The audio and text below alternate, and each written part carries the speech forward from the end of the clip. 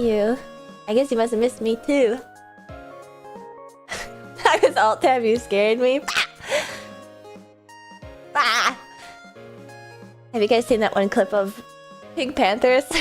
She's getting interviewed and she just goes like, ah! Oh look, it's baby girl.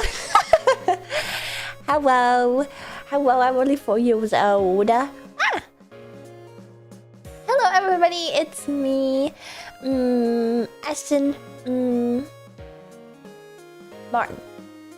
Yeah, that sounds right. Yeah, that sounds right. And my mind has gone blank. Hi, how have you guys been? I haven't streamed since... Wait, did I stream on Saturday? I did stream on Saturday, and I was like super... and I don't really know why. Or at least that's what you guys interpreted it. Anyway. And I was excited, but I feel like I'm always excited to see you guys. Hopefully that's conveyed in this stream and every subsequent stream. Henceforth, I decree. Double check your notes. What do my notes say? Do I have anything? I've got no notes. But I guess we could talk about the possible agenda of the Yap today. Could be about new video game.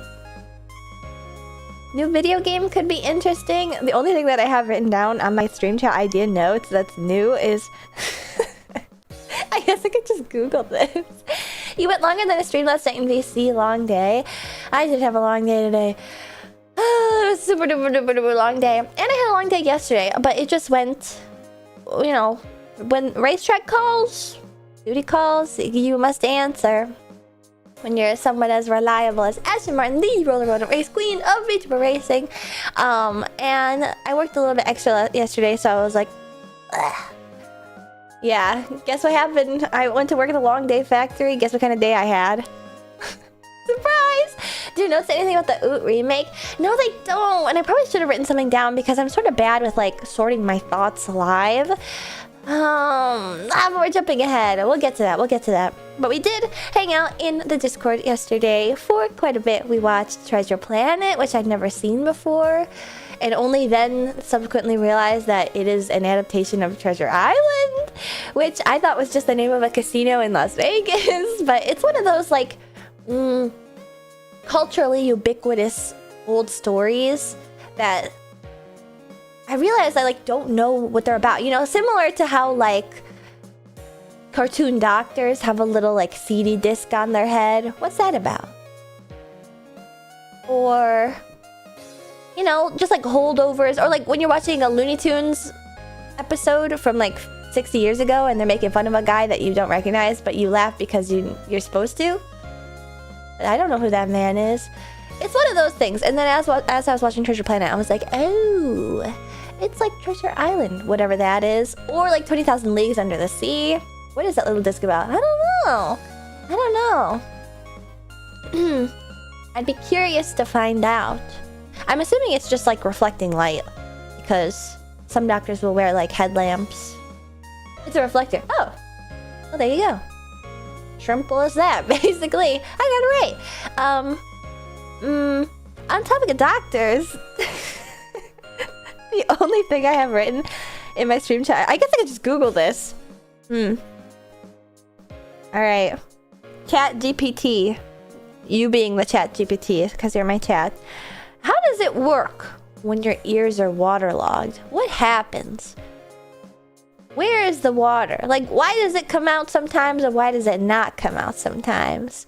I'm just curious, because I really like ASMR videos. The reason why this was crossing my mind late at night, which is typically when I update the stream chat ideas list instead of just Googling it. Because sometimes you just rather not know the answer in the moment, okay?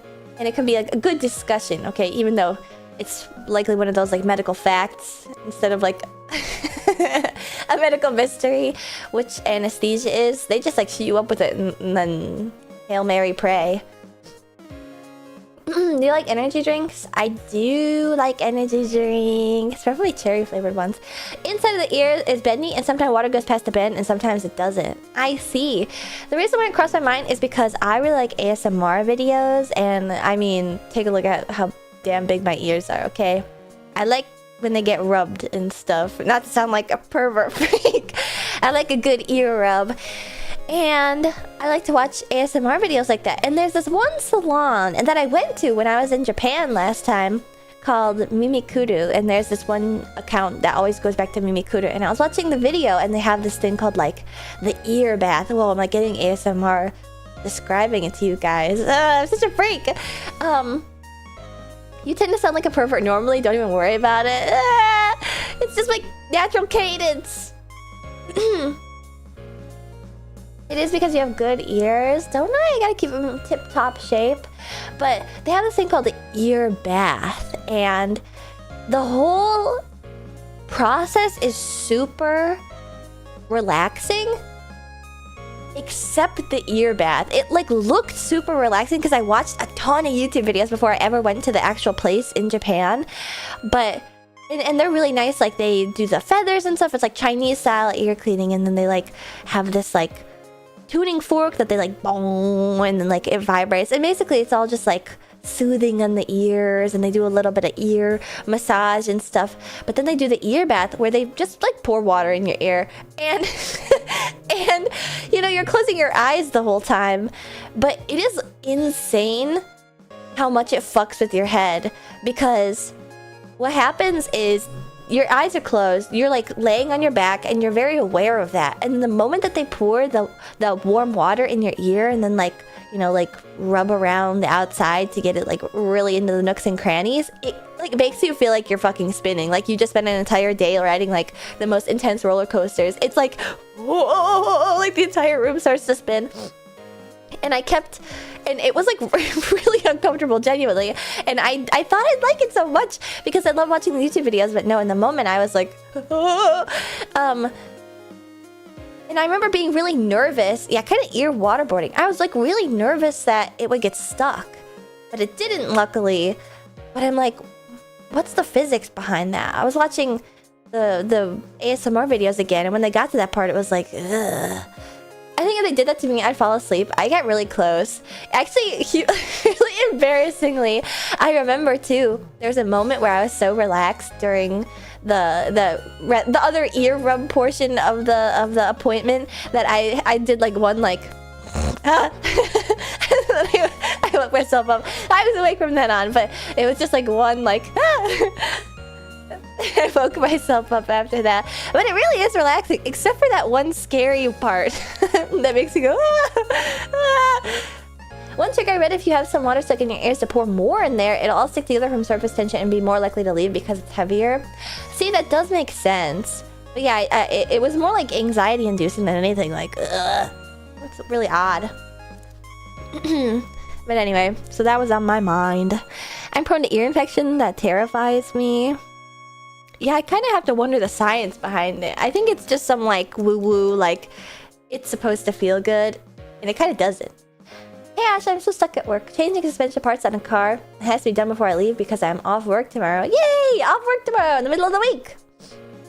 Do you sleep while massage? Against my will. I try not to because it feels like really... Ooh, it's like really weird to be falling asleep, and then your brain kicks in and is like, holy shit, there's like somebody right next to you. Like you need to, it seems wasteful. Yeah, wait, that's actually a thing.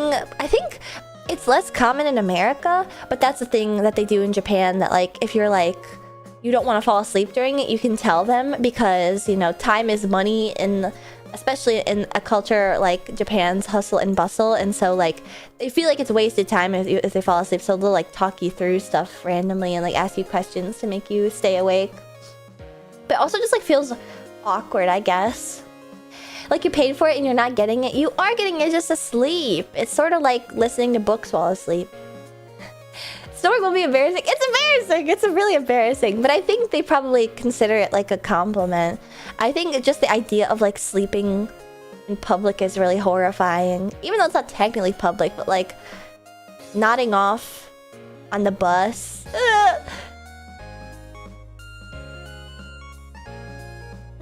Paying someone to put me to sleep sounds like a good idea, but then you get like stage fright during it. I feel like that would just make the sleep really good quality though. It is sort of lucky though, because then somebody wakes you up. It's like sleeping at the doctor's. Has that happened?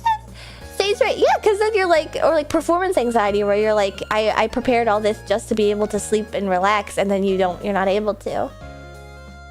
Actually, there was one time where I fell asleep during a massage because I had been like traveling and I had treated myself with a very nice massage, and I was definitely falling asleep during it. And there was one moment where like the masseuse left the room at the very end so that she could like, you know, give me privacy to like put my spa clothes on and stuff, and I fully fucking fell asleep. I fell asleep for like 15 minutes, and she was like, "Oh, ma'am, are you okay?" And they just like knocked and came in, and I was like, "Sorry, I fell asleep." Humiliating. But it's only happened those 2 times. Guess you probably needed that rest. I was exhausted. I'm pretty sure what happened was it while I was streaming? I think it was. I had like streamed the night before I left, and then I hadn't packed, so I had to spend all night packing, and then I still had some like racetrack work that I wanted to finish, so I think I got like 2 hours of sleep, and then ended up like very much front loading that first day, and so I just ended up not having any chance to like take a nap, and so that was the only chance that I had to take a nap. But it's crazy because when you're in that like not fully REM sleep but also not awake state, like, you know, you don't dream when you're in REM sleep because that's like the heavy like 8-hour long sleep. You only dream in like the 30 minutes after you close your eyes and like before you get to REM sleep. And so that REM sleep, that what's the name? I should just look this up. That sleep is as like deep as you get when you're laying on like a massage table, and I was like straight up fucking hallucinating. like every time it's happened too, like at the ear massage place too, and at this massage, like it's not really all that satisfying to fall asleep because you start hallucinating. That nap state, you just like, your brain just starts making crap up. And if it's like you're really cognizant of like, I need to like behave a certain way because this is like a service that I'm receiving. I was like hallucinating that she was like still in the room and I was like talking to her, or that I had already gotten out of the massage chair and then like gone and done other stuff. But I was just still sleeping. I do that too whenever I like sleep before.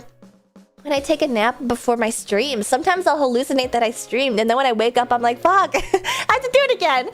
Not that it's necessarily bad, but I've talked before about how I love to stream and I love to chat with my pit crew, but I'm just like so yappy and scatterbrained that it's like, sometimes it's so daunting to be like, I know if I hit go live, I'm gonna be like talking for 6 hours straight. I won't be able to shut the fuck up. Thankfully, you guys keep me company during it. This is kind of scaring me, but I don't think I'll get a massage, thankfully. Just like make sure you get a full night's rest. I think that affects like the quality of the sleep too, because your body like so terribly wants to be asleep when you're entering that relaxation state. Maybe I'm just like meditating crazy style and hopping realities. Just call it a Zatsudan then. See, I don't even mean like, oh, I'm afraid I'll spend the whole stream yapping and never get to the game. It's more like, I just yap so much. Like, even like calling it a Zatsudan and then yapping for 5 hours is exhausting in its own way, you know? It exhausts my voice, it exhausts my brain. Basically, my life is so hard. My life is so hard, you guys. Why 4 hours is same rest as 8 hours or 12 hours? I don't think it is. I actually don't think it is. It's fun talking with you. As long as it's fun. I love the yap. Speaking of yap, some big stuff happened over the weekend that is very much worth yapping about. I sort of had...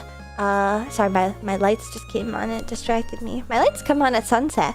Wow, really it's summer. It's 8:30 and my lights are coming on. And then in like the peak of summer, it's like 9 p.m. when the sun sets. I love it. I hate the winter 5 p.m. sunsets. Story time. Wait. What do you guys want a story about? Everyone at work is so quiet, so it's nice hearing someone else yap. Ah, you're sneaking me at work. Be careful. I'm kind of surprised at how many pit crew... I guess this just goes to show my entitlement, I guess. I was really surprised at how many pit crew can't listen to me at work. Because I know that there's a lot of like, oh, you can't actively be on your phone. Or you can't have like both your headphones in. But the big stuff this weekend... What's this weekend? Wait, uh-oh. Because my...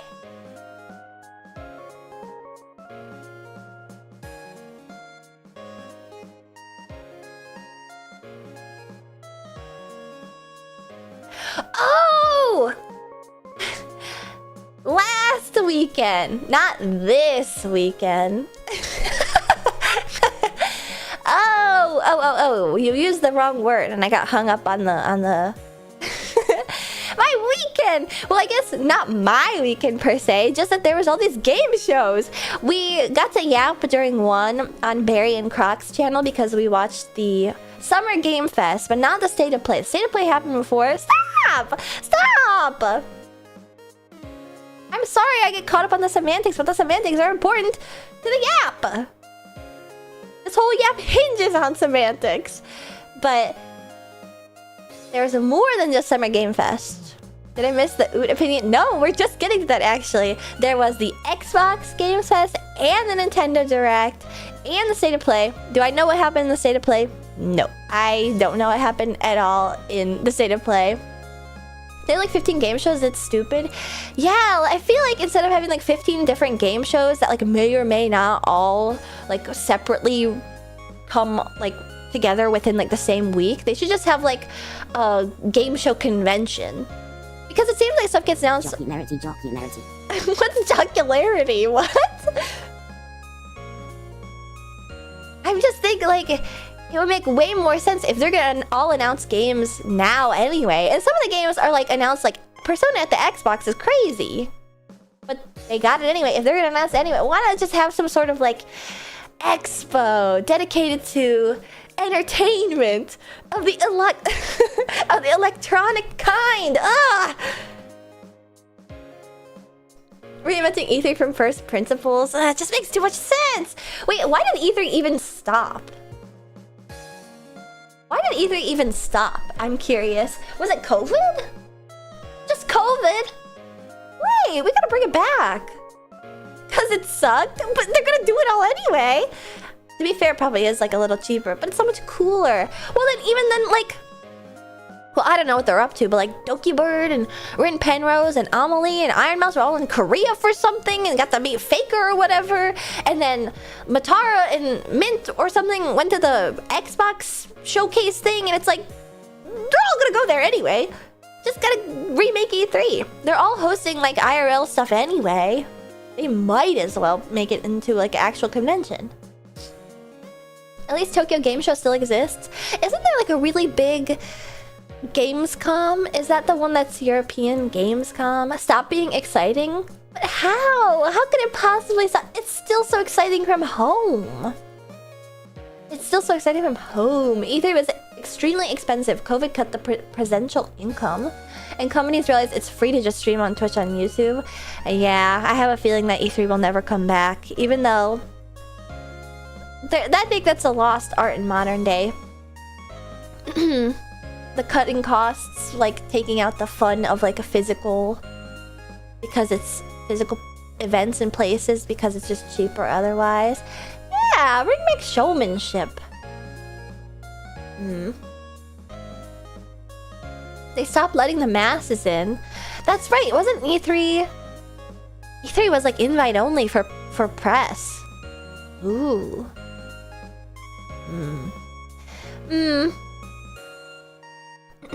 Said that we won't have another Nintendo Puppets E3 presentation. I feel like E3 drove so much like virality.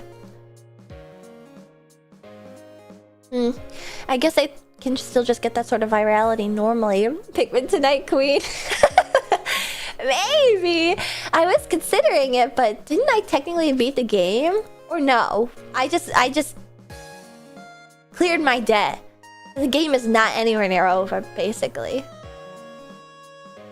So it's a fake out ending. There's still much more to go. Still a little game left. Okay, so Pikmin 3.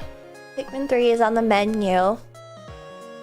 You did the near ending A. I see, I see. Lurking tonight? Yes, be safe. Lurkers. Okay, Ashton, you start your own game show convention and we'll all show up for real. Well, I can't be the figurehead of it because even if I host like a concert, I don't think most people will show up. Let alone like a game show convention. But I would go to an E3 if it existed. Now I can finally appreciate it and I have the capability and the funding, maybe. Hear me out, Ashton Cruz. Don't tempt me to pick Cruz. I feel like it could work. We just gotta like work out the kinks a little bit. I feel like it can work. So long as you guys all save up $5,000. It could work, I promise. Do you think you'll play the Halo CE remake? Halo 1 is kind of retro, I think. Did they just announce Halo CE? I have played Halo, like, historically, off-stream, but that was a long time ago. So I would play Halo. Can we have kart racing in the pit cruise? It'll have to be... Sorry, I'm about to, like, nerd out about cruise lines. There is a cruise line that has kart racing on it. Not like the video game kart racing, but, like, actual kart racing. I should be asleep already. I guess now's a good time as any. Good night. Good night, Goose. Thanks for stopping in. Dang. Calling it early. Actually gonna cancel because someone falls overboard on the cruise. She's liable for the death. Well, any normal thing that you sign on a cruise won't make anybody liable for the death. It won't even make the cruise line liable for the death, but the headlines will certainly be very different. But they say all press is good press. All press is good press, right? Gambling all my savings on the pit cruise. That's what people say is the move, to gamble, because then you'll get like a second cruise for free off of the funds that you gambled the first time. So I guess not for free, but it's a vicious cycle. But there is a cruise line that has go-karts. That's the word I was looking for, go-karts. And I think it's Norwegian Cruise Lines. So that could be an option. Oh, but it won't have my favorite cruise drink, the lime and the coconut. Yeah, the media won't give a fuck. They'll see anime woman cause someone to die. All press is good press. All press is good press.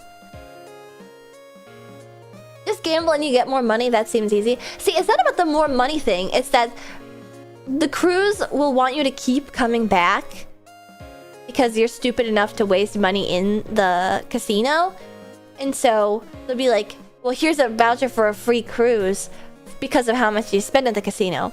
And it's like slightly discounted from like just normally buying a cruise.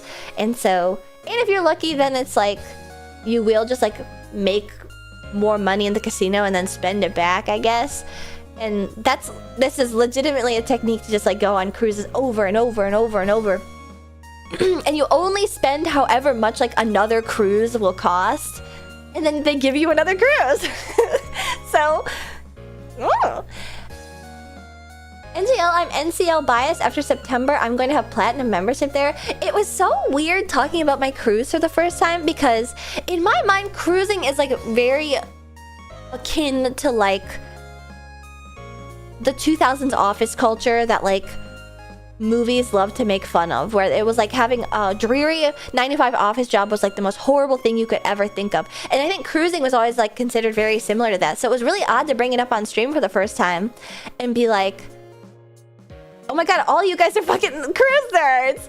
All you guys are like oldster cruise nerds! Many of us still live that office life. Yeah, I feel like maybe the opinion has changed both ways, where it's like now people yearn for a 9-to-5 office job. Don't say cruising, sob sob. But it's called, that's what it's called when you like take a lot of cruises. I'm old, but I'm not that old. Cruising is something else. No, it's not. You can cruise in a car. You can cruise on a cruise ship? It is. Yeah. That's what you're doing. You're cruising for a bruising. Whoops. Whoops. As a current 9 to 5 office chud, the office life is honestly pretty nice and relaxing. I agree. The grass is not greener. You gotta appreciate what you have in today's society. It's a casual gay sex thing, as I recall. Oh, that's right. It is called cruising. It means going out to find someone to hook up.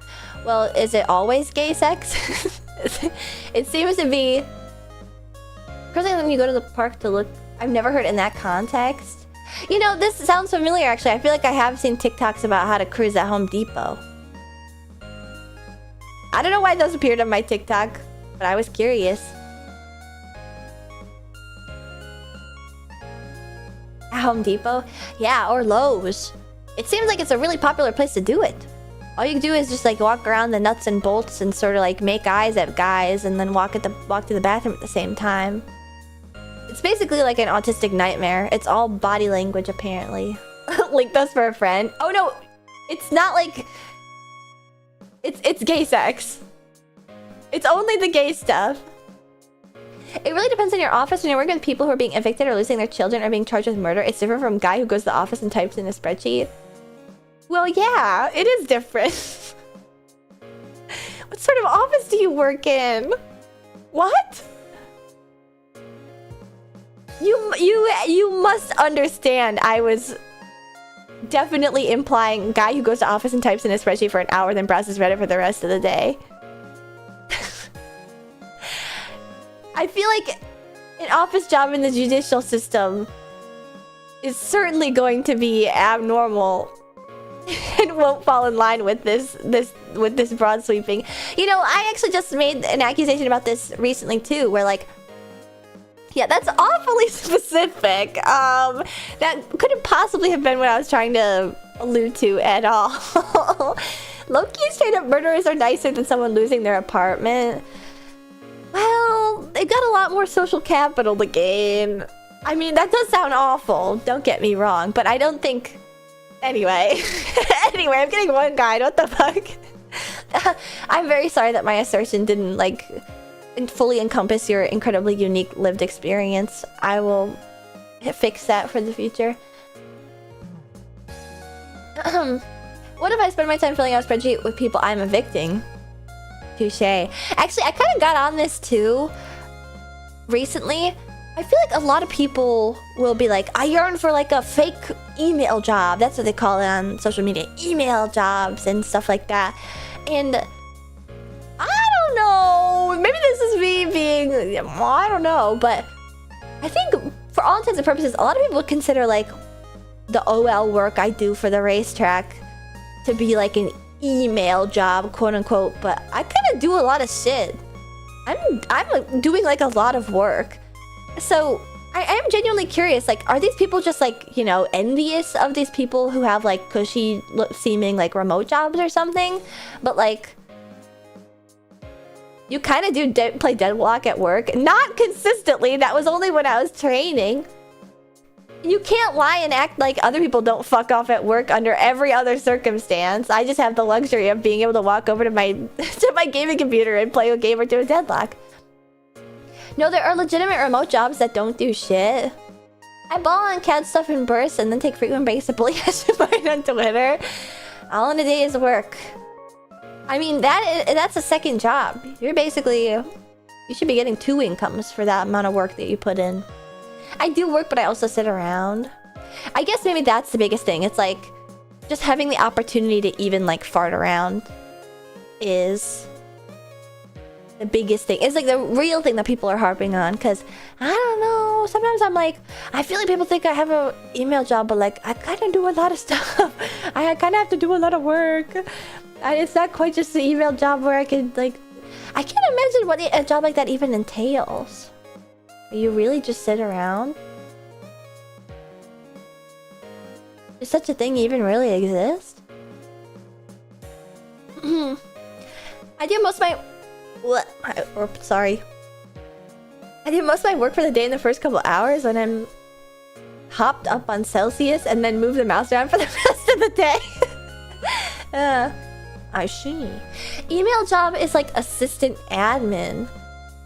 Oh, I can understand that. Or like a secretary, where you just have to like forward calls maybe. People just want recess and breaks. I do too. Yeah, we should all have recess. We should all play kickball with each other. If you work in an office, you should be allowed to like call the entire floor for kickball and play recess and run around a little. My fake email job in a good day is like 7 hours of doing nothing, but sometimes it gets so busy I don't get a single second to relax during like an entire month. It's just luck. Yes, it's ups and downs. You just want to kick the pig crew. What? No. I would never kick the pig crew thinking that they were just so incredibly round and kickball-like that I couldn't possibly resist, and I would never kick the kickball so hard that it would that it would evaporate them right out of their shoes. I'd rather have nap time than recess.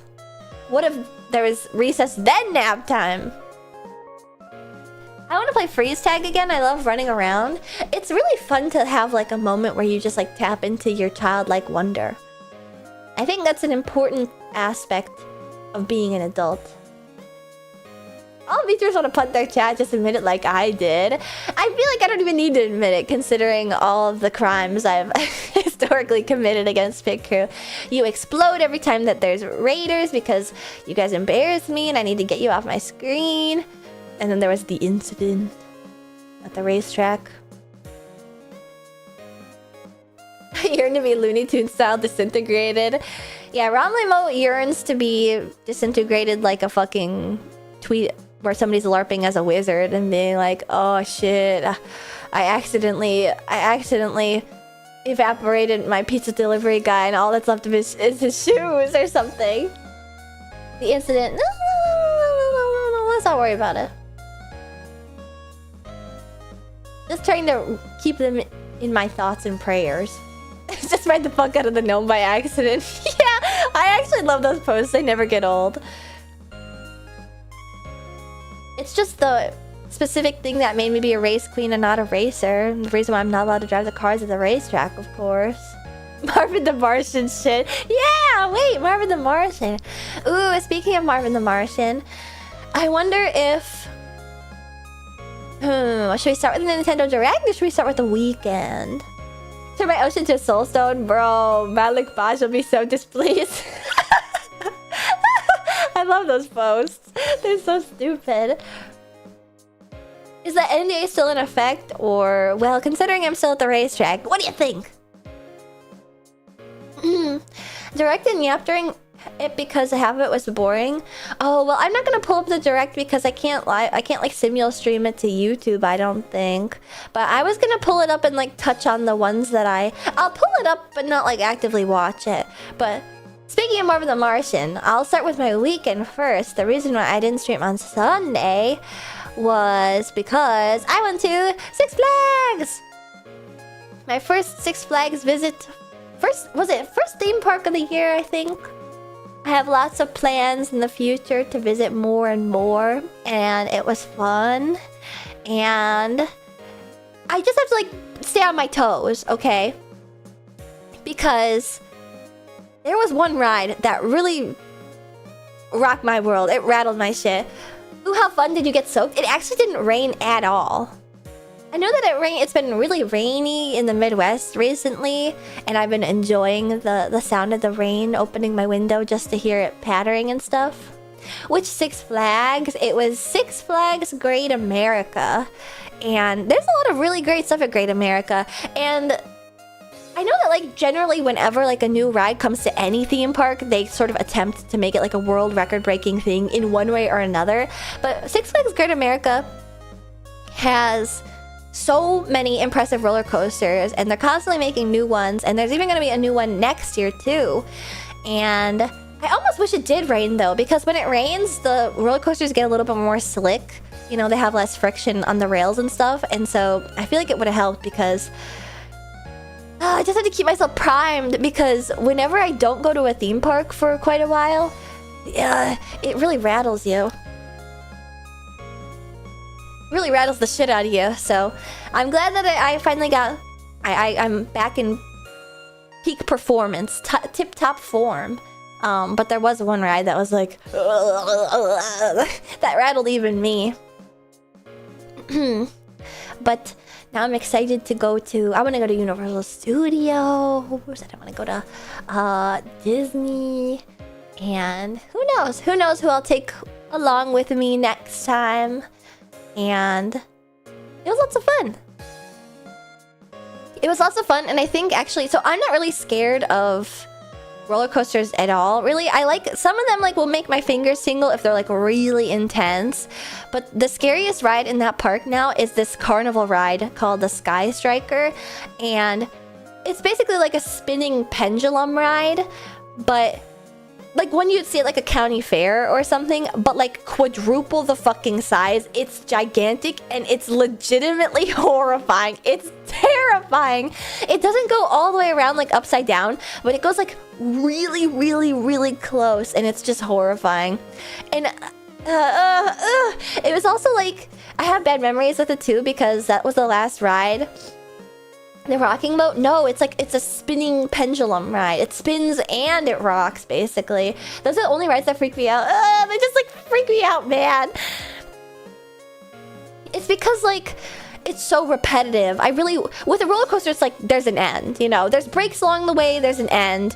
And derailment is so uncommon, you know? The hydraulic systems are like, in the off position, they're locked as opposed to on. So like, it's really unlikely that you'll fall out of a roller coaster. So I'm not really scared of any of those situations. But I feel like it's possible for one of those rides to just go on and on and on and on. And that's what worries me. And I have a little bit of anxiety about it because that was the last ride that I rode when my appendix burst. Well, not when it burst, but I had appendicitis.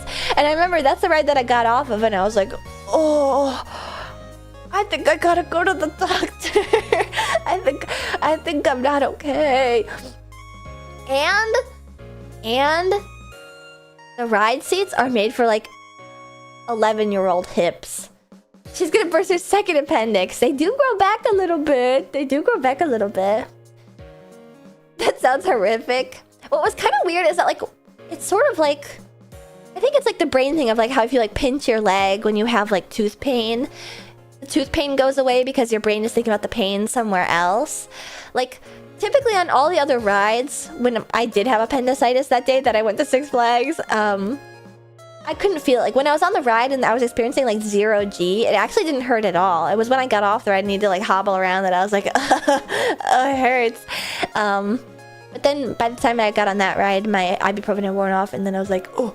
But anyway, so it's sort of associated with like a negative memory, and it's just really fucking scary, and I worry like, turn this thing off, turn this thing off, get me off of this thing. So that one is really scary, but roller coasters don't scare me at all. No, I didn't have any phantom pain flare-ups or anything. Like using a roller coaster to dislodge a kidney stone? Exactly.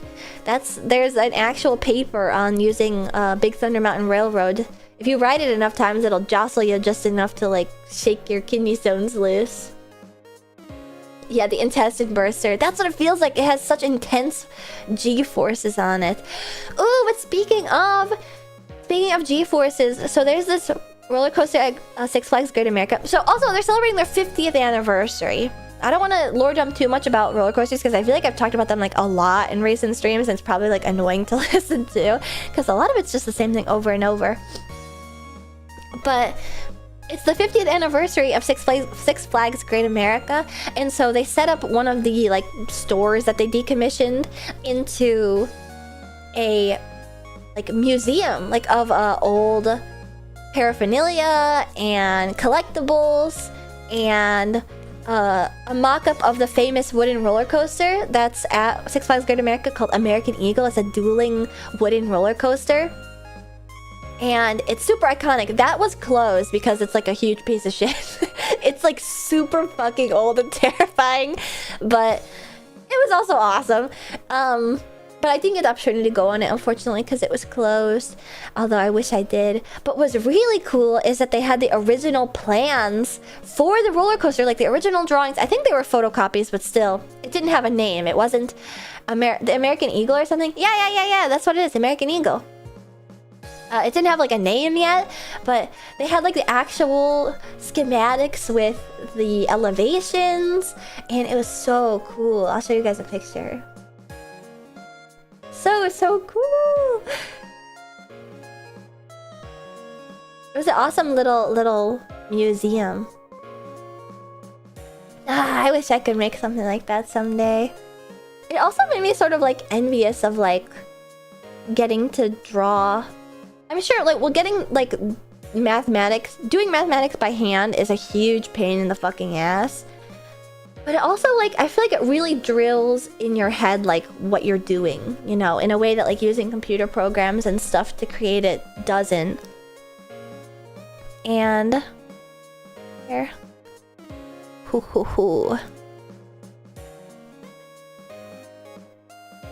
pull it up.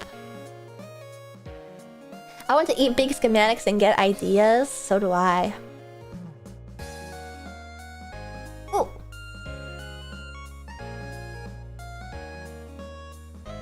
Make it teeny.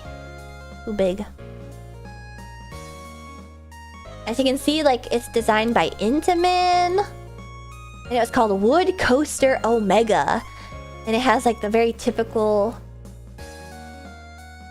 handwriting of all, like, drawing schematics. And I love this loop is awesome.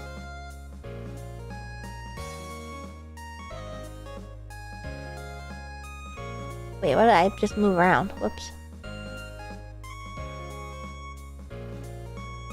So cool. Note! Exclamation point, exclamation point. And then the piers, and then what a huge pain in the neck. Helix B, Helix A. And there was multiple of these sheets, because this is not a short ride. There's tons of these pages. It was awesome. That must have taken forever, right? To get all the piers spaced out properly, the angles. Haven't been to Great America in quite a while. Sadly, love roller coasters. I'd recommend that if you haven't gone to Great America in a while, that maybe it would be a good opportunity to head there sometime soon, because this roller coaster, they tried to revamp it so that it would duel again for the 50th anniversary. I don't think it wasn't running when I was there, but I've just got a sense, I don't think they'll ever knock it down, but it's like really old and shitty. So you might miss your opportunity if you don't go sometime in the next couple of years or so. Just so cool. Just so cool to see it all laid out. And all the writing and they need precise hands for that. I could never. No, you don't. You clip it to a drawing board, a drawing table, and you use rulers and stuff. You do have to develop like a certain handwriting, because it looks like this is all typed, but no, it's all handwritten, and engineer handwriting just looks like this.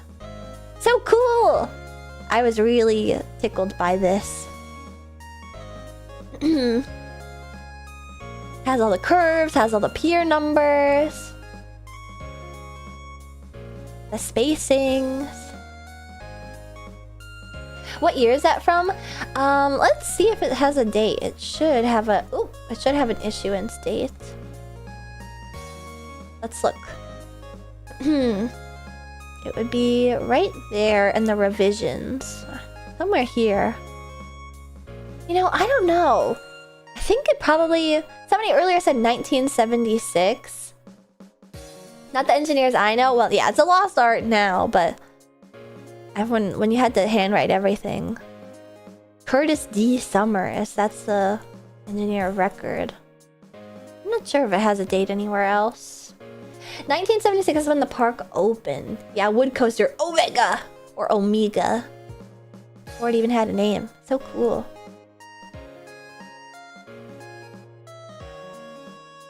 I don't think it would have a date anywhere else.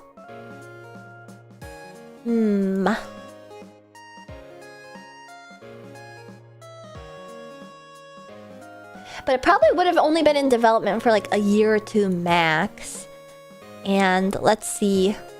When did American Eagle roller coaster? We'll Google it right now. Was built in 1981. The first wooden roller coaster designed by Intamin of Switzerland. Oh! Oh my god, wait, Curtis Summers has a Wikipedia page. Whoa! Engineer and roller coaster designer credited for designing and providing structural engineering on 25 wooden roller coasters around the world. Whoa! That's sick. That's so sick. So he has made a ton. Let's see. It opened in 1981, so it wasn't since the origin of the park. I feel like it was intended though. Construction began in 1980. It probably was commissioned at the start of the park opening, so maybe a couple years. Is it technically Swiss then? Yes, it is. A lot of roller coaster companies, well, there's a few that are American, but most of them are outsourced to other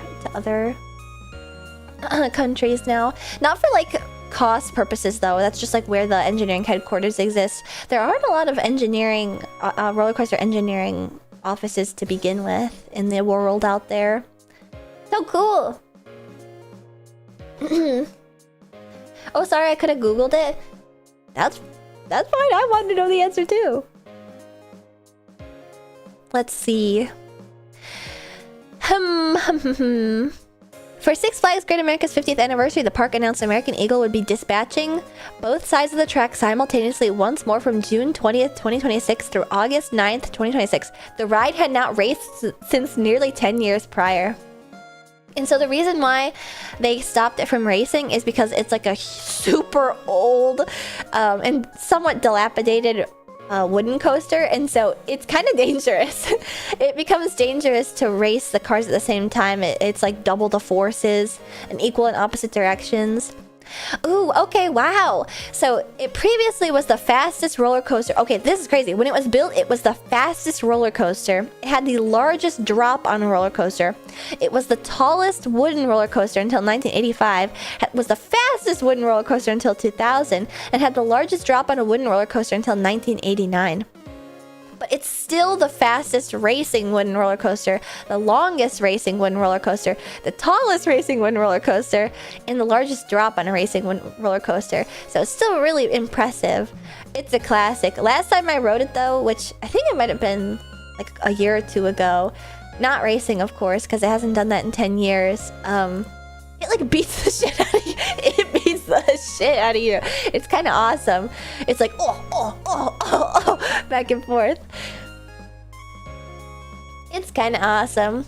Wooden coasters in general are kind of rough. Yeah, and now imagine one that had to stop being raced against its other side because it was so rough.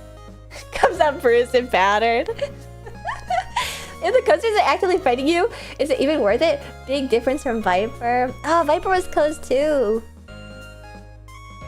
Oh, and then at the very end of the ride too, they break you so fast, it's like everything flies off of you. It's crazy. I like it. I like that sense of danger. I wonder if they're going to open up the Twister this year. The Twister? What's the Twister? Uh-oh, am I getting these nuts? This is what I get for Sea of Thieves Nutsing Berry.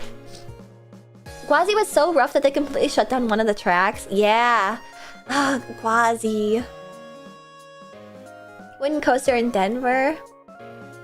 Ah, roller coasters. But yes, I had fun at Six Flags. My first foray back into riding roller coasters for the summer. It's the season. And luckily it didn't rain. But yeah, there's a new roller coaster called Wrath of Rakshasa that's at Great America, and it's really crazy to describe. I'm pretty sure I described it last time I went last year. But it's so... Oh, it's weird to like... it's gonna sound stupid when I say this, but it's like riding in like a miniature Like you're a miniature person. In the sense that like it feels like you're in like a dollhouse version of a roller coaster. The roller coaster is just so huge. It's huge and long and intense, and so it almost feels like compared to like the scale of an adult person, it's just so much bigger that I feel like I'm like a little toy doll or something, like a miniature a miniature like green military man, army guy. It's just so huge and so intense, and that was the one that hurt me actually. It's crazy how rough it's riding despite it literally came out last year, but it was like really hurting my neck. But I'm a miniature person, it's gonna feel even crazier then if you're extra teeny. Oh yes, they tore down and rebuilt Gwazi. What's the concept of the coaster? The Wrath of the Rakshasa. It's Rakshasa themed, which is, I believe, Hindu god of like death and evil and aggression or something, and you're gonna experience his wrath, and so it's not really themed that well. There's like broken pillars and like a scary statue that like blasts fog occasionally, but I'm not sure the roller coaster gets the theme across so much, but it is a pretty intense it's a pretty intense roller coaster. But all in all, it was lots of fun. And fart statue. So you know which one it is. Man, fog clouds, like artificial fog machine smells so funny.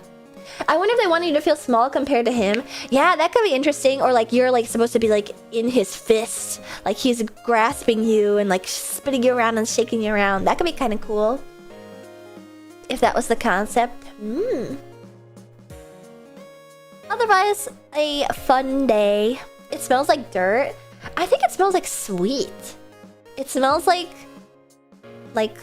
watermelon vape cloud, but like also like a fart, like a watermelon vape cloud fart. It's burnt glycol. Okay, well that makes perfect sense. That's why it smells sweet and stuff. Ugh. Glycerol, I see. Just smells so icky. I also feel like obviously they wouldn't be using it if it was like a real detriment to your health, but I feel like you're not supposed to huff it. You're not supposed to inhale just glycerol. That could be bad for you, perhaps. It'll give you a sugar high. But that's what I did on Sunday. Alright, can check that off my Yap list. And now we can move on to the Direct, which was this morning, the Nintendo Direct, the first one in a long while. And I even said the other day, mark my words, you can check the receipts. How did you handle bags? Was one friend the designated handler? No, at Six Flags you could just like put them to the side. I would just take off my bag and like put it in the holder, and then they'd close it. Luckily so like if there's two cars running, like a red one and a purple one, they have like a red box and then like a purple box, and then when the purple people are coming off to gather their stuff, like the purple one will be open and then the red one will be closed, and then when the red one rolls into the station, they'll close the purple one and then open the red one. So I'm not really too worried about getting robbed. Also, all that I really bring is like a phone charger and like and like a hairbrush and stuff. I already have a sugar high watching Ashton Martin streams. No. But yeah, otherwise it's a big difference because at Disney World there is only like lockers you can buy. You can't bring anything on the ride. So at Six Flags, like you can bring like drinks and food and bags and glasses and water bottles and just like put them to the side while you ride the ride and stuff. That's so funny, all the tingles after each ride. My fur was so tangled, it was crazy. Even though it looks short, it tangles really badly. It was intense. I even like put hair oil in too, so that it hopefully wouldn't tangle so much. It didn't help. It was whipping crazy all over. But that's, you know, to be expected with a intense roller coaster and stuff. But yeah, at Disney you can't bring anything onto the rides because all that's left is like a bag on the ride to like put stuff in front of you, like to put your ears and stuff, but you can't bring like food because there's nowhere to leave it. You can't bring snacks because there's nowhere to leave it. You can't bring a big bag because there's nowhere to leave it. You really have to go like... It's really ideal for like a dude, I guess. One that just has like a wallet in his jeans or something. Because otherwise you gotta buy a locker. Although I end up doing that anyway because I always buy a bunch of stupid stuff. But anyway. Hitting the glycerol vape and going absolutely shaboing boing on that shit. Okay. Okay. That's hella lame. Yeah, no, they don't have any cubbies at Disney World. If you can't carry it on the ride, then you can't bring it on the ride. And then you can't do anything with it. The pterodactyl ride at Universal JP had this whole electronic locker system, and you had to put everything in there. Oh, there is a locker system for the Tron ride at Disney, actually. Pretty similar. So, like, it's actually super cool. I'll draw it! I'll draw it so you guys know what it's like. So the way it works is, like... I can't remember the exact layout. But... the Tron ride has this queue. Ooh, my mouse disconnected. It's got this queue, and you enter the ride like right here, basically. Or I don't think I did this right.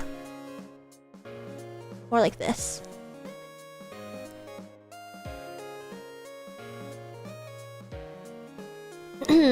And so there's like a hallway, and then there's another hallway right here. And so there's lockers along this hallway. And the queue like snakes like this. And then while you're at these lockers, you put your stuff in and you get like a key that you that's on like a bracelet. And then you go in line and then you load onto the ride. And then the ride goes out that way. But then the ride comes in this way. And so you get off right here. And then you go back out. You get off here and then you go out. And then the other side of the locker is open. And so you grab your stuff with the key on the other side of the locker and then you leave. It's kind of cool. Very efficient. And there's like 500 lockers. So they'll never fill all of them at once. You just like look for an empty one and then keep the key until you get off the ride and then can get your stuff back out on the other side. It's cool! And then actually at Wrath of Rakshasa, the new ride at Six Flags actually, it leaves a bit to be desired.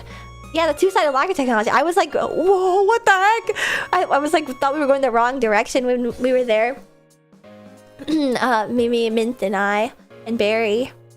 The big roller coaster at Yomi Uri Land has the same system. Wait, you've been to Yomi Uri Land? You know where I want to go? Fuji-Q Highland. No way, wow. Almost like the count on people purchasing a ridiculous amount of merch. Yeah, that's crazy. I would never do that. I would never do that. Now, why do they only do this for one ride? Not enough space? It kind of hadn't been conceived for other rides. And honestly, the rides at Disney aren't really intense enough to warrant it, typically. Like, It's a Small World. Like, you could just, like, hold your shit in your lap and stuff. And, like...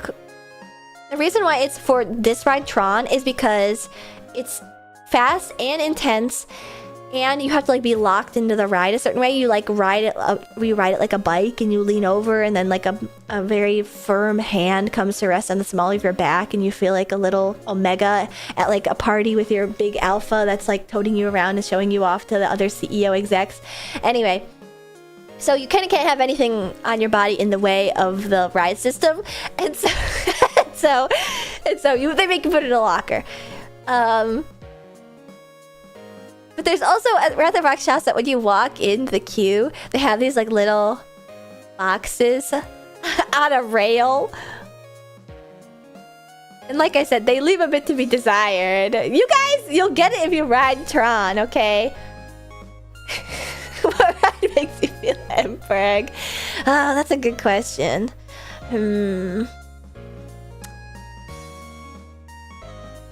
Maybe like Rock and Roller Coaster makes you feel like a bad mom groupie taking a ride with Aerosmith. Oh, well, now with the Muppets. Everybody knows that feeling.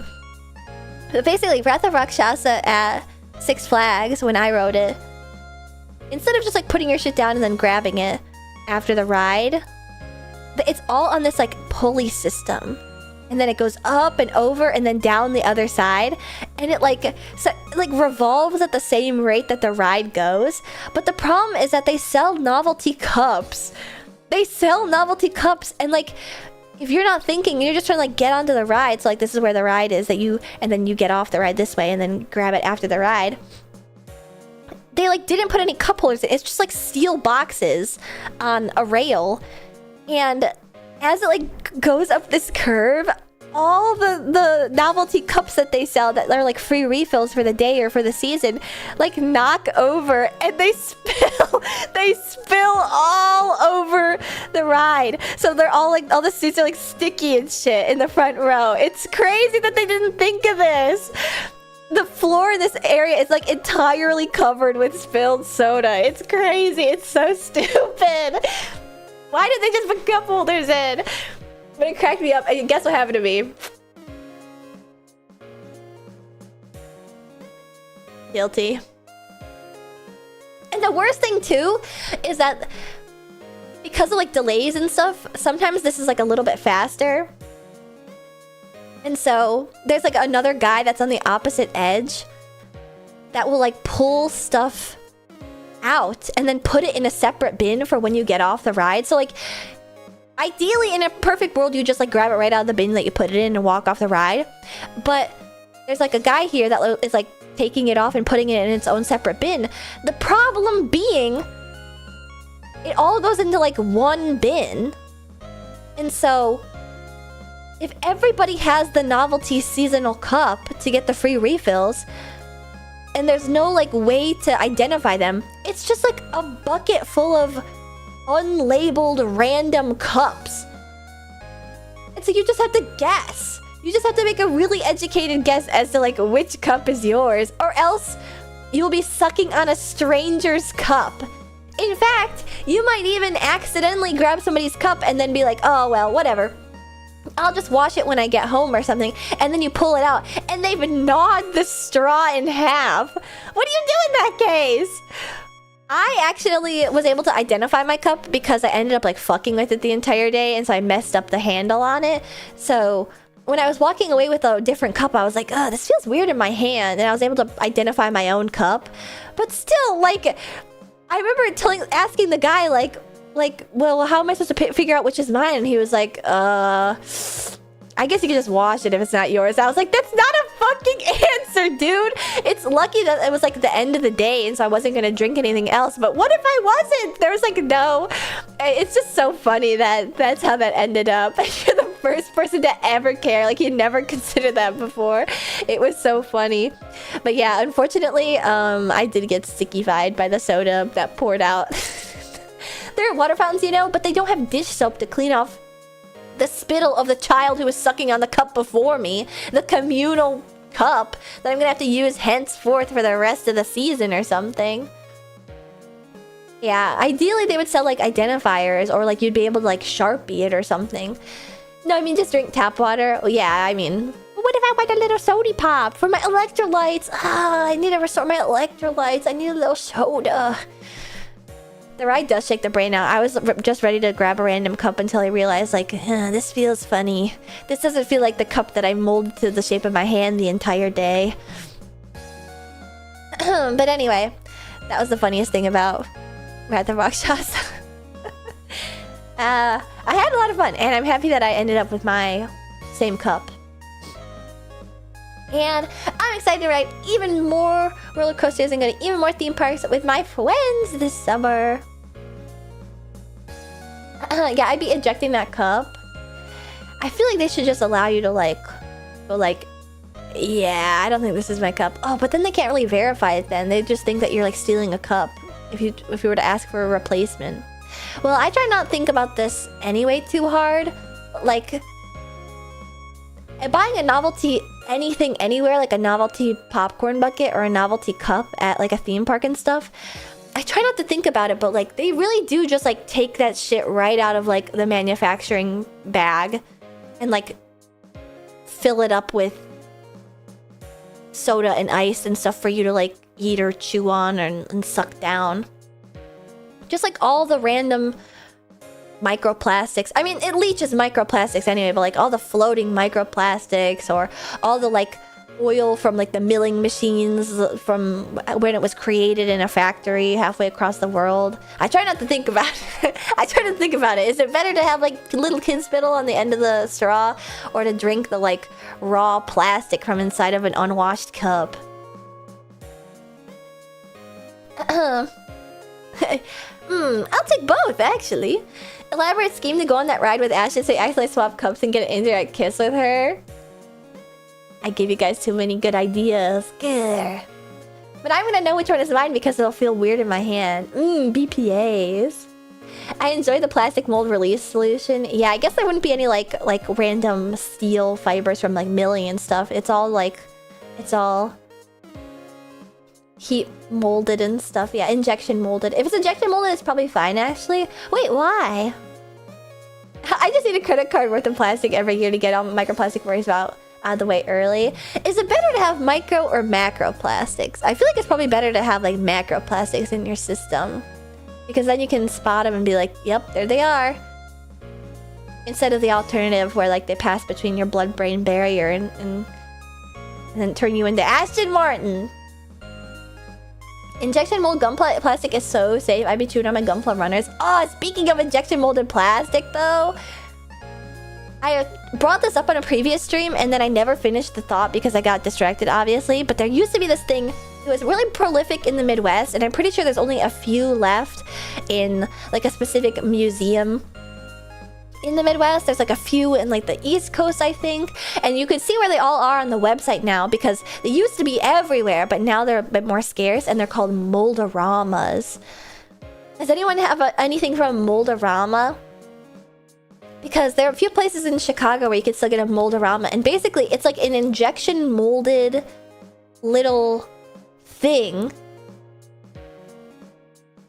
that you can get at the zoo or the museum, and they do it right in front of you. Like the two casts come together and then they spurt hot plastic into it and then blow air, and then it forms to the shape of like a tiger that says like Museum of Science and Industry and stuff, and they smell so bad, but they smell so good. I always thought they were wax, but no, it's plastic. It's like a special type of plastic meant to be like injection molded, and they smell like so distinct. They feel really edible, like I want to eat one. I chewed on many as a kid, so I guess I really shouldn't even be whining about like, the microplastics in my Six Flags novelty cup. I was a goner from the get-go. Busch Gardens had a couple. Yeah. It's the same plastic they use in glue gun sticks. Really? Oh, but they have such a distinct stench. They smell very, very, very specific.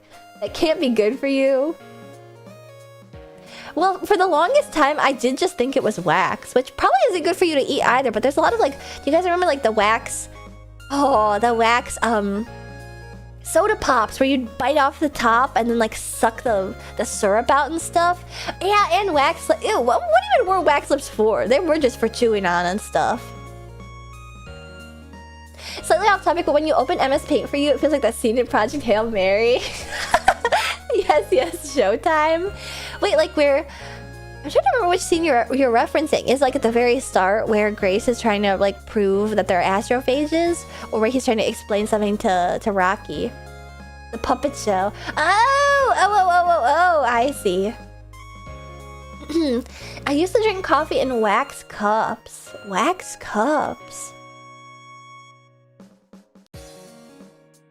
I can't even imagine such a thing. Wouldn't it just like... Actually, this reminds me. The only time I've ever done like a public disservice. This is my most humiliating moment ever. I really am like cognizant of like, I don't litter. I don't make the lives of minimum wage workers more difficult than necessary. On purpose. But my most humiliating... It wasn't really an interaction, just like a moment in my life was I went to the Whole Foods hot bar to get dinner because I was trying to be good. I was trying to like not order DoorDash, but I was still eating out, of course. But the Whole Foods hot bar is pretty reliably good and cheap enough for what it is, okay? And I was like, broccoli cheddar soup. I'll have some of that. And then I look around and I grab a holder. I stick it down on the counter. I open up the broccoli cheddar soup. I ladle it in. The broccoli cheddar soup is 1,000 fucking degrees. And it completely melts the plastic container. Obviously, I wasn't supposed to put it in a plastic container. I didn't think of that, okay? But I also didn't think that the broccoli cheddar soup would be so hot that it would literally melt it in front of my eyes. And so I poured a full fucking ladle into this small little plastic Tupperware. It just fully collapsed and melted. And the broccoli cheddar soup just went all over. And I walked away. I left. I didn't buy anything after. I was like, I can't I bet that happens to the people that work the hot bar all the time. Like, all the time. But it was so humiliating. I just had to clock in that moment, like, I have to leave. Broccoli cheddar, for some reason, is like napalm. I think the cheddar makes it worse. Like, it conducts heat. It's so hot. It was so hot. It was like a lava flow. Have you returned since then? No, I moved pretty soon after that, and so I never went back. If anybody saw that, they've not seen my face since then. It was so humiliating. I felt so bad because it was like, I can't clean this up. The mess was too... It like fully collapsed the plastic upon immediate touch. It wasn't like a slow bend of like... The plastic started to warp slightly due to the heat. Immediately melted the plastic. It was that hot. I actually had to like jump back to be out of the splash zone because it fell on the floor. I just was like, I gotta go. It's funny to think that you moved because of the cheese broccoli incident. Yes, I needed to escape the panopticon of that neighborhood. Lest I never live down... Lest I never live that down. Nichijou gag. Ugh. My life is a gag anime. I skated away like absolutely nothing happened. I felt really terrible about that. Penny, for your thoughts about the Superman ride in Six Flags New England. I have a story about it. I've never been on it, but it may or may not be the same as the Superman ride at Six Flags Great America, because I know that the Superman ride is the exact same one as the one in Six Flags Over Georgia. It should be pretty clear which containers are next to it. They were out of the proper containers. So it was my mistake. They were out of the proper containers. I could have asked, but I didn't know what the proper containers looked like. There was an empty spot underneath the soups. So I went around to the other side, which was salads, and was like, oh, I'll grab this plastic container. Not. Mistake. Big mistake. To my knowledge, it's one of a kind for the New England one. Alright, tell me your story. I'd like to know. Is it about like, I almost fell out of my seat, or they didn't buckle the buckle and I almost died, or like the release didn't go? Oh, actually, oh man, actually, one of the first rides that I went on Sunday, it kind of shut down with people on the ride on the lift hill. Oh, I wish I was there. I wish I was there like just a little bit earlier. I would have loved to be stuck on the lift hill. I would have loved to be evacuated down the stairs on the side of the lift hill. I want to do that one so bad. I want to climb down the stairs.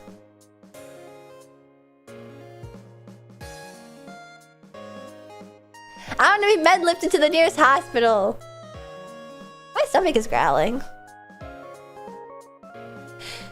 No way, Ash, it's so similar to my story. Ooh, tell me.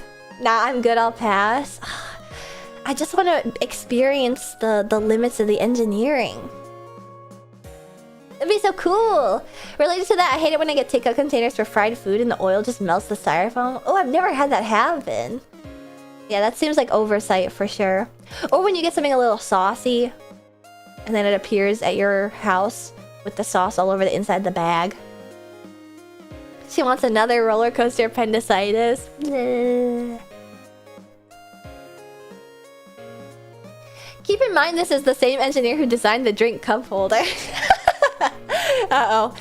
Then I've got a lot to worry about. It was so funny. I feel like you can see like which one the intern worked on, which part of the ride the intern worked on, and which part of the ride like actual engineers worked on. Oh, this is so fucking nerdy. But when you're about to ride Wrath of Rakshasa, that new ride with the really stupid cup holder mechanism that spills them all, you go underneath the lift hill, and you can like look up and you can see all the conduit trays and the unistruts and the threaded rod hangers and bolts. It's so like, whoa!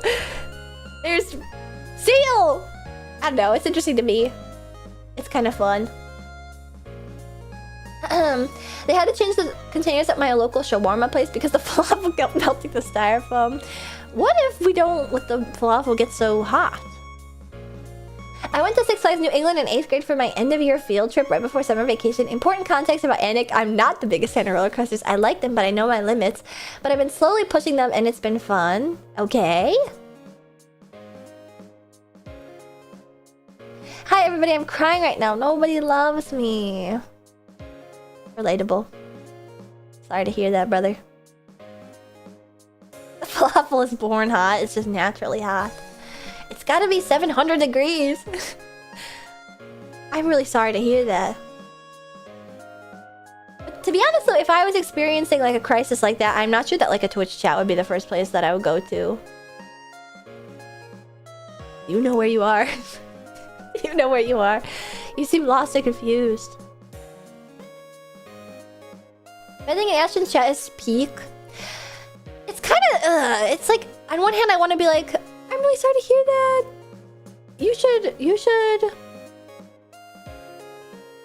You should trauma dump about it. But then it's like, well, I don't think people should be trauma dumping in my chat. But I want to be sympathetic. This is like the number 4 place I would pick to cry. Wait, that feels especially low for somebody who's a dedicated pay crew member. It sucks, bud. Same appropriate response. But then I also like, what if they're just saying something for me to riff off of? Like they're an average Twitch chatter that wants me to be like, I would cry too if I were you. That's what's up. Hello. Or something like that. Like said in Ashcourt, there's 2 monkey clones dancing around me. Wait, yeah, I feel like being a sad in my chat is like, oh wait, girl crying monkey gif. Monkey jumping on head. My birthday crying spots are more personal. Sorry, Ashton. Okay. You only said that to get me to ask, only for you to be able to be like, well, I can't tell you that. That's personal. What? Don't mention it then. I'm getting one guide. Monkey jumping on head.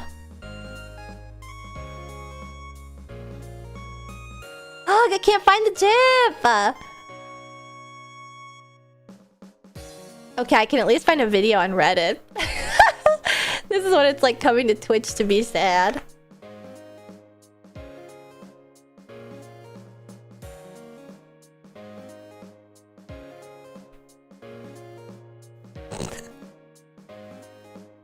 This gif is so fucking funny.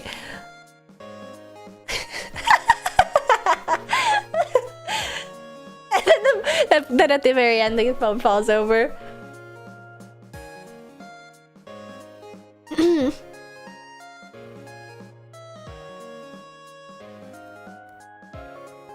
I'm sorry out there. Uh-oh, there's more to this story. A bunch of my classmates were like, oh gosh, go on the Superman ride with us. I was like, that's scary. And as much as they begged, I insisted I would explore the rest of the park while they ride. That very car they wanted me to ride ended up getting stuck right before the drop for hours. So the story is I dodged a bullet. Ugh, I envy your friends. I want that to be me. I need that gif. Her lipstick is so insane too. What? No! Her big red lips are so in fashion from when that was around. They should have this gif in cinema universities. I don't think that you could recreate that in like in a movie. It just had to be in the moment sort of thing. Nothing a big media studio could ever create would rival the emotional highs of that video.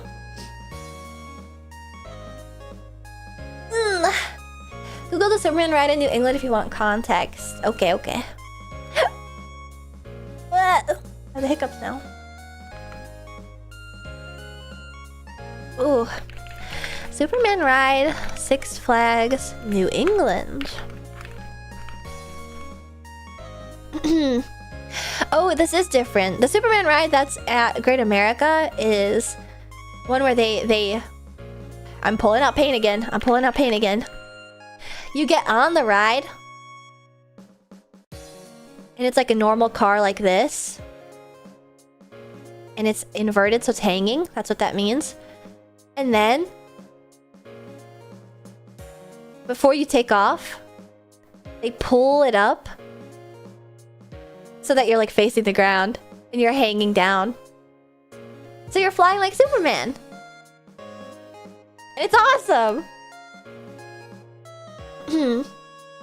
That's exactly how I feel having a bad day at work and there's pretending to be me and posting bullshit. I do genuinely want the pit crew to be a place where everybody can find their community no matter what. Low-key, I'm a Raging Bull hater. Those hip harnesses are painful. Denied. Wrong answer. Wrong opinion. It's factually incorrect. It's amazing right now. Pit crew is a place. Pit crew is a wonderful feeling. I feel welcomed. I'm glad. I'm glad! Oh, I never finished what I was saying too about, the Sky Striker ride, the scary carnival ride. Save it for the vent channel. Yeah, which is right next to the IRL selfies channel. What was I saying? Ooh.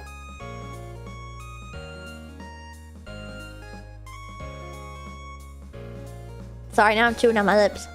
I'm hungry.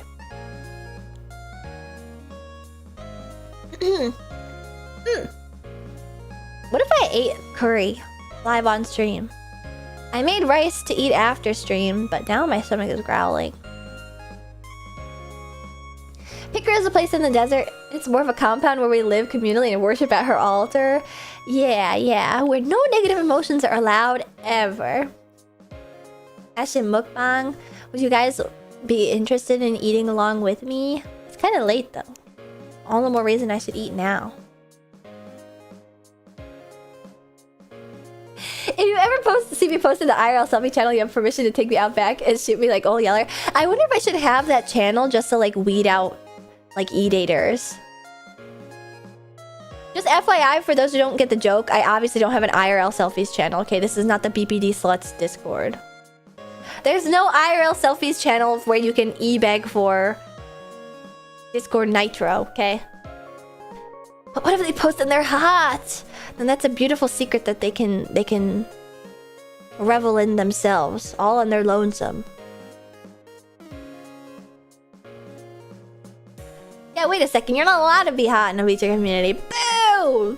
This isn't about you. Can I be vulnerable here? I joined the BPD Sluts Discord to see what was up. Sure. Sure. Just out of curiosity. And well, did you leave it? IRL selfies, it's just chinchillas. Okay, in that case, I'll allow it. Batman couldn't get that out of me, man. Is it actually like no? See no, I don't need to know. Ignorance has been bliss thus far. I don't need to know what's going on in the deep dark corners of that Discord. I think I did see some funny catfish meme on Twitter recently where somebody was like trying to get money or Discord Nitro and they sent somebody like a selfie of Sabrina Carpenter and they were like, bitch, I know that's not you, that's Sabrina Carpenter. IRL selfies is just selfies of the picture plushes in front of a bathroom mirror. Wait, I love that. Ooh! Ooh! Mickey! Nico Mickey, thank you for the raid. Welcome! Ah! What are you doing to my pit crew? Nico Mickey just aerated my pit crew. How could you do this?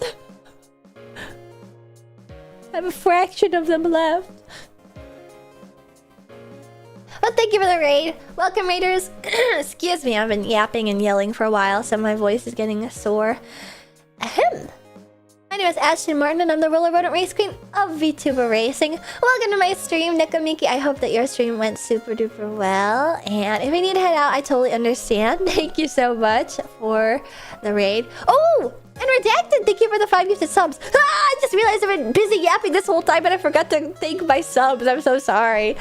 But in the meantime, yes, very fun TY catching up all the gaming news. Oh, we haven't even gotten to that, you guys. Oh my god. Well, we're about to rehash it. Oh, Outrun! Thank you for gifting Miki a sub.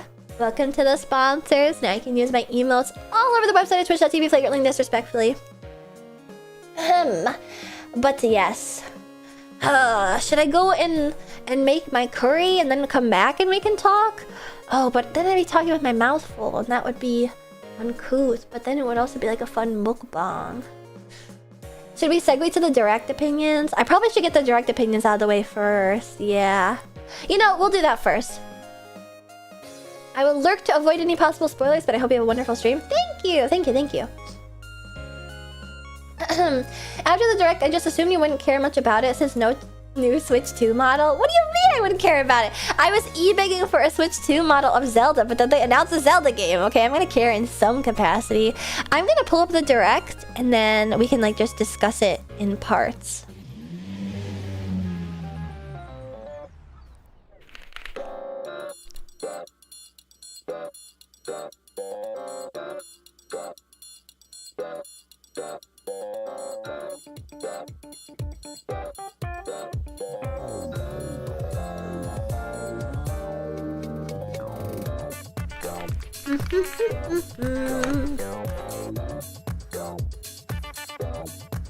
Ooh, Nintendo Australia. No, not that one. Not that one. Okay, I'll be right back.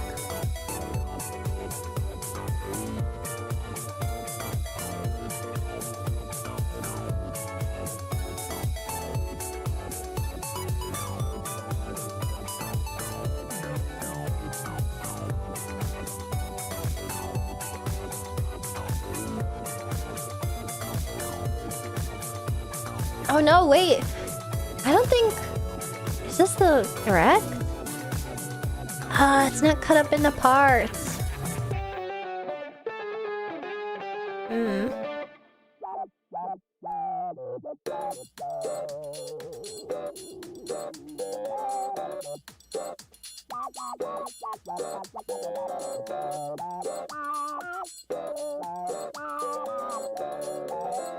There might be timestamps in the comments. Ooh, wait, that's a good point. You know what, I'll just do AU.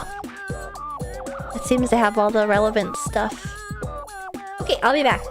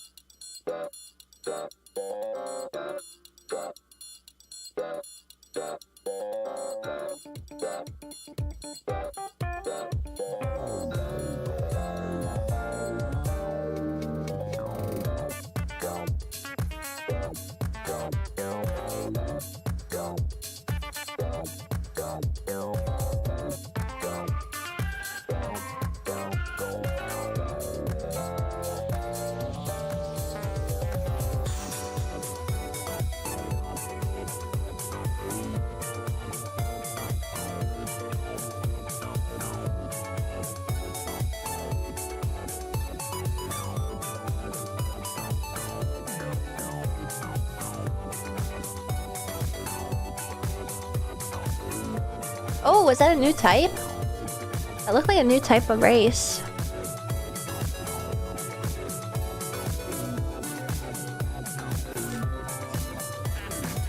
Alright, I'm back.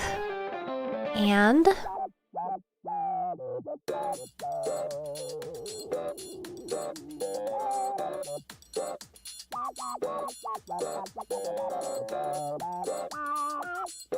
nice, okay. You won! That was a health bar one, but it was also a race. I thought it was like either health bar free-for-all or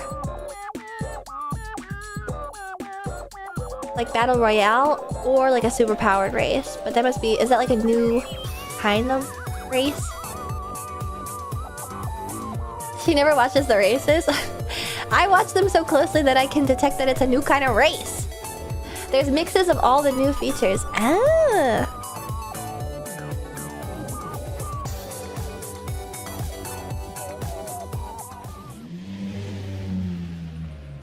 All right.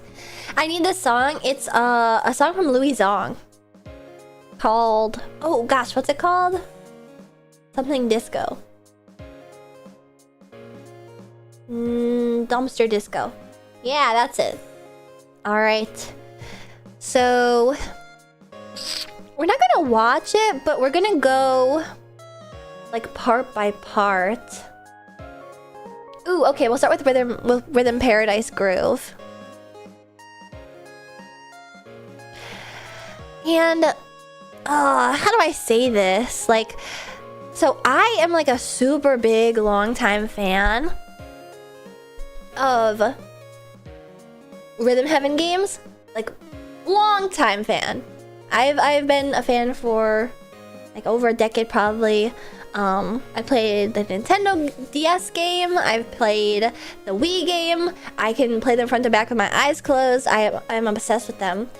And I feel like you know what, I'm just like so ungrateful.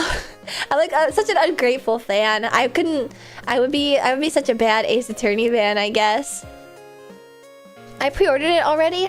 See, I'm gonna play it for sure, but I almost feel like I don't know how to describe it. Like, I'm not sure that they have like the same sauce as the older ones. But that's nostalgia speaking, right? That's nostalgia speaking. Like, I'm being like judgmental preemptively. It looks fun, but it kind of looks corporate, like too clean. Yeah, I think that's maybe my issue. It's like a little bit too, it's like almost not wacky enough, you know? Or like the attempts that they do have at being wacky are like too cutesy-fied, I guess. I don't know how to describe it, but like, I wish I was more excited for it because, well, you know what might actually explain this? I'm gonna Google this. A little less soul. Yeah, it feels like it has a little less soul to me. Does the new Rhythm Heaven game have Tsunku? Alright, let's see. In 2025, during the initial announcement, Tsunku was revealed to return as the producer and composer. Okay. So, I should count my lucky stars. I should be blessed, okay? Because Tsunku is the reason why all the other games have like the most amazing music ever. You know, the idol songs that they have, the Mega Mix songs, just each and every song is amazing because I'm a huge fan of Tsunku and the music he produces and stuff. But I don't know, I guess maybe it's like, it feels like it was too serendipitous, I guess. Like, I like stream Rhythm Heaven and I start being like vocally supportive of Rhythm Heaven and then it comes out. It almost felt like there's no, I didn't have to like want too hard for it, I guess. It was too easy. It was too easy, unlike the Ace Attorney fans who were like always wanting and waiting. I do remember getting really excited though when it was first announced. I'll still play it though. I hope it's really good though. I hope it's good. This is a good example. I know this looks like the GBA game, but we're not in the GBA anymore. Why isn't it weird? Let's see.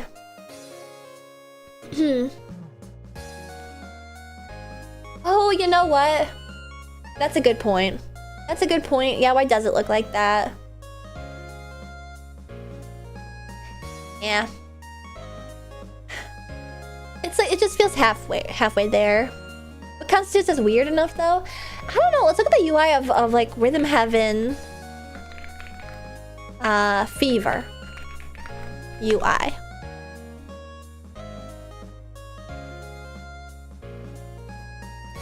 I guess it just, maybe it's because there's like nothing else on the screen, but it's so like poppy and even this I feel like has a really distinct art style to it, you know? I think it's the colors. I think it's the colors of the UI in this that just seem odd in a sense, you know? Yeah, it's just a little bit too like corporate clean looking in a sense.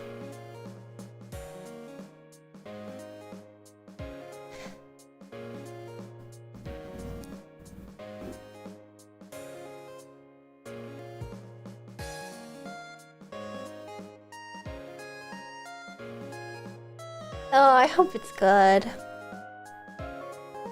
I also think it's like, you know, how many more fucking mini games can they possibly make, right? So it's like a... It's like a fact of like not having the capacity to really make anything new. Like there's probably lots of... they're like...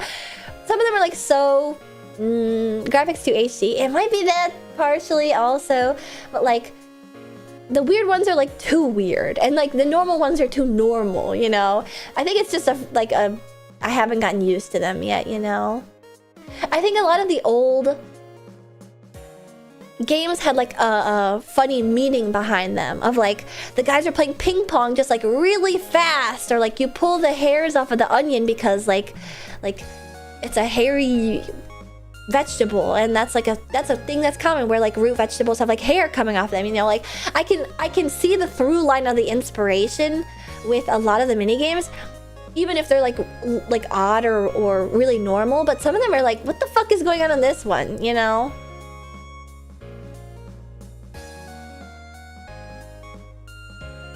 Like this one I think is awesome actually. But yes, I'm excited about that. And now I realize why it's called Rhythm Paradise. It's because this is the Australian Direct, but... I'm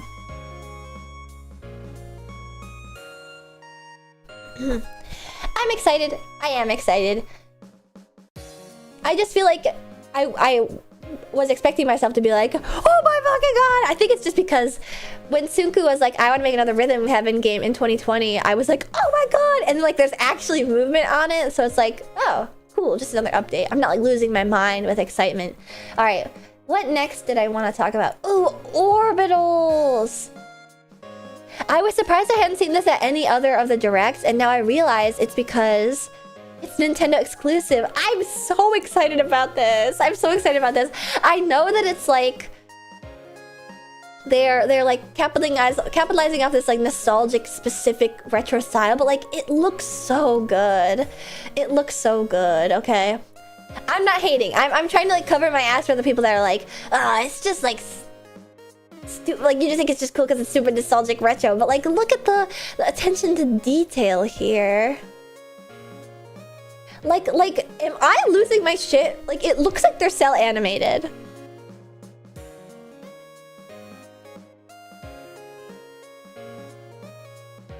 Nostalgia slap Ashton Martin? No, I'm not saying that. I'm saying that like, I feel like people probably do say that.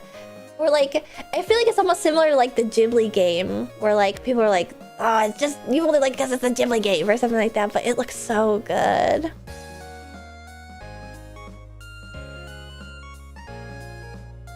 I love it. I love it.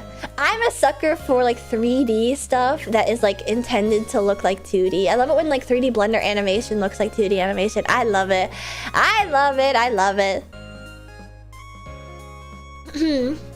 Feels like AI? What? I don't think it feels like AI. Oh, you mean like it feels similar? Yeah, I guess maybe that's it. Maybe that's like where my like radar is pinging. Like, it sort of looks like the same art style that like a lot of those like generate me, but as a Ghibli character sort of looks like, even though I know it's not AI, but It's copying the style, but IDK about the low frame rate. I don't think I noticed it. I'm gonna go back to look at it again. Yeah, it's AI-like because it was fed that kind of style.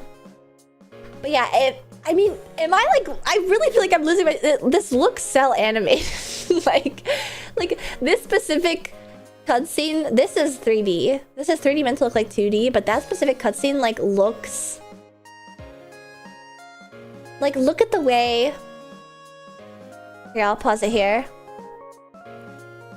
Look at the way they've made it so that the cell casts a shadow, even though there wouldn't realistically be a shadow like outline behind her in this scene.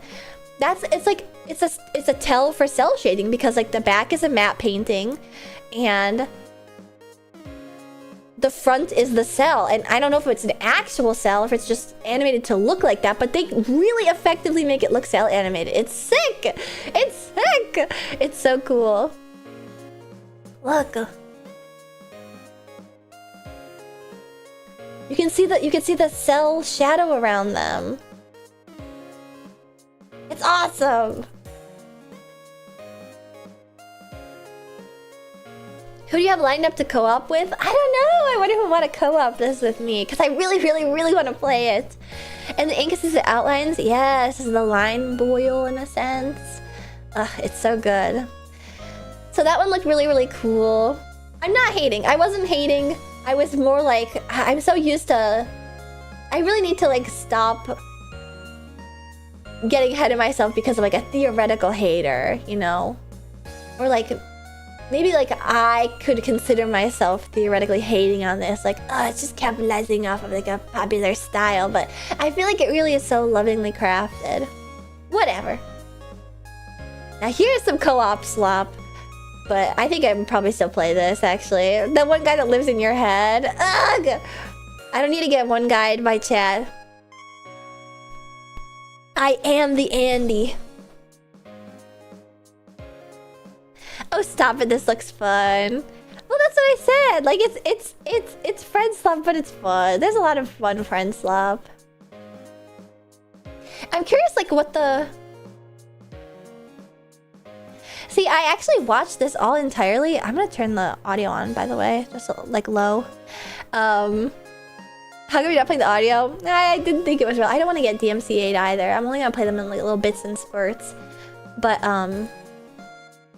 I kind of don't know what the intent of this game is, actually. I think it's like just you explore with your friends and then you can play games. It's sort of like just like Minecraft, I guess. Taking a walk. Well, it's not just about that. Peek without a peek. Yeah.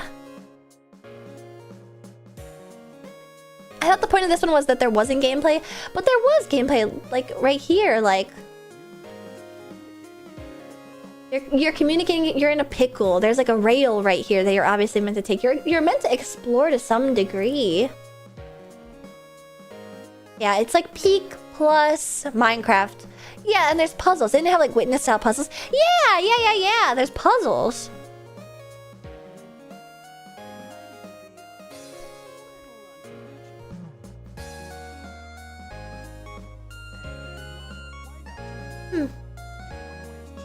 Oh, cool, you're watching the direct? I'm skimming the direct. I'm jumping around to the stuff that I wanted to chat on. Either way, I really hope I'm invited to a collab with that because... Oh yeah, it is sort of bug snacksy. I really hope I'm invited to a collab with it because I'm a player. Okay, now I'm hating. We're jumping ahead to... Fire Emblem Fortune's Weave. Because I'm hating, okay? I'm unfairly a hater also about Three Houses. Have I played Three Houses? No, okay? I haven't played Three Houses. I haven't played the one after Three Houses. LARPer?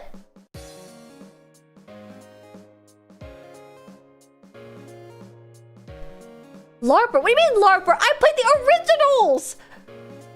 You haven't played Three Houses? No! I play the older Fire Emblem games. You're hitting on a game you haven't played, bro. I can't. Well, I'm not hating. I haven't gotten to it yet. Okay, LL Sahur? What? You like Radiant Dawn at least? Yes, I love Radiant Dawn. I like Path of Radiance. I even like the DS ones, which people are on the fence about. I just don't feel... Now, I can't speak for the gameplay of Three Houses, okay? I can't speak for the gameplay of this game. I just feel like... I saw a tweet today that said it best. There was a remake on the 3DS, I believe, of an older Fire Emblem game. Let me find the name of it.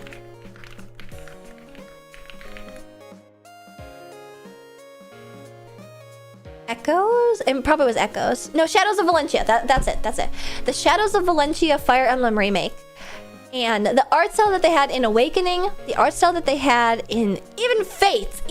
I know Fates was like bad, but I also liked it.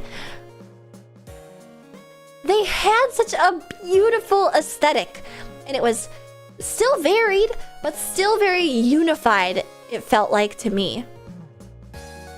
And the Three Houses just looks crazy. I'm sorry. And then this game just looks crazy. Like the art is like the characters in this game don't look like Fire Emblem characters. They just don't. And I can't speak for the gameplay because I can't speak for like the quality of the character interactions. I can't speak for if it's at all like the classic Fire Emblem where it's like turn-based and stuff. But she hates post-Fire Emblem Heroes. She hates Mika Pikazo. I love Mika Pikazo. I just think it's like a clash of aesthetics. I have the same opinion also, let it be known, about the Atelier games also. I barely played Fire Emblem and I could tell they were Fire Emblem way before they showed the name. Yeah, because you know what Fire Emblem nerds like splooge about on Tumblr probably. Because Fire Emblem Three Houses is the most fucking popular game like ever in the series somehow. Okay, I say somehow, but I've never played it. Okay, I don't know if it's good or bad or not. But it doesn't feel like a Fire Emblem game to me. It feels like different. You better not be saying the Atelier Sophie has bad art, dude. Atelier Sophie? Atelier Sophie? What? No, I'm not saying that. I'm saying that, you know what? Wokler reporting in right now. If we want to get on the Atelier stuff, Wokler reporting in.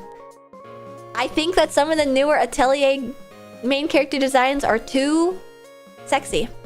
Because Atelier has always been a very cutesy, girly, soft, shoujo-like game. And it still maintains a cute, girly, soft, shoujo-like style. But also her thighs are double the size of her head.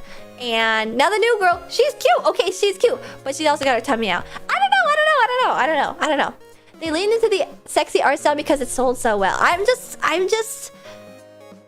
sort of liked it when it was more like dainty. I think it had a lot of character when it was dainty.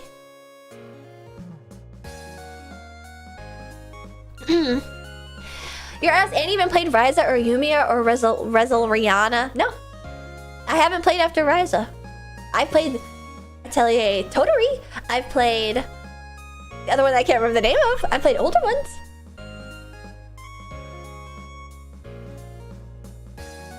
Ryza though, I don't know.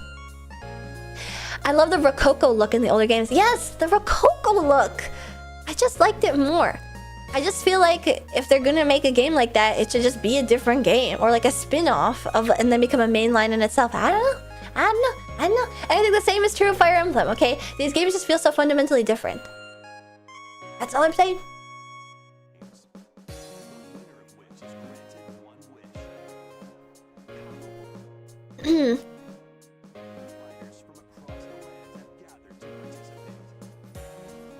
That's the only guy that looks like a Fire Emblem character in this opening. That dude in there. You're ticking me off, bro. I bet you also think the game should go back to Roro now with strict time limits. No comment.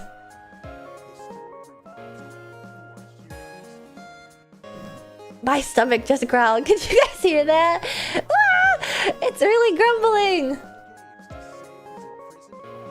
Yeah, I just, you know, it's almost like, you know, this game does look a bit more Fire Emblem like. I was hating preemptively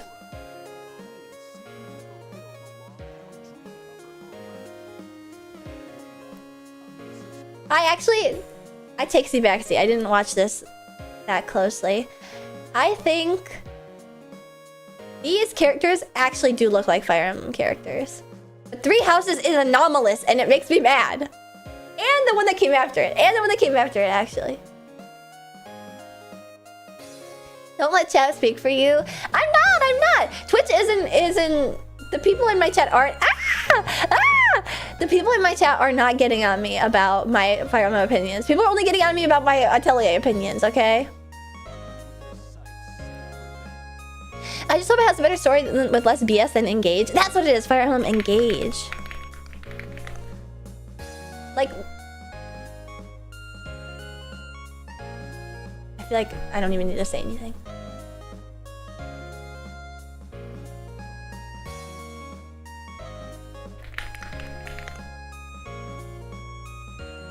Like, what the hell is Byleth wearing, you guys?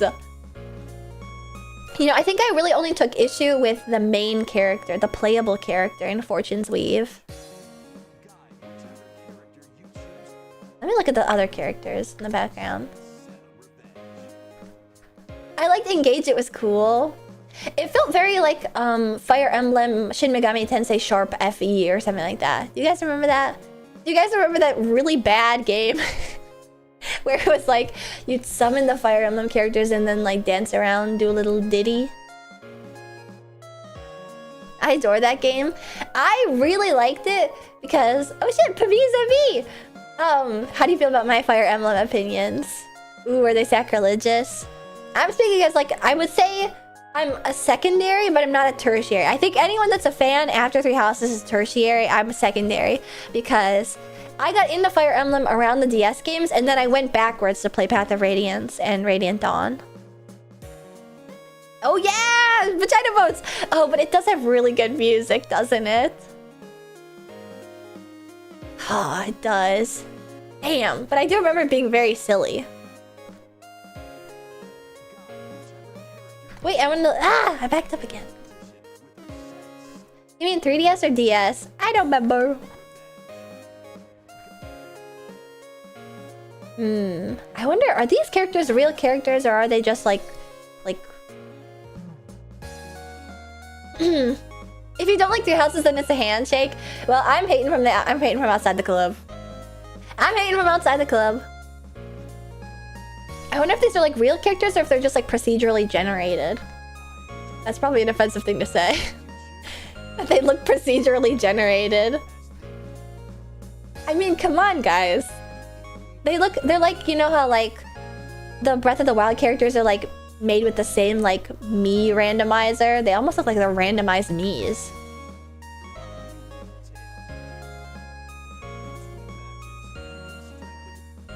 Whoa, that's Theodora? She looks different. Oh, she isn't wearing her head. Her headset. Wait, she looks sexy without the horns. Words that have never been uttered before on the face of the earth. Oh my god.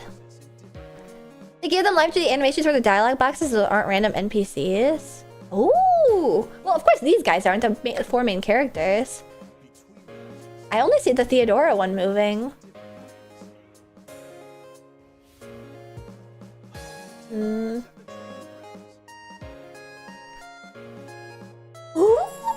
Ooh! Wait, she looks interesting. Ultand.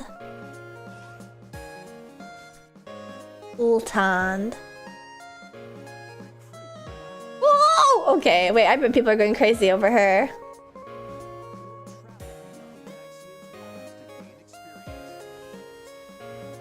I like his strong eyebrows. There's a girl that doesn't get shown off in this trailer. That was in the first trailer. She has like long brown hair and glasses. My brain just says Fujoshi. Ooh, wait, I should look this up. Wait, I like her. You know what though? Ooh, wait, I like her, Ursula. I like her vibes. My voice is croaky. Fire Emblem was doing live 2D back in Fates. Oh wait, yeah, back when you could like pet him and kiss him and hug him and squeeze him. There he is, Sirocco. Okay, this guy looks interesting, but he is also just wearing like a feather on his head. He didn't even tuck it in or nothing.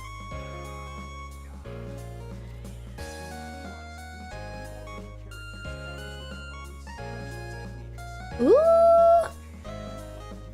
It's glued on. You know, this direct is just a big compliment criticism sandwich.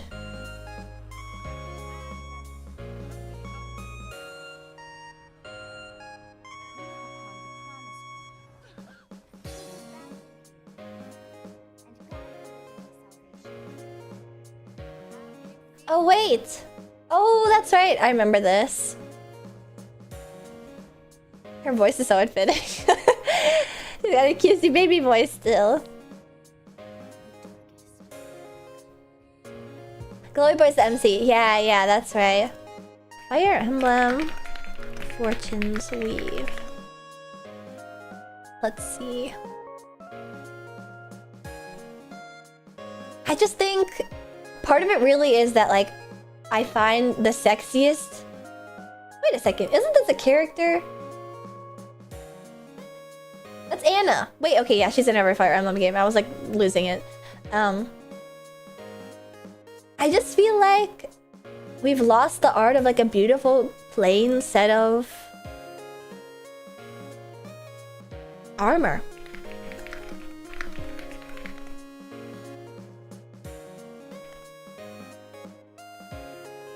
Like, they're so detailed. Did you like Three Houses? I never played Three Houses. I don't really know what it's about. I know there's lots of discourse.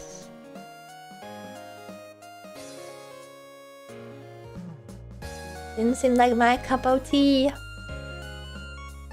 God, Echoes looks so good. It does. It's about Three Houses. It's okay. I do love Hidari's art. Wah, my throat's hurting. Faye! She's so cute.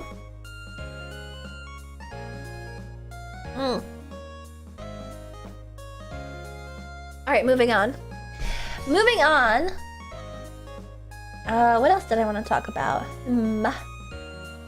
Oh man, we're skipping a bunch of stuff. We need a Callum. We need a Stall. He is my favorite non-character character from Awakening, was it? Is your food ready? I was gonna make it after I discussed this, so I wasn't talking with my mouth full. Alright, we're skipping Ninjala, we're skipping DK Challenge, Jujutsu Kaisen, Lords of the Fallen. I don't really have a lot of stuff to say about this. Ooh, Muramasa Revenant Blades, but we're gonna go to Xenoblade Genesis. We're gonna go to Xenoblade Genesis. I have never played a Xenoblade game, but I have been vocally critical of how stupid Xenoblade Chronicles 2 looks. I know that's an unpopular opinion, a really unpopular opinion.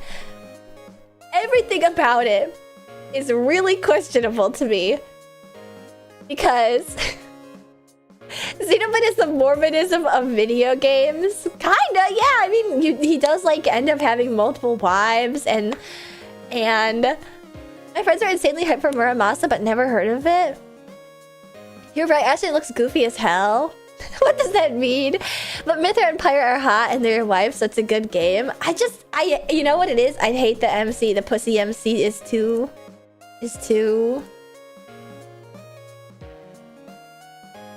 I don't like him.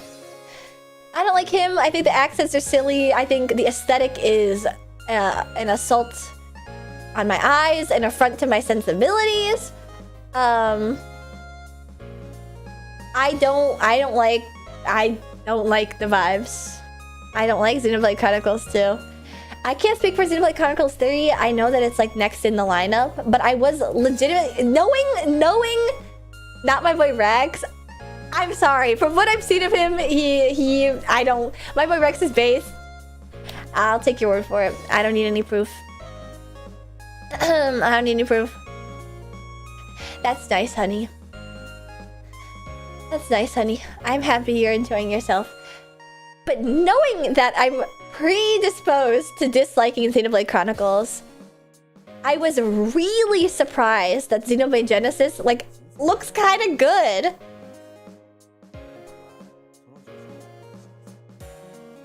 That's my phrase today, yes.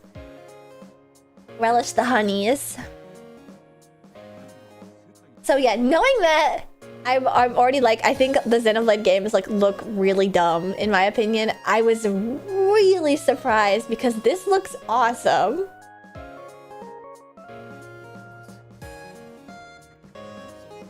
Oh, I was like going apeshit over the elf ears. Everyone's got elf ears. Everyone's got elf ears.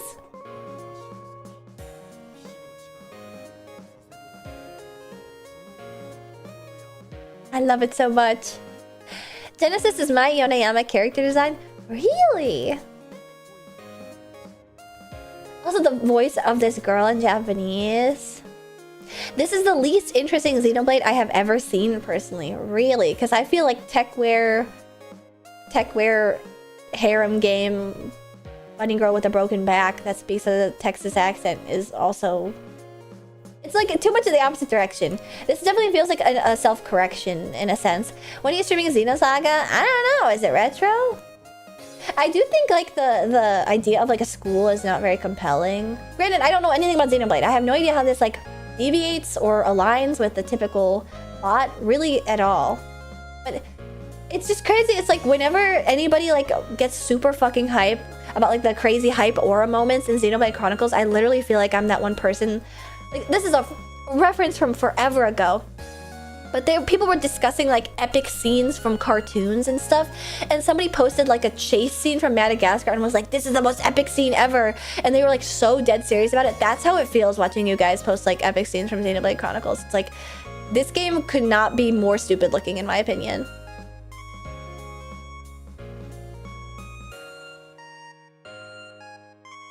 Sorry.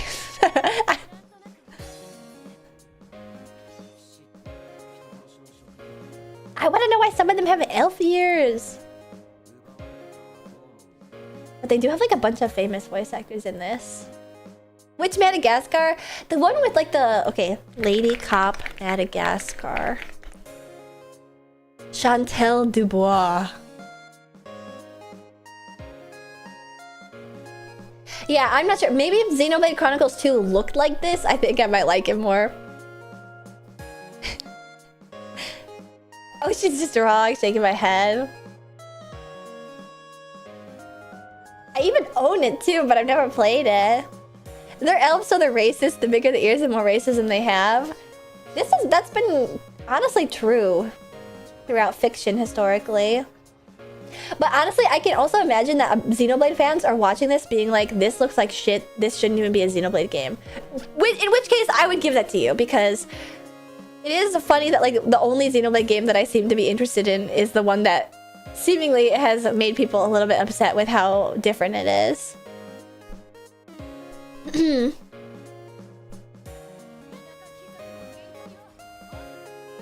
This one is just old FF. Well, yes. Ah! Blonde Edifu! Ah! Ah! Blonde Lolly Elf! Whoa. Lolita Elf. Like, aura.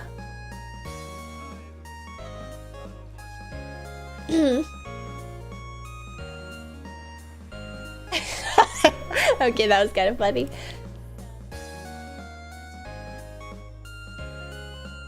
Oh, everyone's so beautiful. Everyone is so beautiful.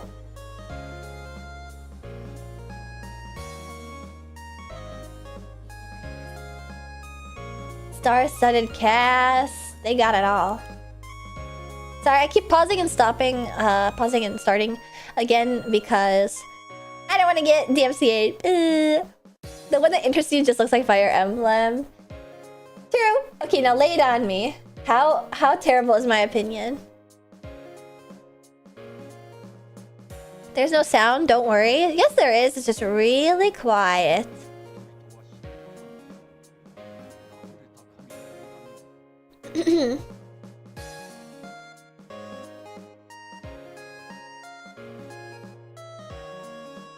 My tummy is growling so much. Maybe I should go get my food. Or I should go put it on, maybe. It's so quiet, it's completely unnoticeable. I have no opinion on Xenoblade, only Xenosaga and Xenogears. Genesis looks good, but you have some controversial takes on the direction of the previous games. I know. I can't speak for the one with Shulk, though. I've always had an affinity for that young man. Shulk and... No, Paladin is from Kid Icarus. Shulk has interested me from Smash. That's right.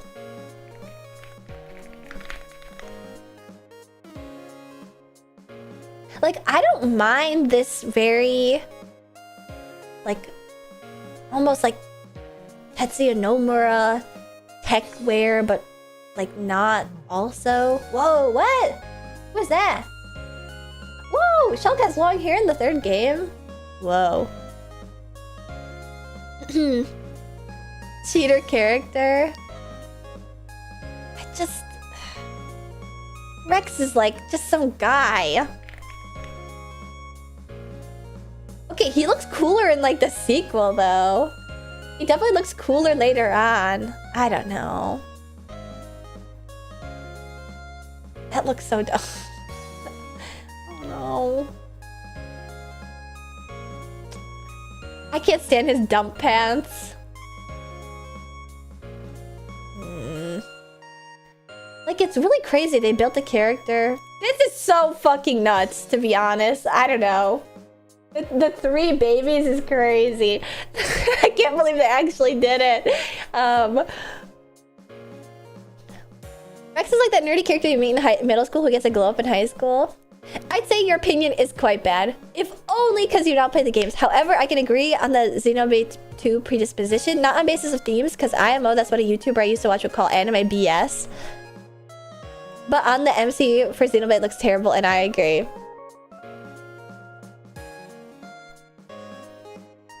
What's the one Xenoblade character where it's like the winter bunny girl? I was thinking about her the other day. I do want to ask Dahlia, that's it. Now, she was controversial, I remember when all this came out, because she like arches her back really hard and has gigantic titties. Now, that's neither here nor there. I don't care about any of that, because she's got super cool braided hair, ears, and I love that. The thing that I want to know is... why does she have big paws? That's like the one thing I don't like in character designs, is when a character just has like a giant hand. Because to me, if they have like a hand that turns giant, it's like whatever. But like, she's got huge paw yaoi hands. And not animal paws are cool. What big animal hands are so peak? Okay, this is... It seems as though I just have a completely opposite opinion. I like animal paws. I just don't like when they're like big. Like really big and puffy. She's got like big, puffy paws.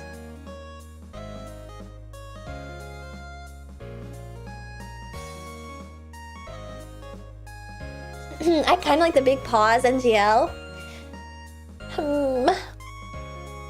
I'm trying to think of like another character that I can think of. Or like when a character has like one really big demon arm. But like, it's always a demon arm. I just feel like that'd be such an inconvenience. It's such an inconvenience. And it's like... how would you ignore it while you're hitting it, you know? Yeah, or a monkey arm. Maybe I'm crazy. Maybe I'm like really getting hung up in the details. Like Mr. Homo over here is thinking about the monkey paw. But like... I just feel like it'd get distracting. I don't know! Like it's so... it seems so out of place in like an otherwise sexy design. I guess it's also like... about the like push and pull, the tension. Like sexy but also silly and cutesy and puffy and... why is Kambaru Sudoka getting strays? Because she's got a big fucking monkey arm. Like even... I'll say it. Even Selen's big arm. Aniji Sanji. I think Illyria Pandora also. She's got a big arm. Why they got such big arms?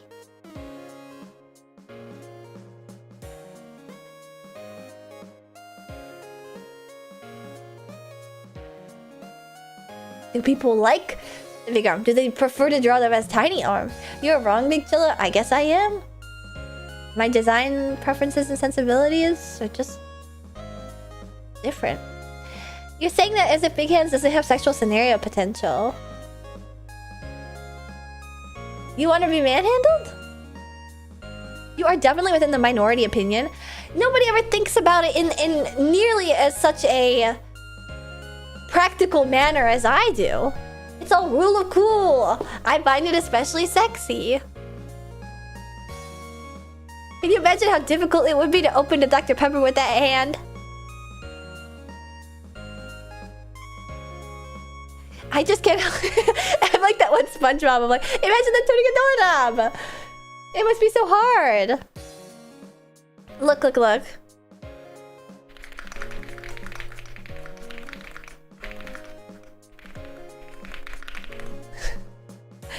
I wonder if I'll be able to find it. Like, I like live my life like this. I always felt so bad for her. This looks irreversible and painful. She was so happy to see a movie. Maybe this was her first night out in a while. I feel bad. It looks irreversible. Oh wait, oh wait, Silent Hill F spoilers. Like, her big scary wolf arm. It's huge.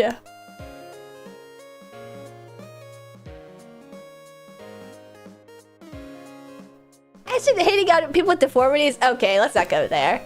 Obviously, it's not applicable in this situation. I'm talking purely about...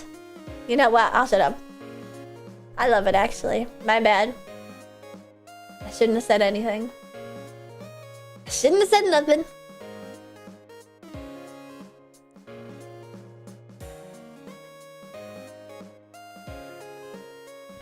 I don't like that her arm looks moldy. It's just her fur.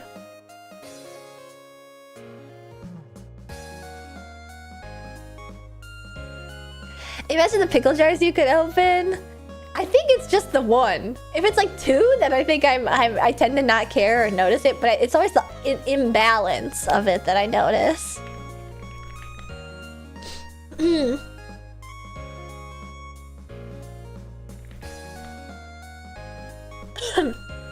Excuse me.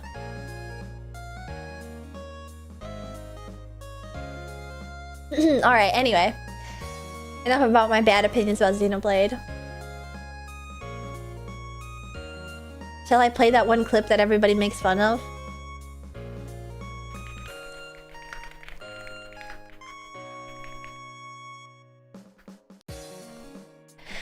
Who does like a good asymmetrical design, Miss Whole Ear? There's balance to it. Someone who was born with a monkey arm, I'm offended. Just one?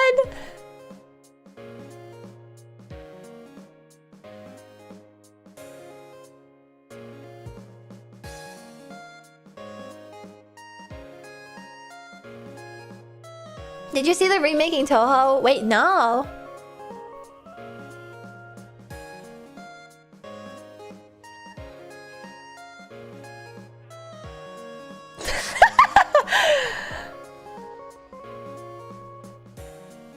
Ah.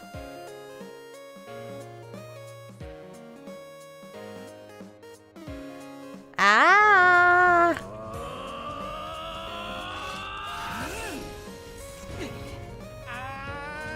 Ah.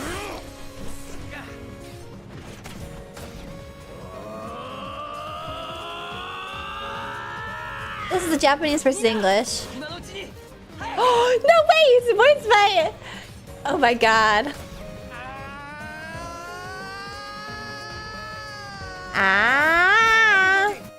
Ah. Ah. Ah.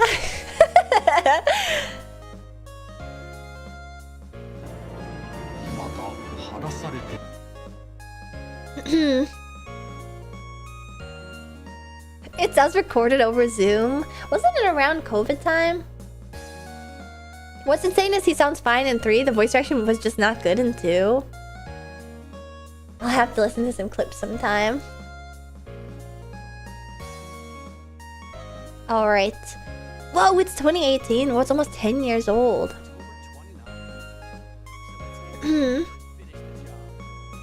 She's sure does have opinions about boy moaning. Well, yeah.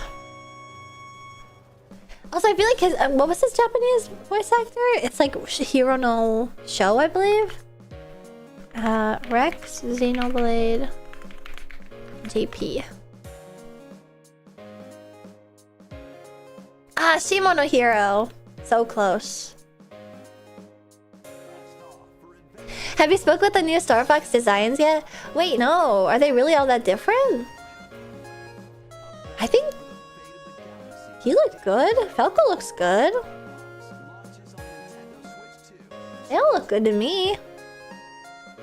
They're more animal. I like it. Are you gonna try the demo? Wait, I should play the demo. It's out right now. She hasn't seen the Falco legs? Uh-oh. Uh-oh, wait. Falco, Star Fox. Will I dislike it? Does he have like backwards bent legs? Like a real bird? Falco has an insane side profile. Oh! Like this? No, this rocks. This rocks. This is the ideal furry form. No, this is awesome actually. It's like, didn't the birds from Ashton do so fucking awesome? What do you mean? I think where the issue lies is his like weird face, right? Ooh, what's the one on the... is that what Falco looks like? Those looks are cool, not gonna lie. Yeah, I mean, okay, this... what is this from? What? I am in love with him. I need him so bad. What the hell is this? This outfit is so good. It's literally like he's feeling himself so crazily here. That's so insane. That's a Namco design. It's awesome. It's awesome. It's awesome. See, I think I do have an unpopular opinion though. Let me look up Star Fox Switch 2. And if I could see oh, what's his name? Holy crap. Oh god. What's Star Fox's name? I'm forgetting. Oh. Fox. McCloud, that's right. I was like, isn't he the Star Fox? I don't remember. Wait, I want to see his legs. I do think the legs becoming more animalian is good. I don't like that. I'm not sure I like that. Well, I like it, but I think mammals should always have human bodies in furry versions, even if they look like this. I think birds should have like funky looking feet, like backwards feet and stuff. Or like backwards knees, you know what I mean? But I think that mammal furries should always have like human feet and bodies and stuff. Slippy got to keep his human-esque feet. What the heck? Also, he looks really good right here, but he looks terrible in this scene. Is this an old version? He looks like it's like a terrible shrimp hunch. The human thigh with the shortened animal lower leg looks odd. Yeah, I guess, you know what? This is the same issue that I was talking about with Persona. Let me show you guys. Persona or Revival. Key art. The key art all looks good, but in-game it looks bad. Yeah, it's questionable. It's the old plantigrade versus digigrade in debate in furry art. Yep.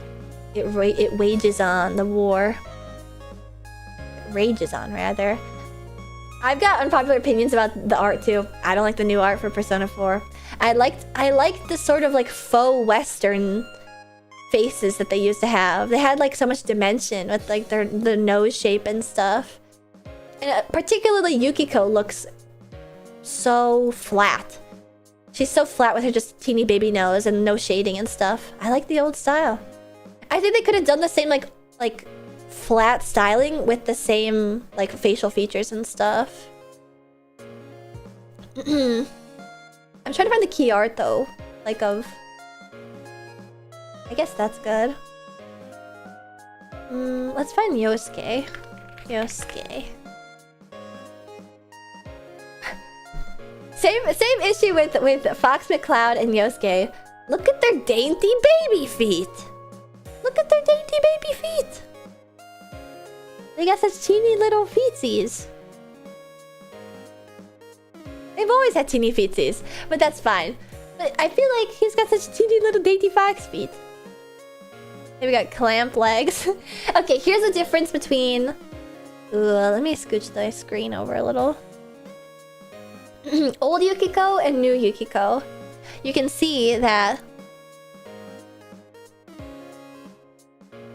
the old version had more like depth to the colors, which is fine. You know, they went for a flatter style. I just don't understand changing facial features.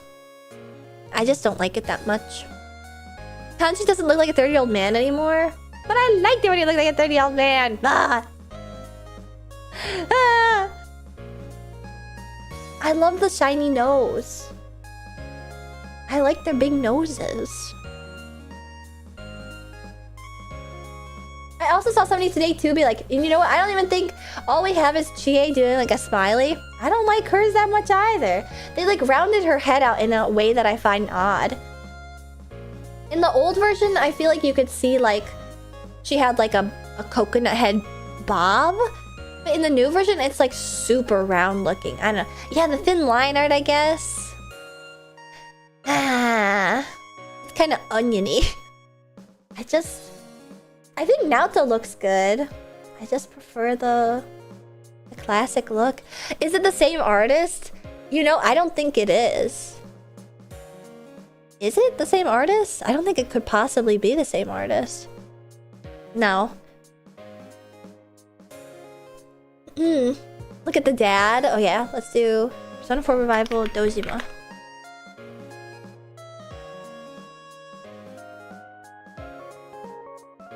I just feel like it's... I'm like going insane. Like, I know that like...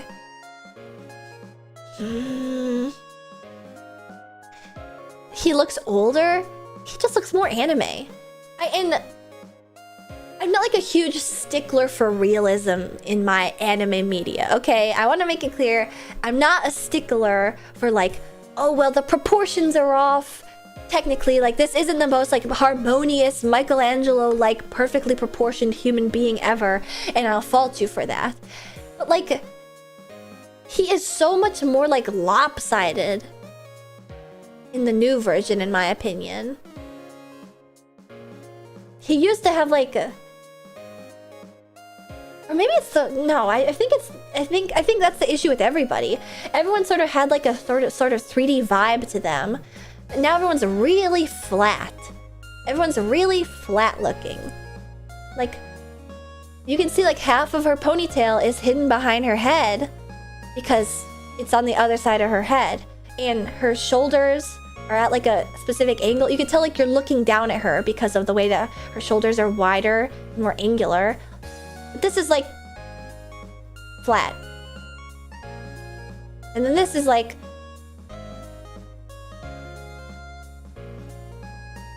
same thing, you know? But some of them look good because I think Yosuke looks fucking awesome.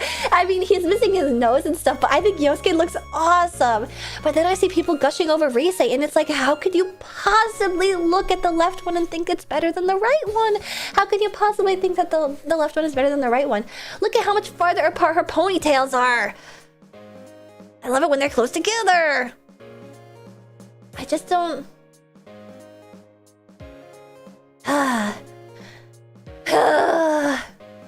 Our poor ponies.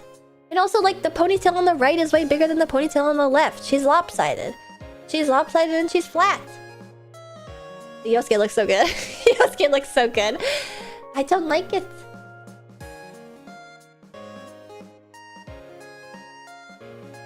Teddy is like... Actually, Teddy looks fucking awesome. Teddy looks great, actually. Wait, why does Teddy have, like, so much more, like, dynamic lighting? Like, look at the gold on him. His zipper is dynamically shaded. There's, like, shines on his buttons and stuff. Wait, why does he look so much better? It's like the sun disappeared with the absence of any hard shadows. And I'd be fine with that. I think it's really just like the angles. The angles, I'm like... I don't know. They look a little bit funny to me. I will say though, I think this one I'm a bit torn on. I think she does look really cute in the new version. But that's just because she looked insane before. Like her outfit's fucking crazy. And she was already like a late addition anyway. Igor looks awesome. Wow, the changes to Igor are really, really good. I'm more scared of the messing with the story, kanjis, and Naoto. I think they should just, like, keep it as it is. I know that... 10 more years of discourse. 10 more years of discourse. But whatever. If they're worried about people being, like, discourseful about... all of the stuff that makes it, like, of its time... I feel like they should just, like, add, like, a Looney Tunes card at the front. Like, this game reflects the time period with which it was created in. So, you can't get mad about the off-color humor. And the fat jokes and the gay jokes.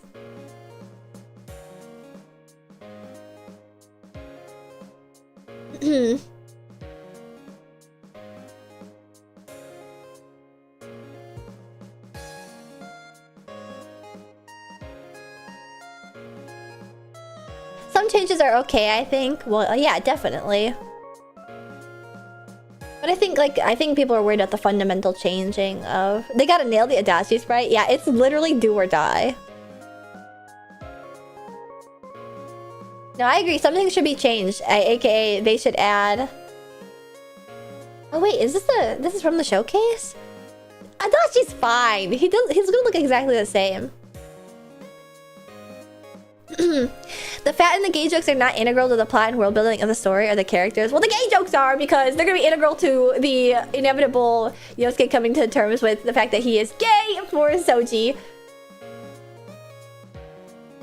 Yeah, the gay jokes actually kind of are, which you could argue about. Also not the same VAs. Oh wait, that's right! I haven't heard the VAs. It's not gay! It's not gay what?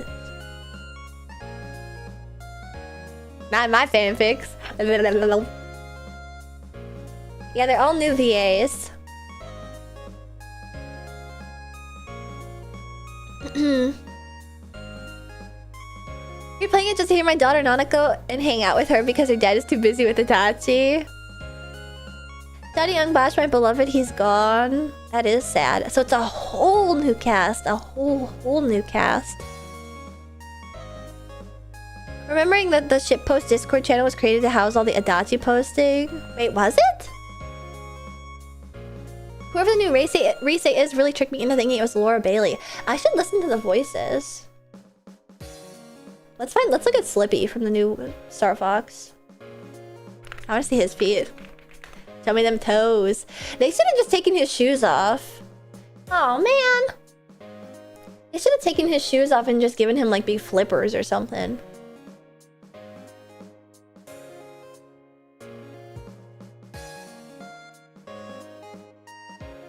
No, I think Peppy looks fucking awesome. They look awesome. Ugh, Falco looks so awesome with the animal feet. You know what? Fox looks a bit more normal in motion with his like backwards feet. No, Falco looks awesome. Slippy used to be a kid, now he's 40.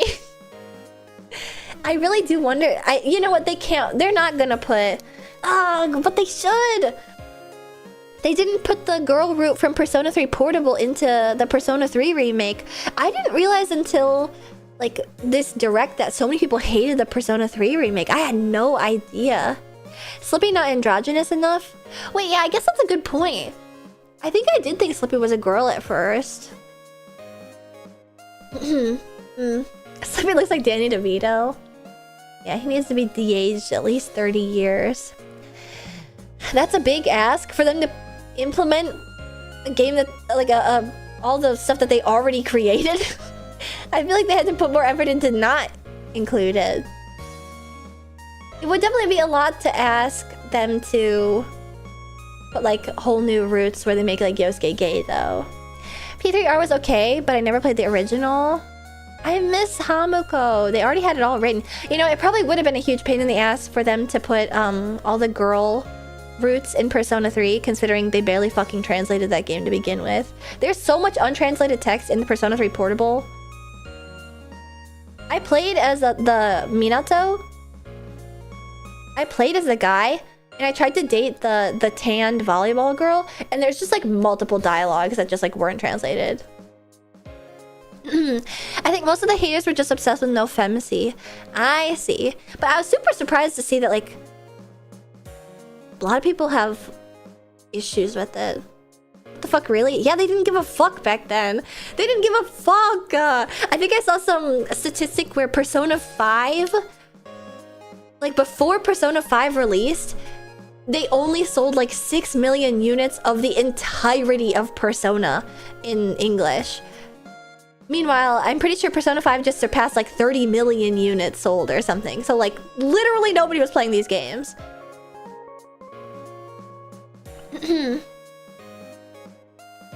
I think Pepsi would have been considerably extra effort versus the base game. But it's already all there. They just need to implement it.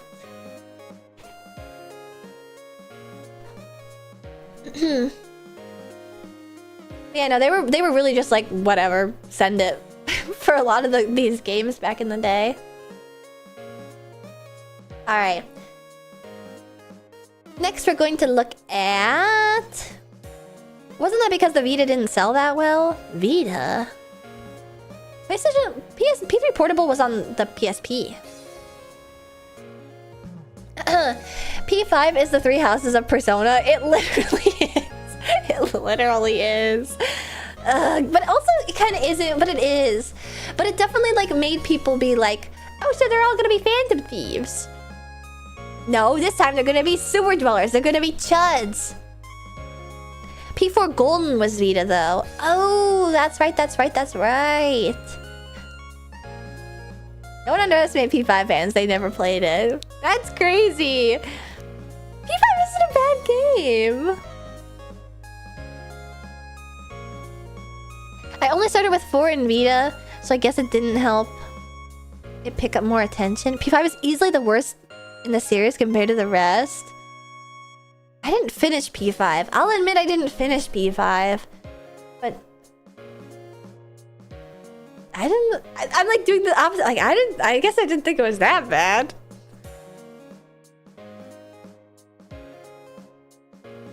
P5 was really fun, especially the ending. I'd like to finish it someday. P5 is good, just normie. Yeah, I think the Phantom Thief thing... I mean, I've actually played Persona 1, 2, 3, and 4. Because Persona 1, 2, and 3 are all on the PlayStation Portable. Please play the one with the new girl character. Ooh, I love Kasumi. P5 fixed a lot of annoying shit gameplay-wise. Yeah, I love Kasumi. She has such a great design. I'm biased towards P5 because I love Phantom Thieves. See, I love the concept too. I think I am a little bit ticked off. I was ticked off for quite a while as a fan because it caused like so much of a ruckus that people wouldn't like look at the old ones and stuff. But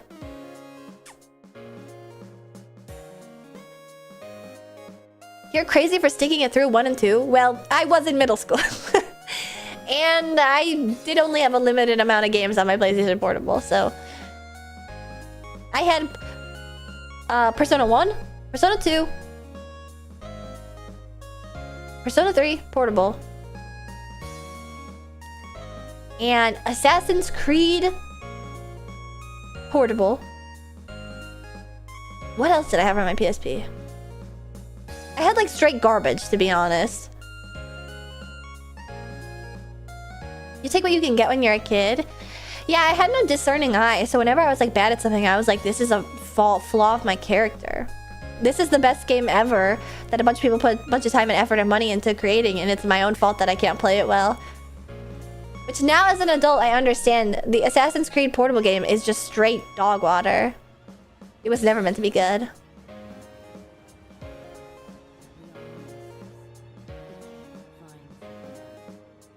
You know, I've really turned a new leaf on Duskbloods because sipping on that haterade still. Having a hate train this stream. I didn't like Duskbloods before. I'm too caught up in the fact that it's half aesthetically Bloodborne, half aesthetically whatever the fuck, and it's meant to be like PvP, and it's not Bloodborne 2, and they're not giving us a Bloodborne PC port, and it's not Bloodborne 2, and it was just too odd looking. And I think I still feel a little bit of apprehension. And I think another thing too, I think Lies of P is a fine game. Whatever, you can love Lies of P, feel any sort of way about it that you want. It's certainly incredibly inspired by FromSoft games, and I think it is not nearly, it doesn't fully capture the spirit of what I like the most about FromSoft games. I love how gritty they are. I love how dark they are.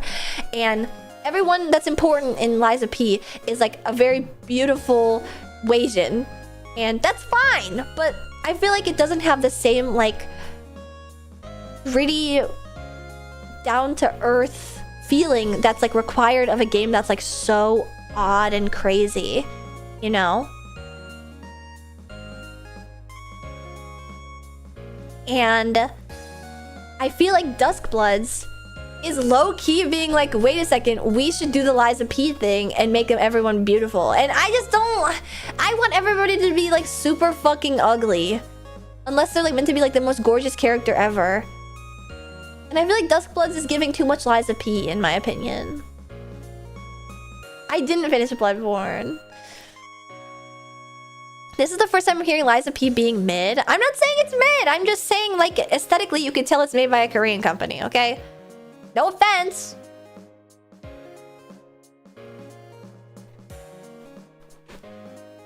What about the beauty and yassification is a ruse? It might be some commentary on that for sure.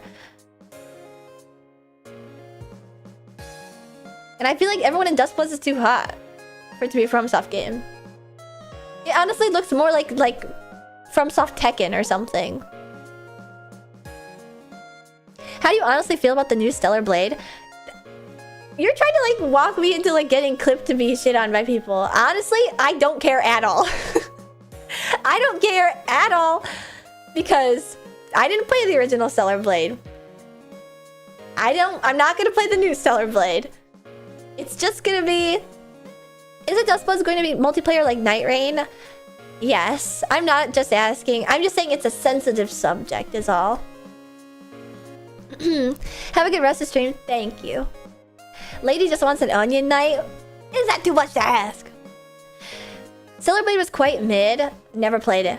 It doesn't look all that engaging, is my thing. It never really looked... I mean, besides for the fact that the character is like super hot. But that's not a fault of the game. That's just like a thing. And if that's what the studio does, it's what the studio does. I don't take issue with like games like having really beautiful characters. I just don't... I don't like change! You know, I don't know. I feel like I'm making enough sense. Nier does not have enough game to have a knockoff series. It's quite literally a knockoff Nier. Oh. I thought, you know what? I thought the character Evie was quite sexy, okay? I love her full body suit. I like that there's gratuitous... I like the gratuitous ass shots. I like the This is from the new Stellar Blade, Blood Rain. I liked the... What was it? Oh, she had this coat on where you could like still see her butt through it. It was like really doing the trick. I also think she looks very useful. I think the two things can coexist. I think the main issue is that people are pointing it out as like a... Whatever, I don't want to get into this.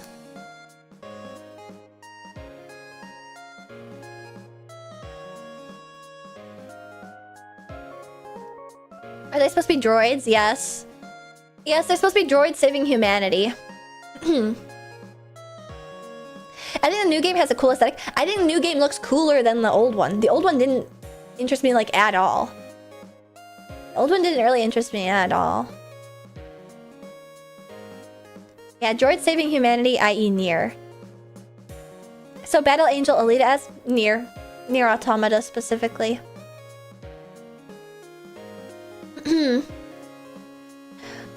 I don't like the discourse that it's like a watershed Gooner game. Like, games have always had sexy women come on. That's true. Yeah. Anyway. Anyway, it's a Gooner company. I mean, the Gooner company's gonna make Gooner games. Like, that's just facts.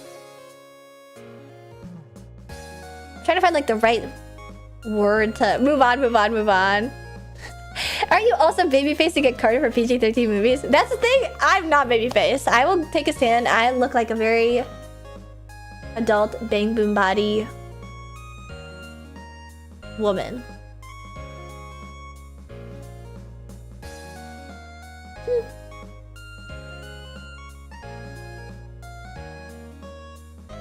You hesitated.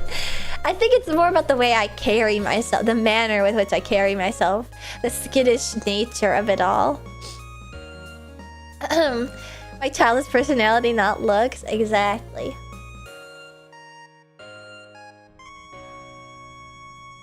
It's the waffles that did it. Oh, that's right, closed network test. I'd play it. One for TDC, please.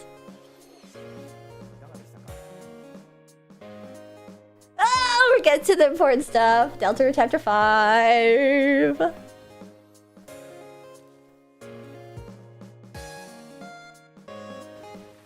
I like the tweet that said Nier was made by perverts, but Stellar Blade was made for perverts. I think it was also made by perverts.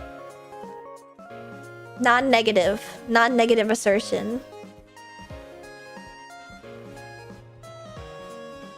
Wait! We gotta back up. We gotta back up. It's fine, I just didn't expect it to be Japanese. I had the exact same thought. I was like, wait a second. Why is it weeby? Why is it weeby?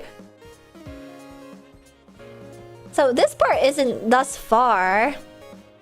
I like it too, Susie. Ooh, woo. And Spamton. Okay, this is... I don't think this is all stuff that's happening in Chapter 5. But this... Okay. All the bloomings, and then, like, why? I'm surprised that Asgore is a weeaboo. Am I colorblind? That is just a PPG rainbow? Well, it's the main character colors. Did they say how many chapters Deltarune will have? Deltarune will have 8 chapters, I believe. It's Toby Toho Project Fox, of course it's weeby. Well, the rest of the chapters... Well, okay, I'm not saying it's weeby because Toby Fox made it. I'm saying Toby Fox does everything with the narrative in mind always. 100% of the time, I'm positive. According to Google, 7. Yes, that's right, it's 7. I could remember I was put on the spot.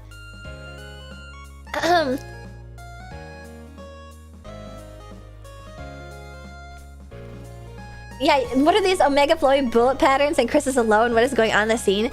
You are like able to decipher a lot if you're like really crazy about Deltarune. You can tell like a lot from this. Was it last year since you played Chapter 4? Yes, it was last year. That's when it came out. I played Chapter 3 and Chapter 4. But I'm confused as to like why this Dark World is Japanese. Why is it Japanese? Oh, I need to know. You already played Chapter 5 though? Yeah, actually, I'm just LARPing right now. I know why all this stuff happens. Because Toby? No, not because Toby. You guys don't get it. It's not just Japanese because Toby has like a proclivity for like weeby shit. There's some narrative reason for it to be Japanese. He hangs with Alphys. They are buds. I heard it's because of Alphys. Alphys would make perfect sense. But it's also flower themed because it's also going to be Asgore themed. So like, maybe Asgore's secretly a weeaboo. I'm just like, there's so many questions that are unanswered. There's someone in the world that's making it like that. Yes, exactly. There's just so much you can pick apart in this. And they're on top of... This is like the end of the Super Mario Odyssey with Bowser. Can't wait till you voice act again. It was funny but cozy. And I have plans for that too. I'm very excited for this. And I'm very excited that it's coming out this month. I'm super duper duper duper excited. I've waited so long. And just the other day too, I was like, wait a second. Isn't Deltarune supposed to come out with Chapter 5? Yes, you can like pick apart like every frame of this. So this is obviously... New adventures are blooming. It's flower themed. It's obviously going to be Dark World regarding Asgore. Dark World regarding his flower shop. It's also a festival.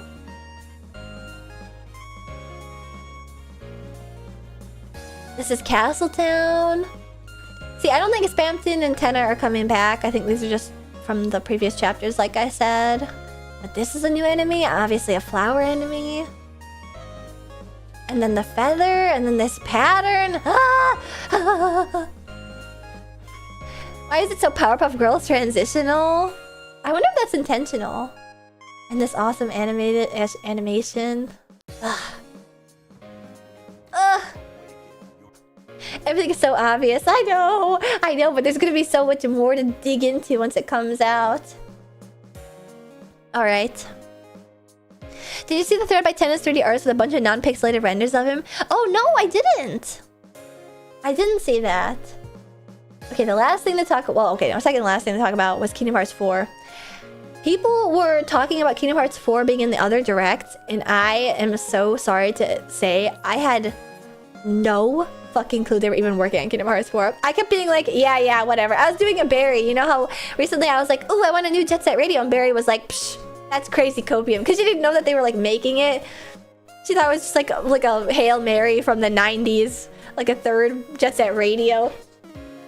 And I was like, what are you talking about? It already exists. I had no reason that... I had no idea that they were actually like actively working on Kingdom Hearts 4. And that it might like come out soon. Because it took so long to make Kingdom Hearts 3. Was it Kingdom Hearts 4 announced like 7 years ago? Maybe. I think maybe that's why like I never like realized, I guess. Because it was so long ago that I was like, yeah, whatever, I don't gotta think about this for like a decade. It's not gonna happen.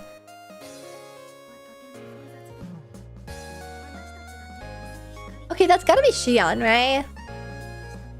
I don't know her Japanese voice actor, so I don't know.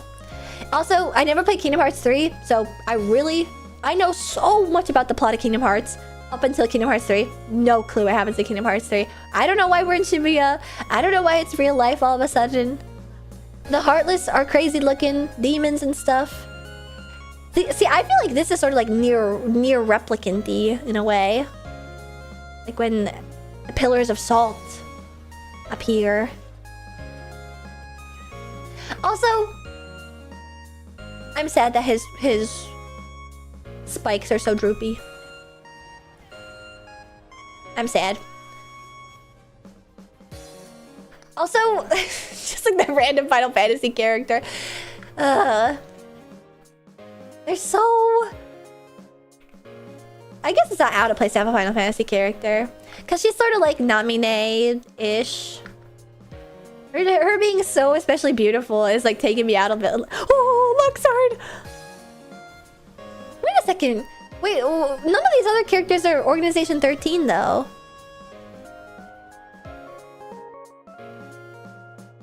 Who the fuck is this guy?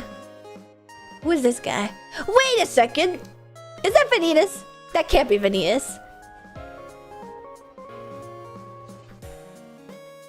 And he's got a chain. Is that Vanitas? Or maybe it's like Ventus with dyed hair. Or... Ah! Who is this? is! That could be another Sora clone.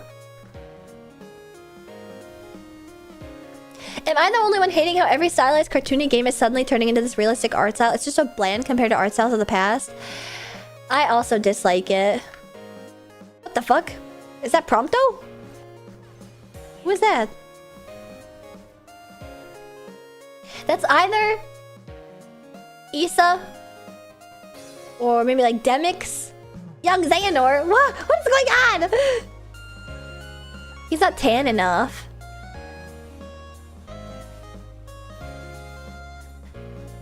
Oh wait, Sora's hair is so dark. Look how dark his hair is. Okay, maybe it's because it's raining. Maybe it's a raining effect. You think it was Riku? Let's go back. Is that what Riku looks like now? I guess that would make sense. Ugh. In my mind, oh my god, I forgot that Riku looks crazy in Kingdom Hearts 3. It's so crazy how young he looks in Kingdom Hearts 3. Ew! Ew! Ew! Look how much swag he had! He was so sexy in Kingdom Hearts 2. Ugh! He was such a heartthrob. Look at him!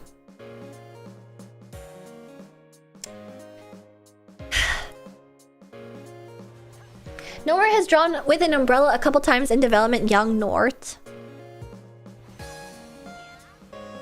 I love how I pop back into my favorite franchise. I am singing its praises and also criticizing it. I apologize. But yeah, I have no idea what the plot of Kingdom Hearts 3 is. I don't know why we're in Shibuya. There are a lot of things in KH3 that I burned out of memory because it was bad or just because it was so out of the... You know, I kind of actually do like it getting less cartoony in this context with Kingdom Hearts because it's sort of like Kingdom Hearts has grown with its audience. I can appreciate that a lot. I think that's a unique aspect. I'm not sure it was intentional, but I think it's a unique thing to do. True, I like that too. Yeah, I was like really surprised that people were like really banking on there being Kingdom Hearts 4 stuff because I was like, I straight up didn't know that they were even developing that. Oops. Her boobs look so weird. I wonder why the chest looks so funny. The chest has always looked really funny in these outfits. The Organization 13 cloaks. The story was bad, the ending is worth it. I see. The worst main game, I should say. I think I remember disliking the worlds that they all went to. They weren't banking on it, nobody expected it. Really? Because I saw people whining for days about no Kingdom Hearts 4. People were really sure it was gonna happen. You not fuck with Toy Story World? I'm pretty sure Toy Story World is exactly the one where I was like, I don't know if I'd like Toy Story World.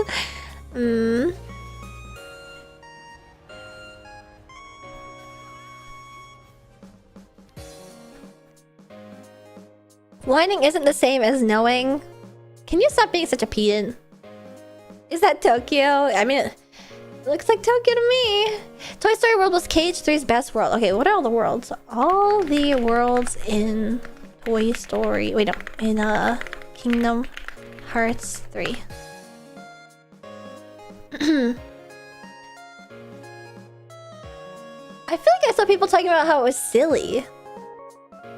I also remember the scene of like Woody holding Sora back or something. Toy Box, Kingdom of Corona, Arendelle, the Caribbean. The Keyblade Graveyard. I know that this is all probably spoilers, but... Quadratum, I see. 100 Acre Wood? Okay.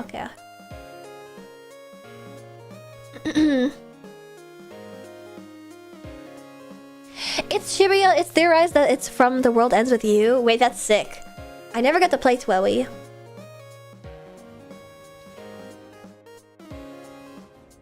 Why is he the only Org 13 member?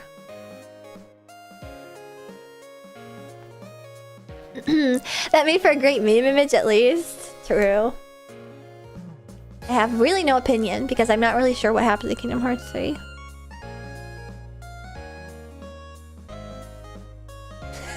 What the fuck?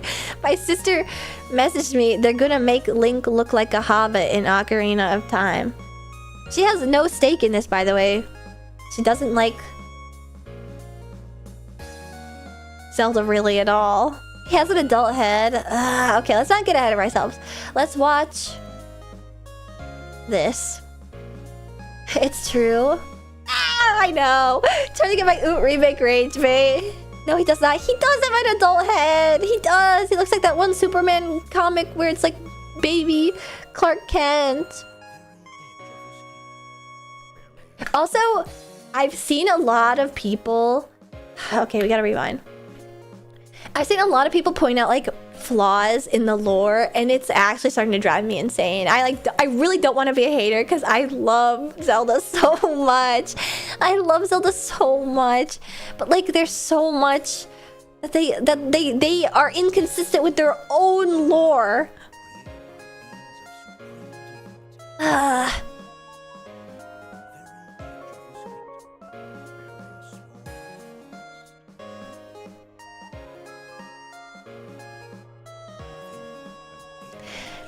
Once I said there were 3 branches of the timeline, I completely checked out of worrying over the overall lore. It's not worth it. No, it don't make sense. Oh, they're gonna retcon it like it's another timeline. They just might.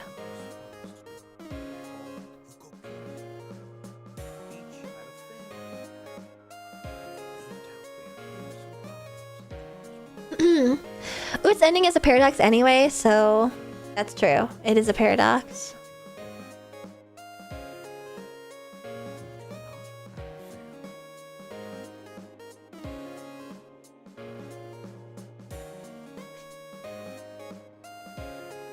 Why is his head an adult head?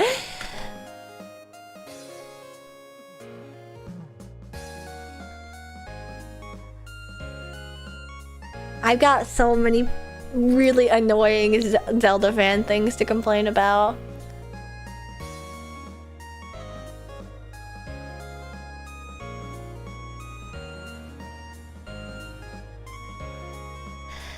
Can I guess what you're gonna say? Guess what I'm gonna say.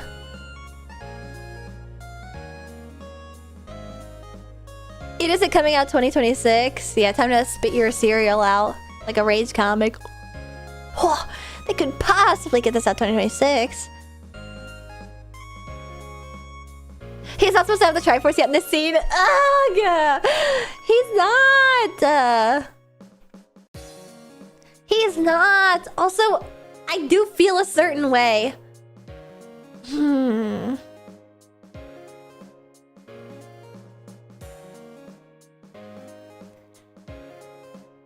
I feel a certain way about... Oh, God, I don't know. Okay, I don't have the right words for this. I'm gonna be playing. I'm gonna be playing because a realistic, quote-unquote, realistic Zelda game is literally the only thing I have asked for forever.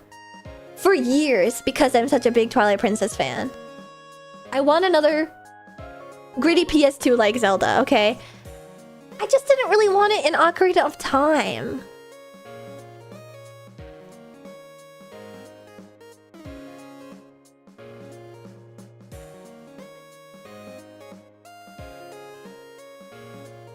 You are part of the problem.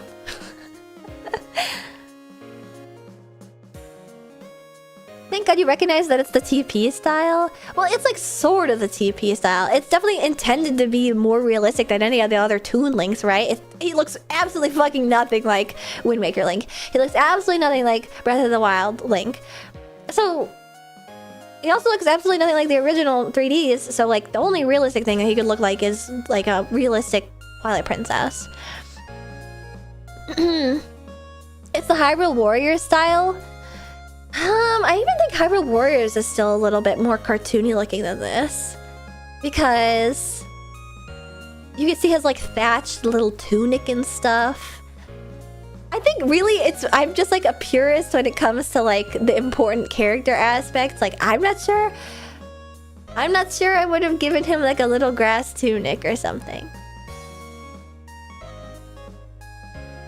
Did you see the Twilight Princess PC recomp? It's beautiful. I didn't. Yeah, I would say Warriors is very cartoony. It's like in between Skyward Sword and Twilight Princess. I need to see more. I just don't think this is enough. I think like him having like a straw bed makes perfect sense. Like, you know, he's living in a tree. That makes perfect sense. I saw somebody saying that he has like bees on his hat or something over here. Like on the left, but I don't think that's what that is. And it's like, I guess I wouldn't mind. In fact, I would be like frothing at the mouth. Frothing at the mouth if any of this was in a new Zelda game. If a new Zelda game was presented like this, he's wearing, and the tunic is green because it's made of straw. You are a fucking genius. Oh my god. You couldn't have said it better. I couldn't have said it better myself. Thank you so much. I think it's just that it's Ocarina of Time. Would you like them to expand the story more or keep the story one-to-one? I mean, if we're already gonna change shit, let's just start changing stuff. I want it to be a whole new game. You know what? If it's just Ocarina of Time, but we changed it up, I think I could probably like it a lot. Open world. No. It doesn't need to be open world. If they change Hyrule Field to be like gigantic, even more big and even more scary and crazy, like hell yes.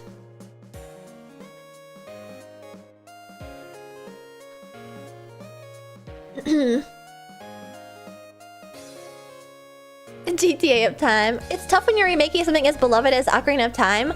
I'm not sure I agree because the previous remake that they did for the 3DS is awesome. Like, I genuinely have no qualms with it. It's remastered, but it's still the same, like, it's near the same level of fidelity, it's near the same level of detail. It's just like with modern for the time graphics. And I have absolutely no... You need to be prepared for the possibility that it's open world. I will be enraged if it's open world. That doesn't make any sense! Why would it be open world? I think it doesn't even need to be bigger, just a little bit more populated. Yeah, I guess I'm assuming that they're gonna have it like very small scope. I'm playing it no matter what. I'm giving them my money no matter what. You know what? 2? They're probably gonna release the Nintendo Switch 2 based on this aesthetic. Go for it. I don't care. I'm gonna buy it no matter what. Isn't Ocarina of Time already open world? I think they mean open world in that like you can do anything whenever. But I don't think... Actually, you know what? Maybe it is open world. It has hub areas, but that's it. You have to do the story like very linearly. So I don't think it counts as an open world. I think it is like a open world, but it's not like the genre game, like open world. No loading screens? Ooh, you think there's not gonna be any loading screens? You know what? Then it might be open world. Yeah, I think they need to just put more people in. I think that it should be easier to leave Kokiri... I mean, harder to leave Kokiri Forest. Like, I wouldn't mind if they changed that, because you could just, like, straight up walk right out. Like, that could be an interesting change. Have we considered that's going to be Oot with voice acting? Genuinely, that makes me feel like putting a gun in my mouth. I really don't want voice acting.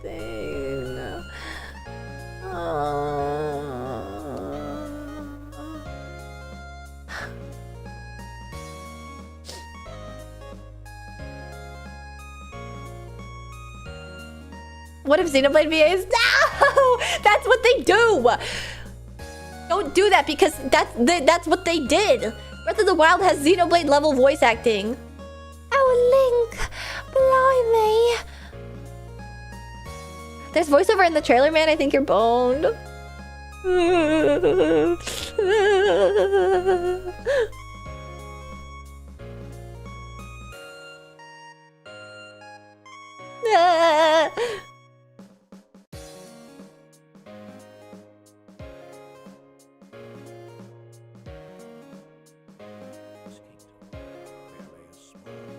You want to hear something crazy pedantic?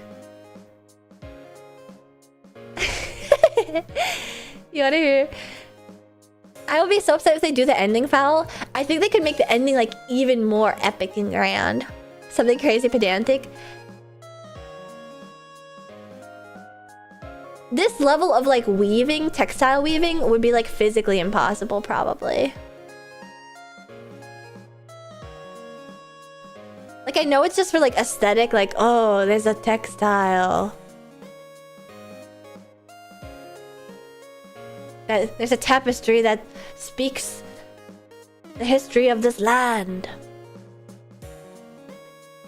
I think I also am like being a pedant about the wording in this too. Like long ago, there was a land called Hyrule, created by beings of supreme divinity. Like, why are we talking as if Hyrule is not around? You know what they're gonna do? They're gonna have this whole game like super realistic remade and stuff. And at the very end, they're gonna be like closing a book in modern day flash forward, and they're gonna be in the Shibuya Scramble, and everyone's gonna go like, oh! And then like that one Link design where he's wearing like the skater boy jeans that are like super fucking baggy.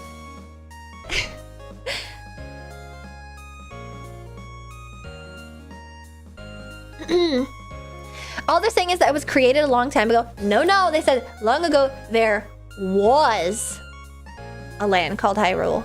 Which means, in the context of this,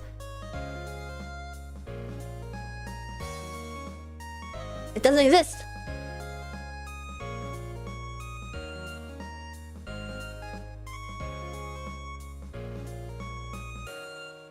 Yeah, that's how the Bible talks about, like, Earth.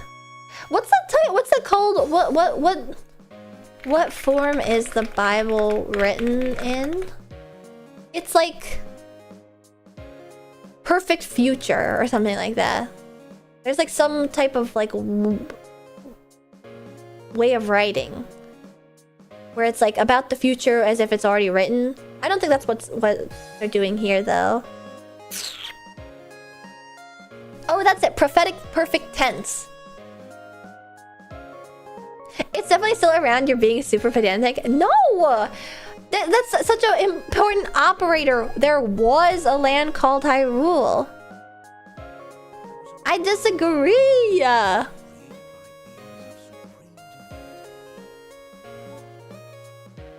feel like the was here is the Star Wars long time ago in a galaxy far, far away.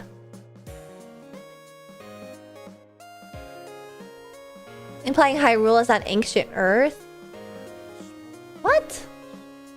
You think that's what's happening? I would literally fucking hate that. That just confirms what I was just saying about how at the very end they're gonna close a book and there's gonna be a little boy or something, and then he's gonna grow up to be wearing this like fucking awesome green jacket and these crazy wide ass Jenko jeans with a super long like elf hat running around Shibuya Scramble, skateboarding around Shibuya Scramble or something.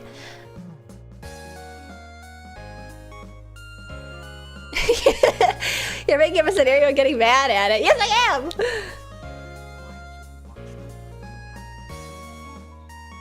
What the fuck are you talking about? Mark my words. Wait, let's see.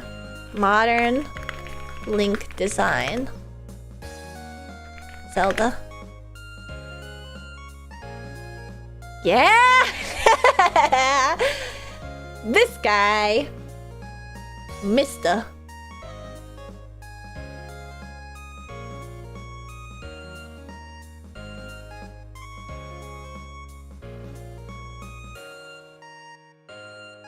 Mark my words.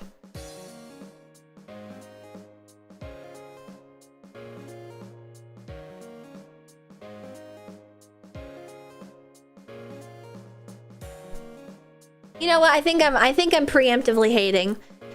So long as it's not. Actually, you know what? I'm gonna pray. I'm locking my hands together. Please, oh please, Shigeru Miyamoto. Please, oh please. I'm speaking directly into your ear right now.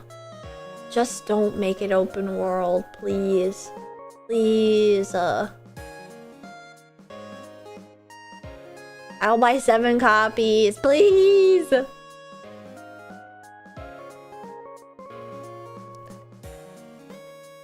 It's crazy Nintendo is what makes Pitcrew pull out the pedantic word this much. I feel like she's had way crazier takes. Meanwhile, I see this kind of takes all over my Twitter FYP.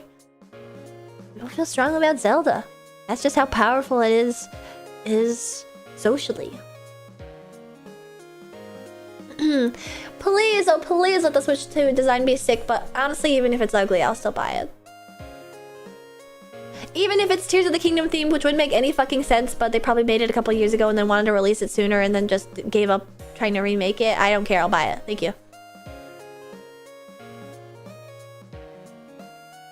Aonuma's design philosophy is completely upside down. He hates the N64 era of design.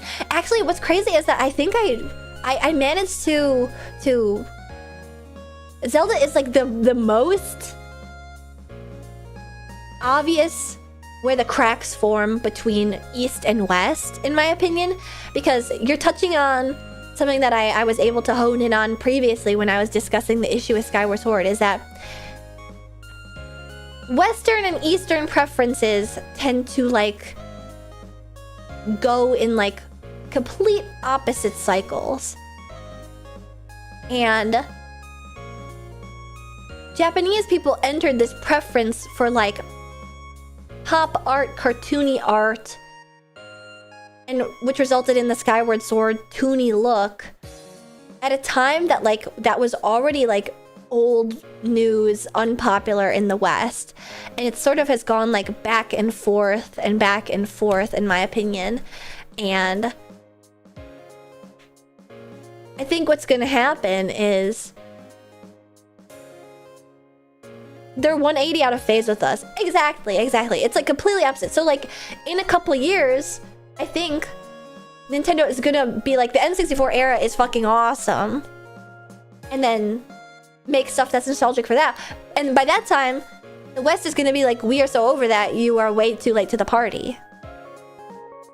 Imagine this was Wind Waker with this style. No. See, I think, you know what, having this nitty-gritty realistic style makes sense, because you know what, earlier I think it was you, Anik, you said like they would have made it open world if they could have. They would have made it look this realistic if they could have.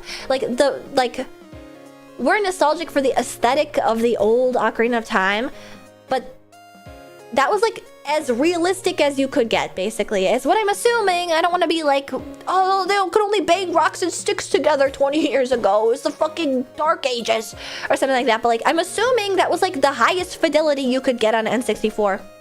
So the intent wasn't to make it cartoony. The intent was to get as high fidelity as possible to make this adventure like realistic looking. And that was just like what's the word I'm looking for? A limitation of the console. Stylization over realism? No, that's not what I'm saying. I'm saying the exact opposite of that. That it isn't intended to be stylized. It was intended to be like as realistic as they could muster, and it just happened that the limitations of the hardware were so low that it just looked like that. It looked low poly because that's literally as good as it got. So I guess it does make sense, like if they were gonna remake Ocarina of Time with the original like design intent, that possibly it could have been the original intent to make it like as realistic looking as possible, to some degree, of course. You know, it still looks like a game, but it's definitely more realistic looking than any other Zelda game with like the woven grass tunic and stuff. I don't think the concept art supports this hypothesis for Ocarina of Time. Okay, like I could definitely be wrong. I was just like spitballing with the idea of like, you're right though. It looks pretty accurate to the concept art in my opinion. Now that I say that. I mean, look at the graphics in GoldenEye. True, they could have given everybody like scary, hyper-realistic humanoid faces. There's definitely some animated style they had in mind. But then I guess I could argue this still looks really cartoonish animated. It's just a little bit more grounded. A stylized realism. Yeah.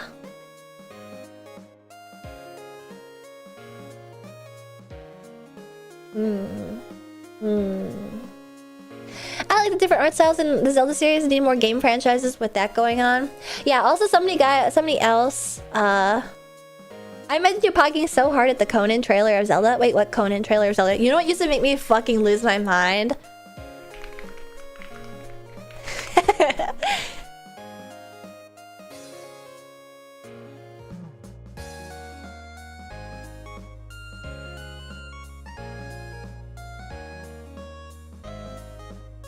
This art style is in preparation for the brand synergy with the live-action movie. Count on it. Please, no.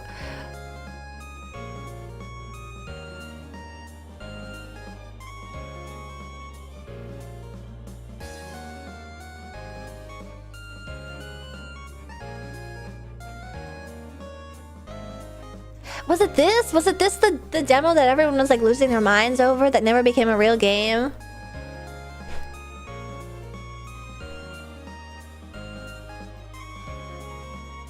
Y'all are so fucking cynical, holy shit. I don't know. I feel like that's actually rather, unfortunately, astute that they're probably going to want to align with the movie.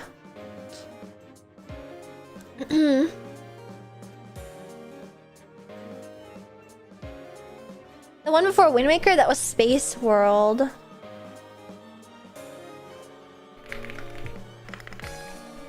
Maybe it was that one. No, this is definitely not the one I'm talking about.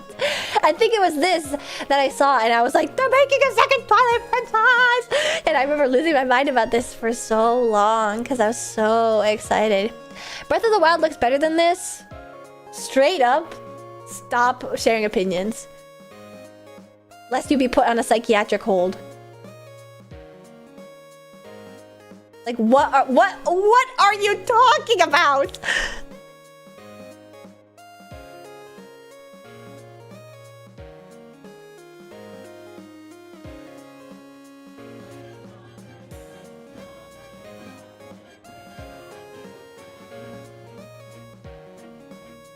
I'll fight the Jack because I know I'm right.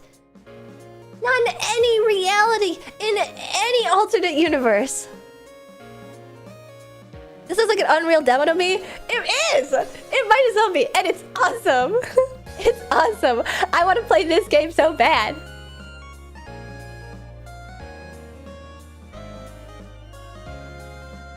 Stop hating on Breath of the Wild. I'm not hating on Breath of the Wild. I'm putting you in your place. There's a hierarchy to these things. I like seeing the guy, the outline of the guy's face.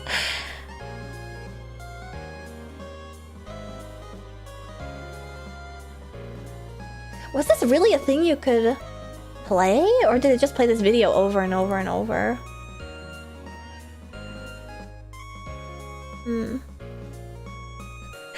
This is gonna be Zelda 2010! No way, that isn't just rage bait. Breath of the Wild doesn't look this good even in NSW2. What's NSW2? If it's real, well, damn. I'm gonna be put in my place too, like my bed. I'm sleepy. Good night. Good night. I feel very intensely about this, okay? Oh, Nintendo Switch 2. Do people really shorten it like that? Ugh.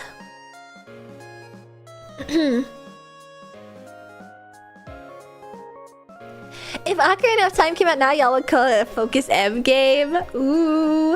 Is that true? You usually have to prompt her to say stuff, though. There's just absolutely no. Well, people didn't like Navi back then either. Not true, she's saying, hey, listen all the time.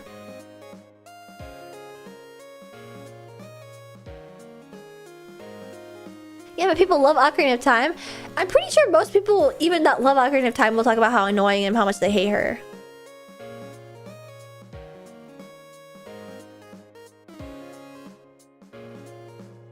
The art style for the Oot remake evokes a more cartoony, stylized version of the Twilight Princess art style. I agree. It definitely does.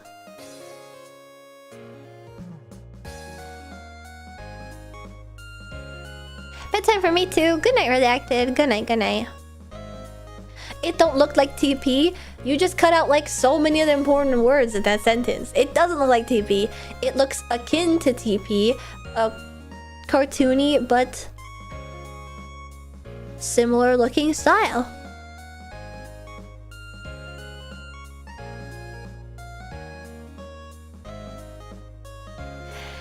Nobody, I feel like we never fight as a community versus a streamer until it's about Nintendo stuff. Until it's about Nintendo stuff. she talks more in the 3DS version. You get used to Navi, so it's sad when she leaves in Majora's Mask. I agree! Tattle would pop up more, but she was kind of funny, so it was fine. I should really finish Majora's Mask. I know how the whole game goes, but it was just so hard for me. You never finished it? I physically could not. I was too stupid as a kid.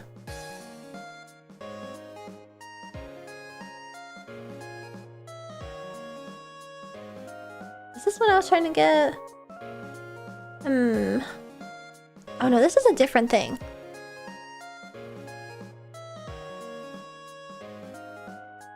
Majora's Mask was my first game. I just replayed it twice and it doesn't hold up so well. Ooh, that's real fighting words, MacGyver Zero. Whoa, whoa, whoa. I feel that I was also too dumb as a kid. It was just really hard. The concept of like figuring out how to do stuff faster and like cutting corners and then rewinding time just like really confused me. Why did you skip Dragon's Dogma, Ashton? Why must you spite me? I guess I just don't have anything to say about it. We could go back to it. Should I care? Should I care?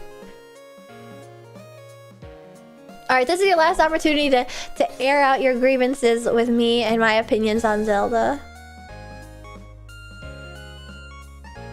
Oh, I didn't unpause it. TPS cheeks. Stop speaking.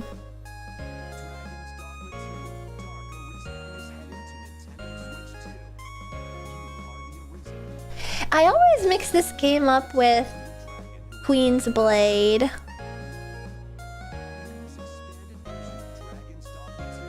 Majora's the best Zelda. Good night. If that's a popular opinion. I don't care if people are being contrarian with you, LOL. Because I'm the streamer and it's fun to be contrarian to me. I can take it to some degree.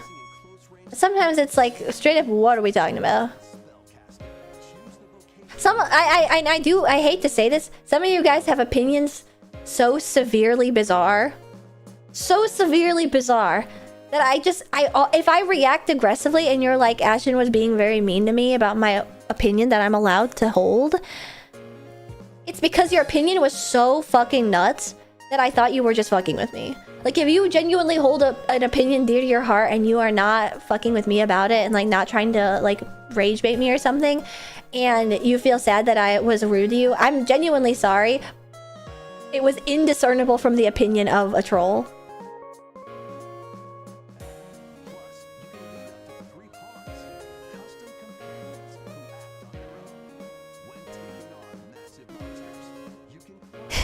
Guitar Band is the greatest game of all time. I gotta play that.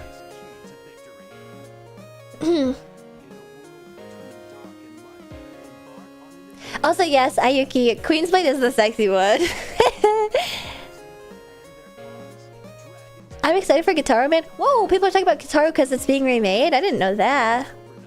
That looks good. Dragon's Dogma. Looks interesting enough.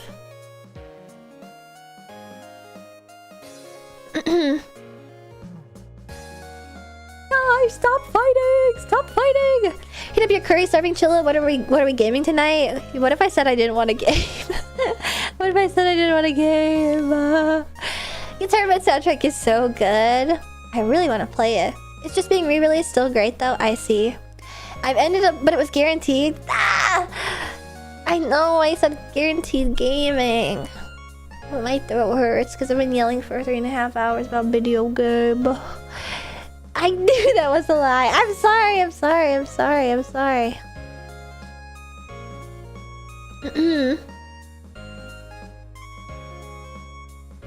Also, somebody was saying, yes, but those accusations go both ways. Have you considered that I am the queen and this is my dominion?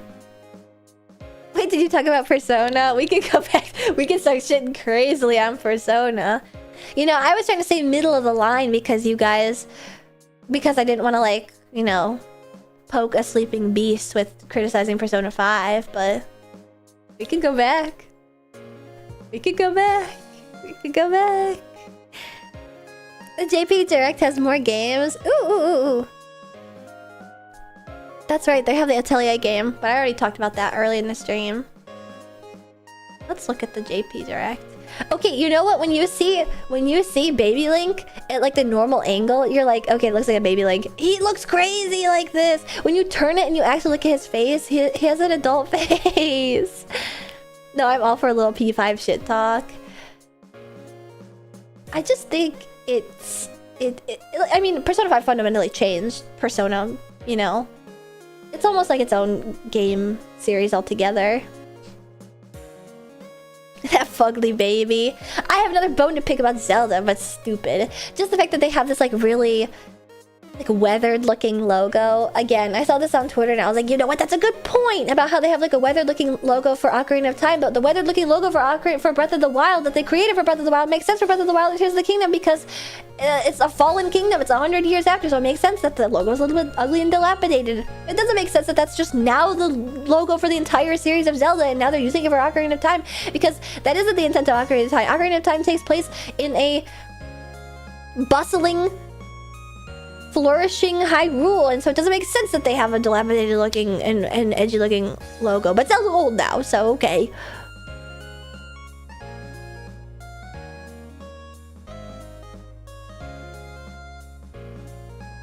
They already had a modern logo too for the franchise overall and then just stopped using it. But the game that they stopped using it for makes sense. Because it's Breath of the Wild. But Zelda old now. Okay. Nintendo Direct JP. Alright, let's take a look. Let's take a look. I ended up yapping too long today, so I'm not sure I'll get to any games. Because I'm hungry. Oh, so this is where the Toho one was. I see. Dang, they didn't put any dividers in this. Onimusha. Liza PP. Orbital. Star Fox. Wait, this looks sick. Wait a second, isn't this the same art style as... Ooh. I love this art style. Muramasa. Vanillaware. Yes. Odin Sphere Vanilla. Yeah. Was this in the EN Direct? I must have skipped past it. Oh, and there's like a new Pokopia stuff. Cool. Ninjala. Don't know what it is. Donkey Kong Bonanza. I didn't play. Jujutsu Kaisen. Oh, that's right. Tales of Eternia. I saw people posting about... Whoa! Whoa! Wait, this looks sick though.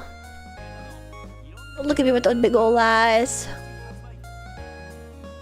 I feel like I definitely can't say that. First official translation for Eternia, right? Am I wrong? Well, this wasn't in the EN Direct, was it? So I'm not sure it's getting a translation. Oh, it was! Maybe it is then. I play this. Uh-oh. Oh shit, horse racing.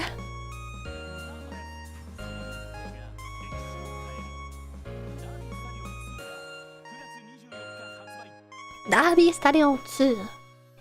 Eternia was like a few seconds in EN, not this big. I see.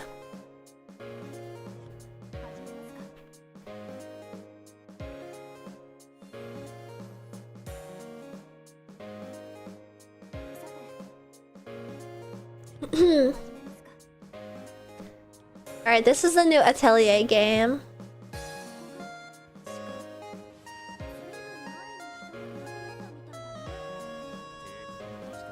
Lots of...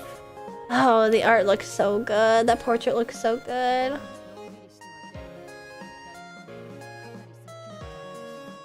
Kind of seem crazy we didn't get the new Atelier game fully shown even for us. Pretty sure Atelier isn't very popular in EN. New Atelier girl is so cute. She is cute.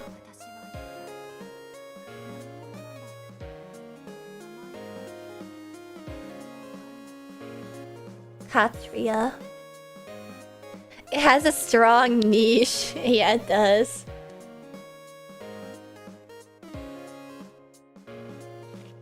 What the?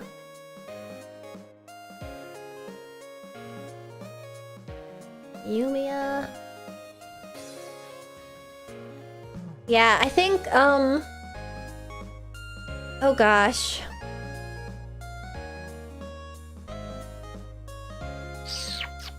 What was I gonna say? I think Atelier is doing the thing too where it's like, when you look at the more recent, I think it's just the same thing that I mentioned before, like, she's got gun shoes and she's wearing like a oversized coat and it's got cute designs on it, but she otherwise wears like a office woman's skirt. And so I just like the old Rococo design. I like the older Atelier games. For context, it's like Eska and Logi, like she's got little pom-poms in her hair. I like how soft she looks. And Atelier Totori, like she's so pretty. And then Norona, it feels still like medieval, you know?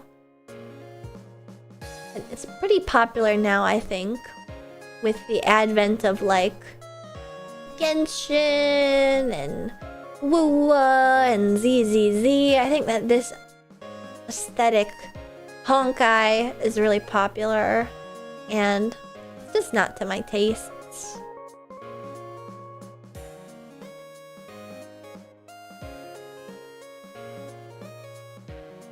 Oh yeah, you know, I didn't watch the Wii Sports stuff. Ooh.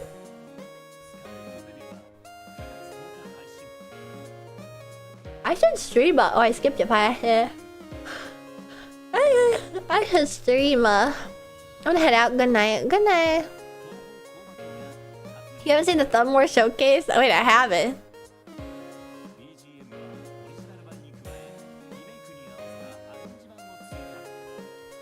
I should play the Toho game on stream sometime.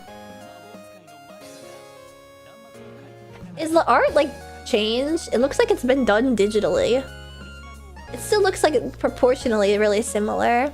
What you watching? This is the Japanese Nintendo Direct. G embodiment of Scarlet Debilu. New portraits and VGM. I thought that's what they were saying. What else is there? We got Duskbloods. Oh, you know what? I forgot to slander Splatoon fans. I forgot to slander Splatoon fans. I can't believe it took me this far. I forgot. I wanted to slander Splatoon fans. Wait, what the?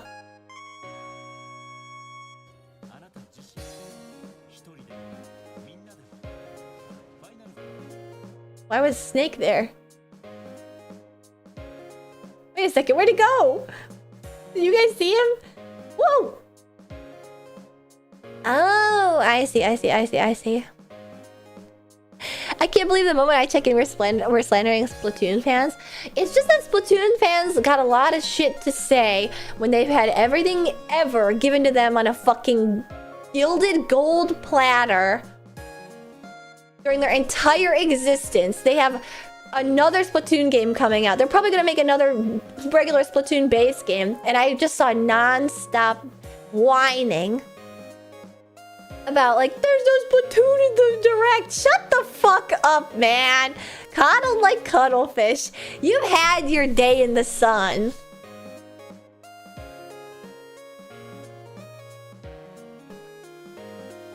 Specifically Splatoon 2, but there's a Splatoon 3. Does it not exist? It's called like Splatoon Raiders or something. Splatoon was in the Direct.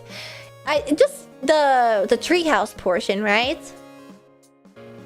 That wasn't good enough. That wasn't good enough. You're incarcerating everything in your path tonight. I'm on the warpath. That was in the main Direct. No, got a full trailer. I seem to have completely skipped past it. I still saw Splatoon fans whining that there wasn't enough Splatoon. I still saw them whining that there wasn't enough Splatoon. What's the difference between Treehouse and Direct? I don't know. Yeah, greedy fucking Splatoon fans. Always got some shit to say. Treehouse's gameplay showcase. That's right. Your rage consumes you. It does! It sickens me. Do you see the special Joy-Con the Splatoon fans got? Yeah. I see. So the Treehouse parts are like them actually playing the games, like for like 10 minutes or so. Baby talking you through it. I didn't watch any of those, so this vexes Ashton. It does! It vexes me terribly.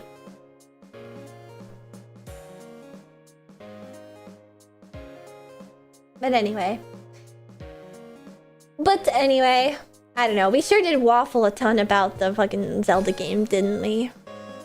I love Splatoon. And it's fine to like Splatoon, okay? It's just that the majority of the people that like Splatoon are greedy, loud fucks. You're greedy. So long as you have a normal appetite that is sated by a completely normal amount of time in between game previews, you're a completely normal Splatoon fan. It's rare, but I know you guys exist.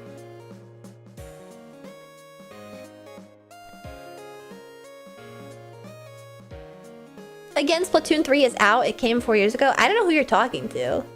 I don't care what Splatoons are out. All I know is that there's way too many of the games, and they're all really similar. And people are gonna get another, because they make a ton of money. I'm proud of Splatoon, new IP that's a hit. Splatoon deserves the earth. Okay, yeah, I am hating. When you put it that way, it makes it hard to hate. Mostly, I'm not hating on Splatoon itself. I'm just annoyed by the fans. I'm annoyed by the fans, that's all. When is ARMS 2? I forgot that ARMS even came out of like an early dev. I remember playing the demos a long time ago. Never bought it though. What's ARMS? It's like the boxing, springy arms Nintendo game.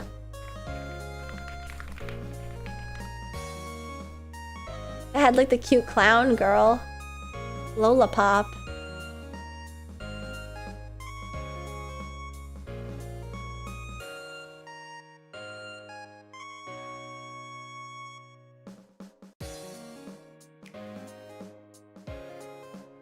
Motion control focused fighting game didn't take off. No! Yeah, I think that was probably the biggest issue, the motion controls. Everyone liked the game too, for the most part. I want to agree, but I don't think I saw anybody talk about it ever. Like, not once.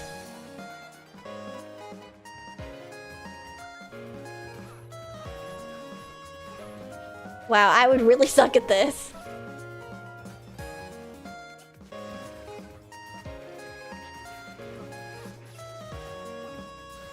Oh, and he has like Beyblades.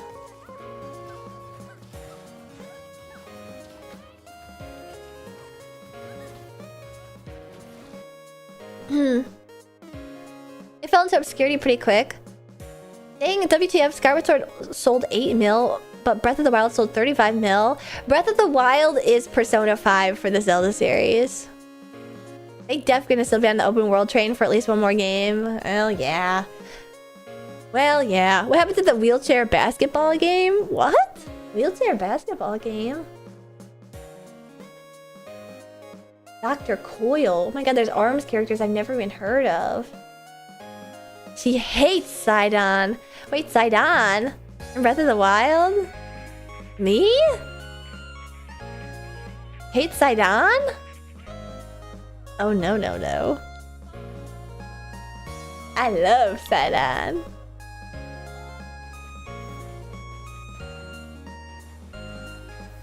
Have I literally never seen this character before? I thought I had seen every ARMS character. They're making new ARMS characters, guys. 2 of them? You're a sicko. You're a sicko. I didn't remember this guy. I've never seen this character in my entire life. Not once. Because the ARMS characters are forgettable? No, I just genuinely think I've never seen him before. Max Brass. That's the other guy. Oh my god. I tapped out of paying attention to ARM character releases probably immediately. Oh yeah, after the Chinese themed girl, I'd seen enough. You can't get any better than this.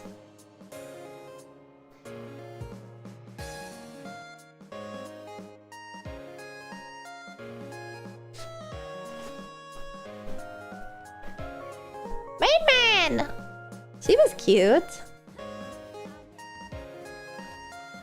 But this goes back to like the issue I have with like the monkey arms.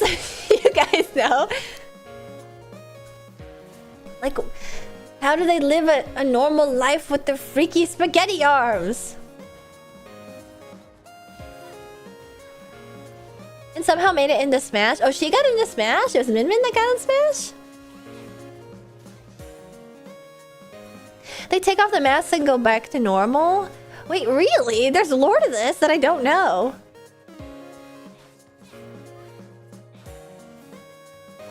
I guess swap their arms out for regular arms. I know that there's one character that fights with her hair. Oh, that's right. She had the dragon. She had the laser. That was evil. Oh, like Persona. Yeah, Twintel. Oh my god, you guys remember their names.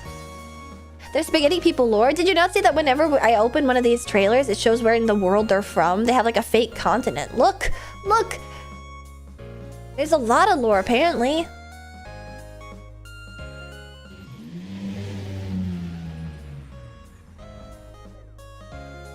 But anyway, my tummy is growling. And it's almost midnight, which means I have been live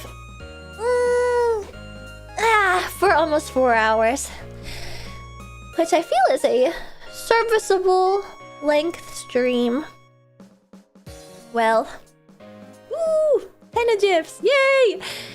I just opened up my Chrome and saw that. Alright. Time passed by so quickly. Thank you guys for joining. Thanks for arguing. Sorry I was a meanie. Oh, sue me for having a bit of a... We should start killing each other more with Nintendo talk. No, please. I feel bad about it every time. But I just got here. I'm sorry. It's getting late. Nintendo Rage is the best part of the hype cycle. The worst is like when I'm live and I like have an opinion and then I like express it genuinely, like I don't like this, and then everyone starts to shit on me, and then I go like, wait a second, I guess I'll reconsider, and then everybody chat goes, wait, have a backbone, Ashton, don't do that, and then I go like, okay, actually I hate it, and then it just starts again. You can't win, which is why you just need to hold strong to your own personal beliefs, values, and opinions. I feel like a lot of things I said, though, are good criticisms. Because I said them. Which means they're good. No, I'm just saying, I think a majority of what I said, I do stand by. Yeah, triple down. Damned if you do, damned if you don't. Such is the life. Such is the life of the streamer. Splatoon remake or TP remake? This is the shit I'm talking about. This is the shit I'm talking about. What makes you think Splatoon fans need a remake?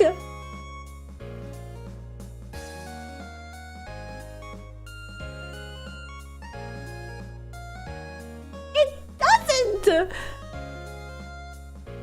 Splatoon is the cash cow beloved baby with a silver fucking spoon in its mouth to Nintendo right now.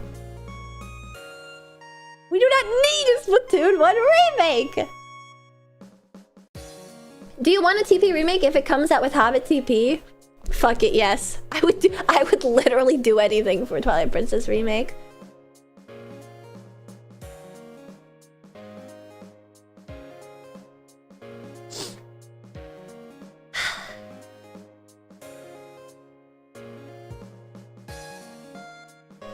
Last of Us got 2 remasters like immediately, but I can't let the Splatoon kids get theirs. If it's at the behest, no, not the behest, that's not the right word. If it's at the sacrifice of a Twilight Princess remake, fuck no. Delete the game, man, actually. Delete the source code of Splatoon. We need more Zelda.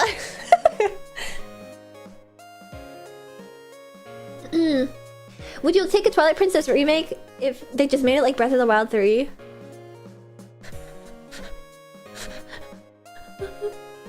Don't make me choose. Please don't do this. Please don't do this.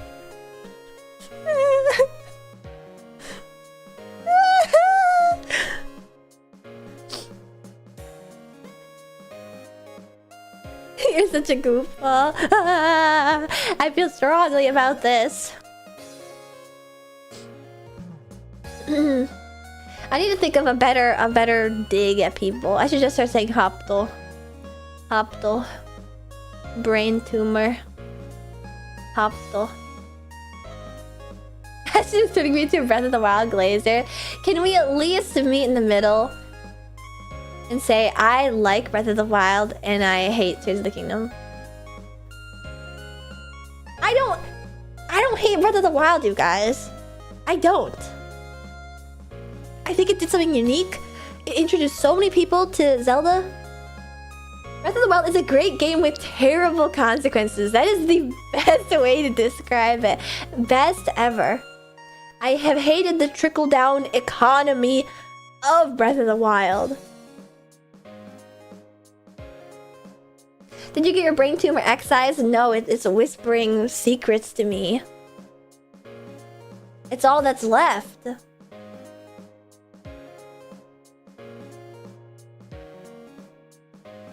I think you're all acting like Breath of the Wild is how Zelda will be forever, are being dramatic, but we don't know until they come out with another one. And that's why we're dramatic. Because I find it actually incredibly easy to believe that a company would have changed their design philosophy and their game sales philosophy in the 30 years almost it's been since an older game came out. And the intent is always like revolutionize their tech. They change it all the time for Zelda. That's what I'm saying. They did change it all the time for Zelda. But you know what speaks louder than like passion and staying true to your core foundational tenets? Money! Money, money, money, money, money! And Breath of the Wild made so much fucking money. So, excuse my apprehension.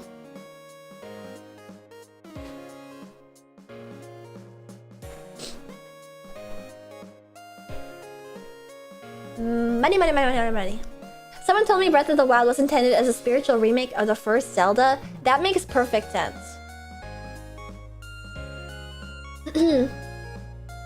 Dude, you can hate on Four Swords all you can, but it brought us Minish Cap. That's good enough for me. You are fighting ghosts. Absolutely nobody brought that up. Nobody's talking about Four Swords. Thank God. Who are we fighting right now?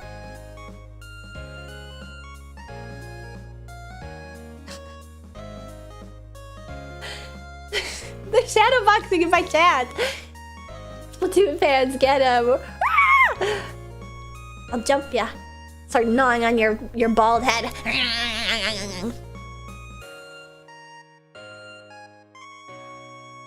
German suplex you. Choke you out. Soldier fighting war that ended 29 years ago. Yeah, I'm gonna be like the person that was like in the bunker for 50 years, like longer than the war, because they were too afraid to open it up and get addled by nuclear waste and stuff. All I know is that I'm eating the new Deltarune chapter when it comes out. So I'm going to consume so much fucking slop. Actually, you know what I'm gonna do? You guys have to hold me to this. I'm going to capitalize off of the momentum, okay? I will. I'm going to play chapter 5 the day it comes out. Take all the notes of how it agrees with my own personal pet theory about how it's a Zelda fanfiction. And then put a video out within 24 hours. Okay, like, no, 48 hours. I gotta give myself a little wiggle room. And we're gonna ride that wave. We're gonna ride that wave. Who's gonna be the new sexy man? One of the oldest sexy men of all, I'm sure. Asgore. Hi, Ashton, did I miss the stream? Yeah. My stomach's growling. So... I'm gonna go...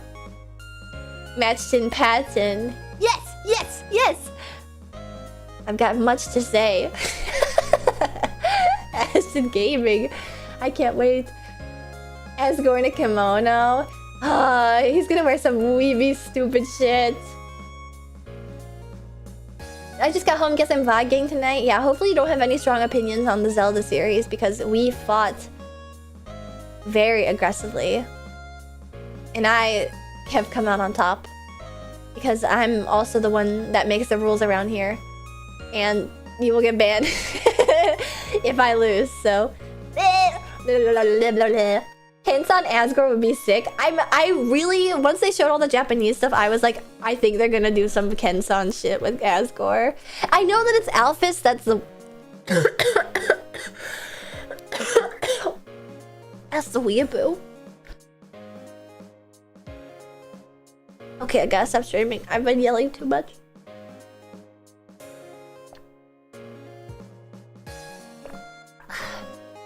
I'm dying. All the Japanese stuff because Asgore is fucking Alphys. That made me clutch my pearls. I don't like that. I'm just happy about the Fire Emblem and Xenoblade news. That's all I could ask for. Ooh, don't watch that part of the VOD. Don't watch that part of the VOD. Don't watch that part of the VOD.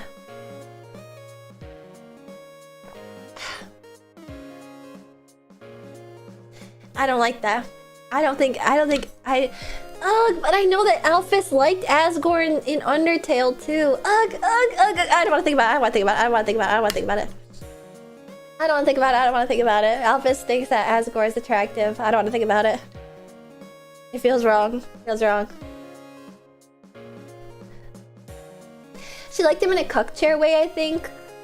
Well, everyone she likes is in a cuck chair way. Even when she gets the opportunity to be with Undine, it's like... It's also in a sort of cuck cherry way. It's just like that with her. Alright, I'm gonna go have my midnight snack. My midnight snark. And... I'll send you off somewhere.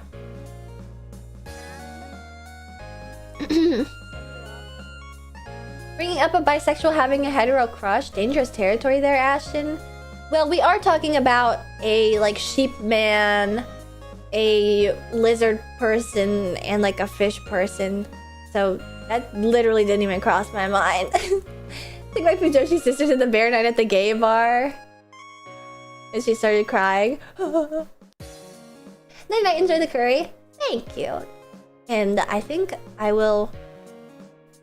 Even though I don't want to because I dislike the contrasting flavors, I really desire the crunch, so I'm gonna fry up a chicken katsu so that the flavor clashes with my pork curry.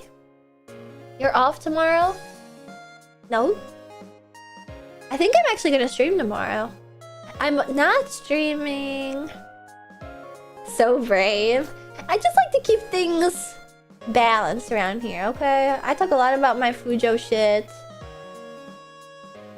I keep it all balanced. I just feel like there's something so twisted about. Well, I've talked about this before, and everybody else... I know I was just about to end stream, okay? I'll leave you guys with this thing. Something else to get mad at me about, okay? Something else to get mad at me about. The merch command is so funny right now. I can't wait to get this awesome mini-tube merch from Hoverkit that says she will go away in 10 seconds. Yeah, I feel like we shouldn't be running the merch thing because there isn't anything in my merch shop that's available right now, so... My most unpopular Deltarune Undertale opinion is that I think it'd be nice if Asgore and oh, what's the tutorial? I think it'd be nice if Asgore Toriel got back together. I think it's sad that they are together. I know that they have like irreconcilable differences. Head slap! They're never getting back together, kid. Grow up. I think Asgore didn't. Toriel, I hate to say this, but I think Toriel is in the wrong here. He had no other choice. Sans is rocking her world. Leave her alone. She seems happier. She probably was incredibly happy in her happy, loving marriage. She's only happier because she was sad before.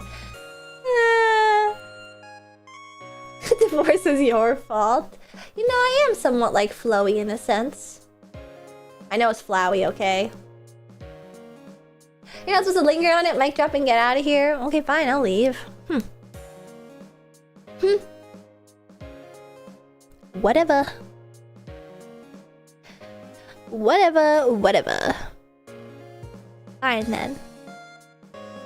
My voice hurts. You got me to fucking type it, you got me to type flowy, and you immediately got me, you always get me. It's when years of you saying it and you always get me. It's just my first instinct. Oh my god, I forgot to thank every single person that subscribed today.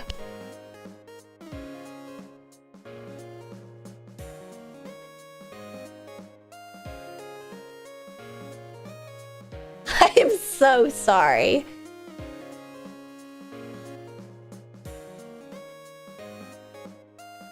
Okay, I'm sorry. Belsa, thank you for resubscribing, saying it's sponsored 3 hours ago. And Buzz, thank you for resubscribing, saying it's sponsored 3 hours ago. And Landgren, thank you for resubscribing, saying it's sponsored 3 hours ago. For 18 months, yay! Also, Osmay, thank you for resubscribing, saying it's sponsored 3 hours ago for almost a year. And also, Yadmay, thank you for resubscribing, saying it's sponsored 2 hours ago for 6 months. Wow, half a year. And Redacted, thank you for the 5 gifted subs. And also Outward, thank you for gifting Dekomiki a sub. And also A-Raccoon, thank you for resubscribing, saying it's sponsored for a whole year with your Prime sub. Oh my god, I can't believe we missed that. And also Bird, thank you for resubscribing, saying it's sponsored. Oh, so close to 40 months. Even though it's not divisible by base 12, so it's not really all that important. As a milestone, but anyway. It's in Loki, thank you for resubscribing, saying it's sponsored for 45 months. And also, Zio Robotic, thank you for the 100 bits an hour ago that I completely fucking forgot to acknowledge. Whoa, there was so much happened this stream. And also, Demon, thank you for resubscribing, saying it's sponsored for 48 months. Oh my god, 4 years. And also, T-Vex, thank you for resubscribing, saying it's sponsored for 45 months. So, holy shit. Thank you. Thank you. Perfect catch-up. I'm sorry, I missed. This is why she's a racer. Man, I feel like I went slow that time. I can't remember the last time you called me insane Loki, maybe 3 years ago. I was just reading what it says. If you think that's fast, you'll have to stick around for when I do my hellos sometimes. Holy speedrun. Thank you all so much. I really appreciate it. And I also appreciate you guys dealing with the fact that I didn't say anything the entire stream because I was too busy ranting and raving. Ranting and raving and hemming and hawing and yammering and beating dead horses and looking gift horses in the mouth and calling a spade a spade. You still do hellos?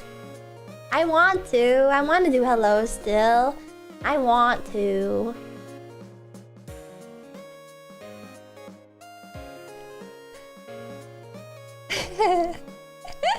Would you love the ranting and raving and chilla? Just imagine that whatever... If it makes you feel better, if it makes you guys stop hating me so terribly and thinking of me so disdainfully, just think of me whenever I'm saying some shit that like you genuinely are like, she has no idea what she's talking about.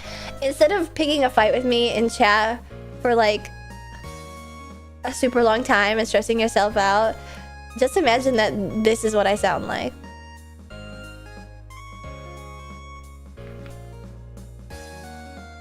And you could call it a day.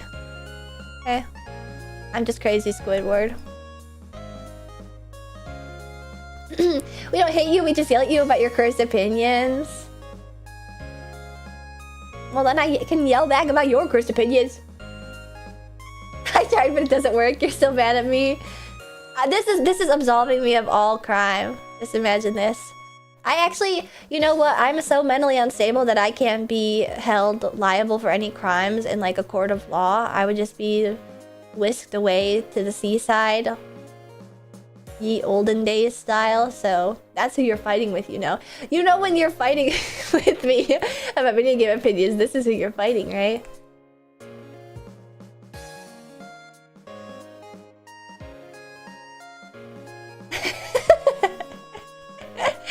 Look at my Ashton Wojak whenever I'm mad at you. Yeah, just imagine you've already drawn me as the soy jack and yourself as the Chad. I had an unskippable 2-minute ad. Uh-oh. Are you back? I feel bad about that. Whenever a person subs by and follows and joins the pit crew. Oh, you're back. Okay, okay. Thank you for following joining the pit crew and sharing your opinions with me today, Cosmic Courier. Thank you all for chatting with me today. Even if I managed to rage bait you all over and over and over and over nonstop the entire time. The infatuation makes the rage bait piss me off even more. I'm sorry I can't see you as crazy Squidward. Like, that's the problem. You mean you're infatuated with me? I know, I'm just disappointed. They should make a horror movie about you. It wasn't bait, honest rage for the love of the game. Yes, I was just speaking my truth. And if that enraged you, did you wanna kill me? Jump me from behind and choke me out? Strangle me to death? You hate me, you hate me. Not really. Ow.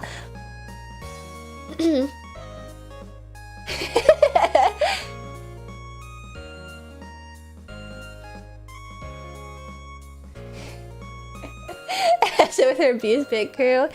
Yeah, sorry, that was me fantasizing about my abused pit crew that I got locked up that I'm gonna kick around a little after stream. Why would I ever hate my green Oshi? I think you're the wrong cat. Are you sure not Nimi's chat?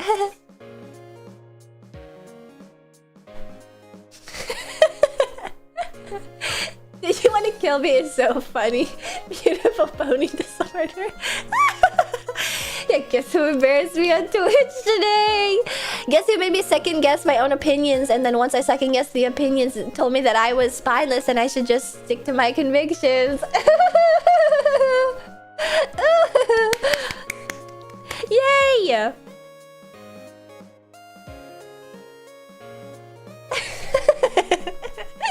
I love Abuse Goblin. I love the Abuse Goblin. Guess who embarrassed me at therapy today? I love it so much.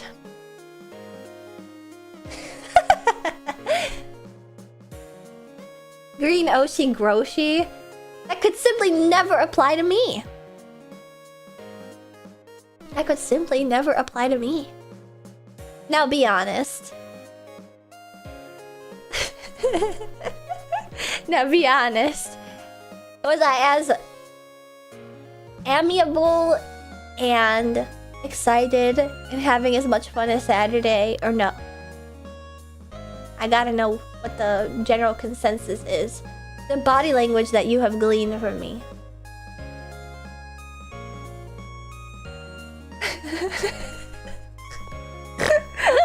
I can't be mad at you today. I already won knowing when you search up Kingdom Hearts images, the first results in the recently searched up Kingdom Hearts outbreak. No way! No way, no way, no way, no way, no way, no way. No way, no way, no way. It's true! Is that true that that happened? No. Is that true? Almost as much fun, but not quite. There's a burden weighing on your soul tonight. You guys, I like... Ow! Oh, I googled it and now it's on my other screen. That's gonna show up again next time. Oh my god.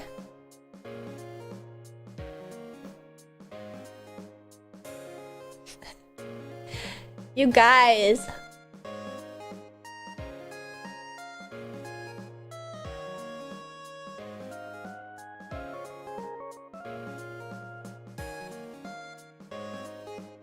Oh, okay, I was like, holy shit.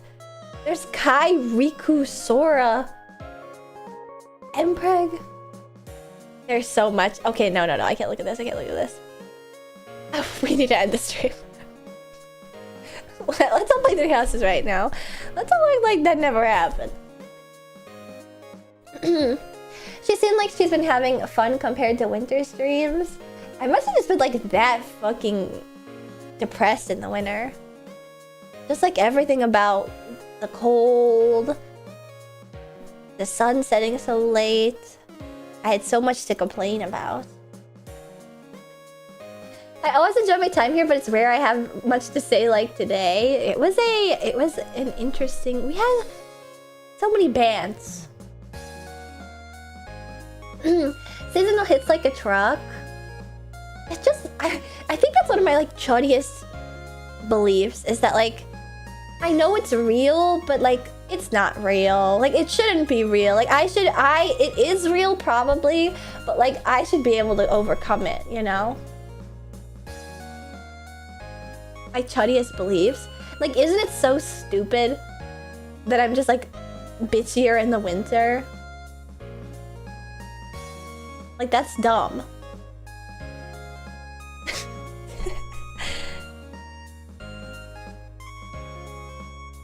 There's no way that it came up.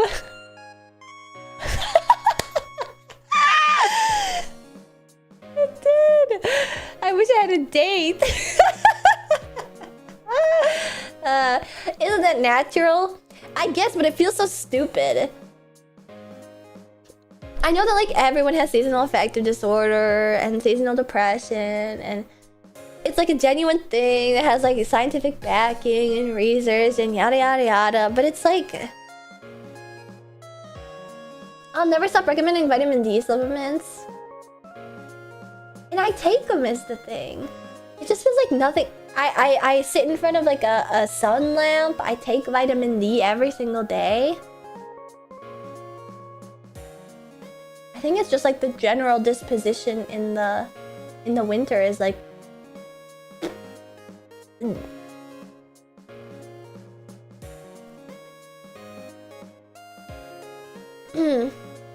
I seem to be the opposite. I get way more depressed in spring. Maybe you have really bad seasonal allergies.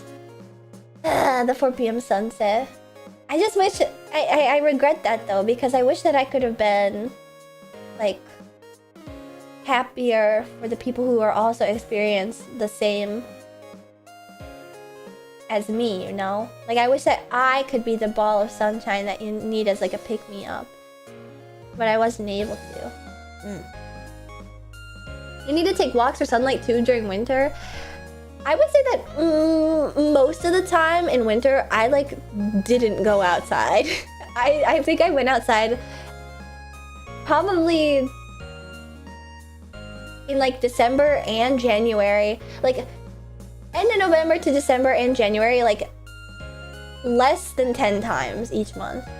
Not like as a whole, but like each month I would say I probably went outside less than 10 times.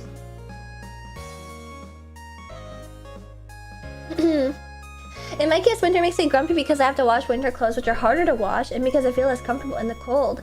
Isn't there anything of the season that annoys you?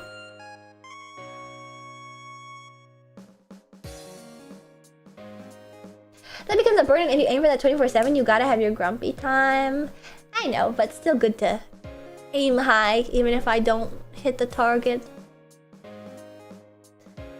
Well, I think actually the thing that annoys me about the summer is that everywhere has the air conditioning and I get so cold. And then I have to bring a jacket everywhere because it gets so cold. And then I have to take the jacket off because it's so hot outside. It's just like winter where you have to carry a jacket around with you. But because it's cold outside and warm inside. It's the same issue. Alright, my stomach is growling. And I need to eat. That's it for today. I'm gonna find somebody to raid. Somebody suggested miso buns, and you know what? Why not? Why not? I hope you guys had fun today. Yelling at me and banting. No, yelling with me. Please don't relish yelling at me. I don't like that. Yell with me, not at me. Alright. Are you taking your vitamin D with your fats? They help carry it? No. I didn't know that. Uh-oh. Ah. So much to do. And I probably won't do any of it until I see you guys next time. That's it for today. And I'll see you guys again tomorrow, probably. That's what I'm thinking I'm going to stream next. And hopefully there will be a game, because I've completely expended all my yap topics. Thank you everybody who followed and joined the pit crew today. I hope they had a fun time, because I had a lot of fun time talking with you guys. And I hope you make your way back for more retro games. That's it for today. I have a Discord that everybody's really active in if you're interested in hanging out in the community with the pit crew. We also have some community movie nights like we did last night, where we watched Treasure Planet, which is super good. And it also mysteriously had a very like Disney direct-to-TV art style, like Cinderella 3 type art style. How curious. And maybe I should talk on that more. But anyway, I'll save that for next time. Make sure you also follow me on Twitter, because that's where I post lots of updates, lots of cool updates, such as my Senpai Squad collab. And I have my 4-year anniversary next week on the 18th, June 18th. So definitely tune in for that. But until next time, goodbye. Mwah!